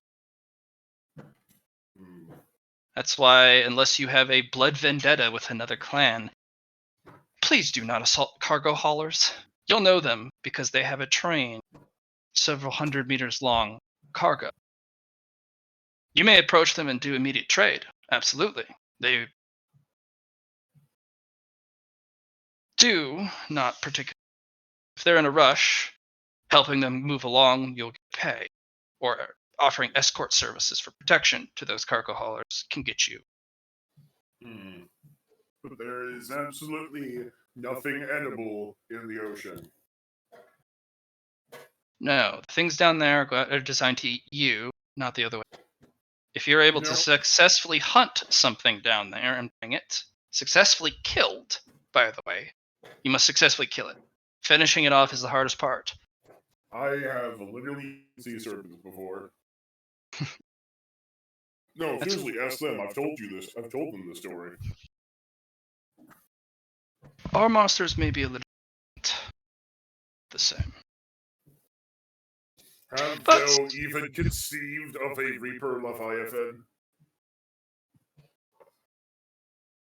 It sounds particularly nasty. The name alone should inspire fear, but Yes. no. They're like one long white and red sea serpent with 4 spider legs on their face they use for pulling in prey and then eating it with big old jaws. Very well. But I have no beds. Just find an open space, as long as it's not past one of these runic wards. They keep the vines out and the brush. Are you going to use one of those campfires? They're not campfires. Oh, well, what are they? They're Wards. repulsive wards. They push back and encourage the growth to go elsewhere. Oh. Do you have a place? Oh, yeah, no, now that I'm zooming in, like, those are wards. I'm sorry, I was zoomed out, we looked at campfires. They do. Do you have a Okay, well place where we can work on our armor? Are they Yes. warm? Yes, indeed. My place is absolutely equipped to work on any type of armor upgrades. All of my bench tables here are yours for your use. They support pretty much every type, although a couple of them are specifically for inscription, inscribing. Look. The other one is for armor, acid etching, which is going to be. Well, we're going to need that fluid Kuzmo back, which is expensive. Yeah. If he wishes to brought sell chemicals. some of the contents of it, I'd be willing to purchase it. Or perhaps I'll hazard strike up a deal. You're going to need some for practice, because you're not going to be able to use the penultimate of your skill. You're going to learn the old fashioned. That way it sticks. That way it's tried, tested, and true. And the impurities of this place can't rub it off, twist and contort it. Question. I might have an answer. How and why are there trees here? This is the choke. Yes, but are these trees growing naturally? Have they been exported? They are more denizens of this place than the clans. We merely carve our lives into the pockets of this place. So Clans are the real masters. So if I were to say collect some firewood for a campfire, that would greatly anger the tree spirits. Not particularly. They would maybe anger that particular plant. Well, You see, they are eating each other. Away from a green tree, you take it from a dead one. There are no dead trees here. That's Maybe except that log there above the well. I'm letting it dry. It's rare to find such a large specimen claimed. Plants, they eat themselves and fight over territory, room to grow. Then we fight them. They're at war with themselves more than we are with the forest itself. So hence the what choke. is warring you again? It has to do with this log? We are fighting the forest. Plants. The forest. Yes. They wish to crowd every single available space at every juncture. Fortunately, in the water, they're not able to free float most of the time. Smaller passageways they do, trying to branch out across and seal passageways up, but most of the time they can't. And that's the glowy stuff. No, it's every single plant. But you're not paying attention. No, I'm trying to make sure I understand properly. No. The glowing stuff, that's something entirely else. That is something I found and I'm cultivating inside of a dead, hollowed out tree. and you are using it, holding it there so that the tree does not return and try to push you out. No, that's what the wards are for. The wards are meant to Oh, I keep thought out the the wards were- forest. Anything inside here is something I'm cultivating. Any wood you find that is not being consumed by the forest actively is something I am cultivating a resource. Oh, I see. I thought the wards were for keeping things in the ocean and not coming out and, devouring you. There is nothing you can do to keep people entering your safe space from the access point. Mm-hmm. Also, Because- what's these little floaty bits? Those are from a plant. I clean them up occasionally because what they do is they leave little blobs of light that are attractive. But they also help determine that this is actually my home. There's a plant across the way that its fruit, or, well, it's not actually edible. They're bioluminescent. I was about to say, wouldn't that kind of lead things to your home to try to eat you? But Yes, also didn't it know if it was you. does. But at the same time, there's nothing I have been able to stop it from dropping those into the water. And they don't melt, which is frustrating. You can take them if you'd like. They come back always, and I haven't found any particular good use except for the fact that A, they're buoyant. They will always try and find up. See, that is actually quite useful to be And able to find up. they also release light. Very small, but you can use it as a lure. He's gonna grab some of these actually. They're about the size of a basketball. That is perfectly fine. Magic, like, he's got that Kuzmo lizard space, which is like normal hammer space, but more lizard.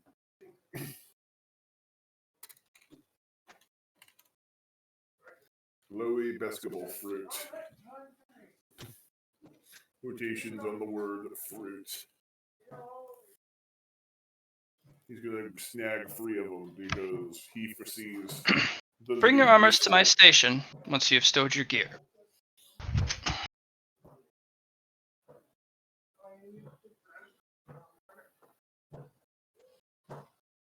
I'm going to attach our clan symbol if you wish to have it.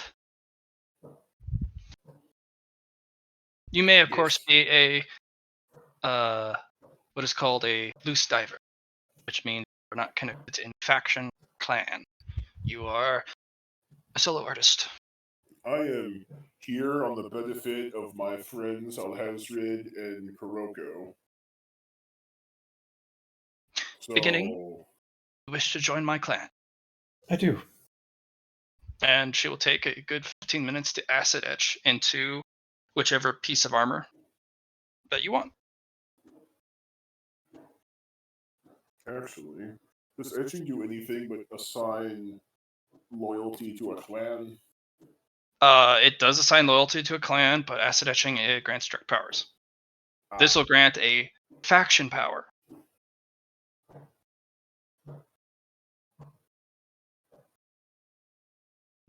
So this faction power, this clan specifically, is one with nature. They do not aggressively harvest this place. They take what is given, and they don't push for more. But if you go by the scripture, you're going to find that this place gives a lot more than you. So what this does is, if there is a particularly nasty part of salvage that you want to get at, you may use this clan power once per dive, and you may have the vines retreat, whether it's a door, to a safe pocket, or to reclaim some salvage. It doesn't matter what piece we put it on. It's mostly just like, where do you want to have it? Kind of You deal. touch the piece you want to salvage, or as close to as you can, and you ask the vines to retreat, and they will retreat to a point, depending on how much they want to keep that salvage. The deeper down it is, the more etching you need to have for that power to manifest. But in the low tier zones, it'll retreat completely, and you can grab the entirety of that salvage, rather than just bits and pieces that you can get between the vines. It does come with the promise that do no harm unless you have no choice. Gay. Survival is key, but it's like that law for the flower that you came across Alhazred. This clan also has a lot of little secrets to have the plants work with you and or towards a designed purpose, rather than constantly fight them with fire. You can suggest and cajole them.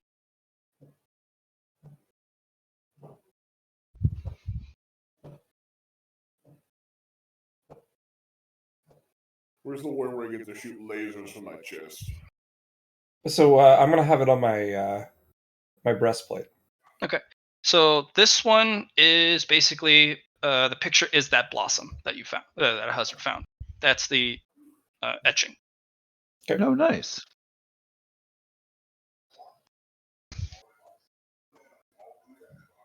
Welcome to the clan.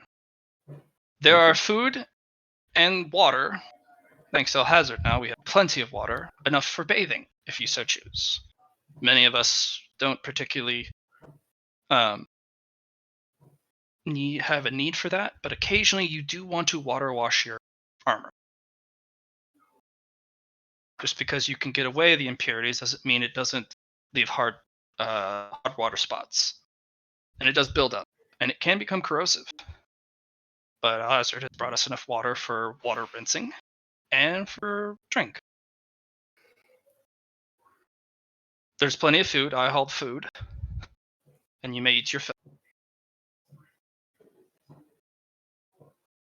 As for sleeping, you may find anywhere that has space on the ground, except for in the tent of dangerous material. I do suggest you stay away from the firefly area and the work area, because others may be working while you sleep.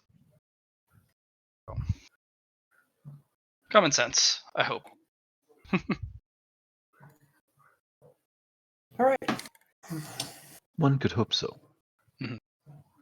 I know there's not much space and not a lot of places particularly viable. I'm not used to having so much company. But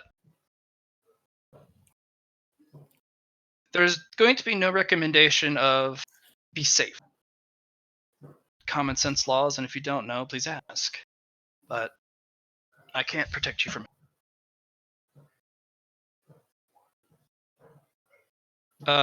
Beginning, this desk below here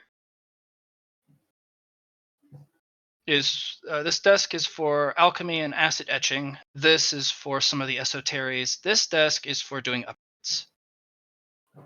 These are for power cells. If your system needs power and runs off a power cell, you can recharge your suit here.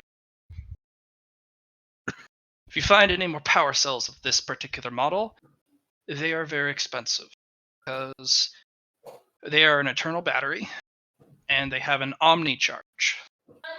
They've been warped and contorted by the waters of this place to fit all power needs.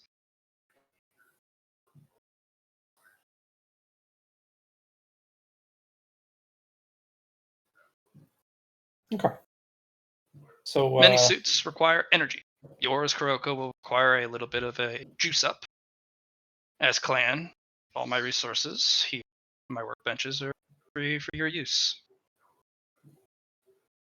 You have hauled cargo, and thus you are welcome in my home.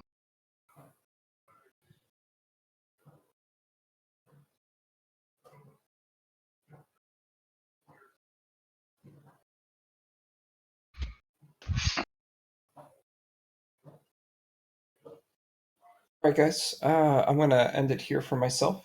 Oh, I see. It is late, and I have work tomorrow, so I'll talk to you later. Thanks for the session, Matt. It's nice to see your space. Looks cool.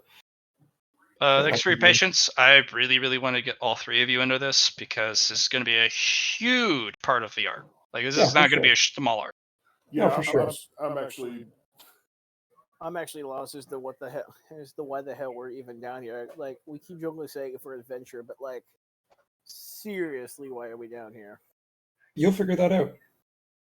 It's not like a I know everything kind of thing. It's like I'm gonna do it one step at a time, and hopefully things work out. This is a lost sector, Kuzma. This lost sector, like if there are any others, can provide answers to the mysteries of the labyrinth. This place is. There are no rules here. Oh my god. If you two dragged me in on a scientific exposition, No. Exposition is where people talk about things. Got him. you All right, know boys. what I mean. You know what I mean. You said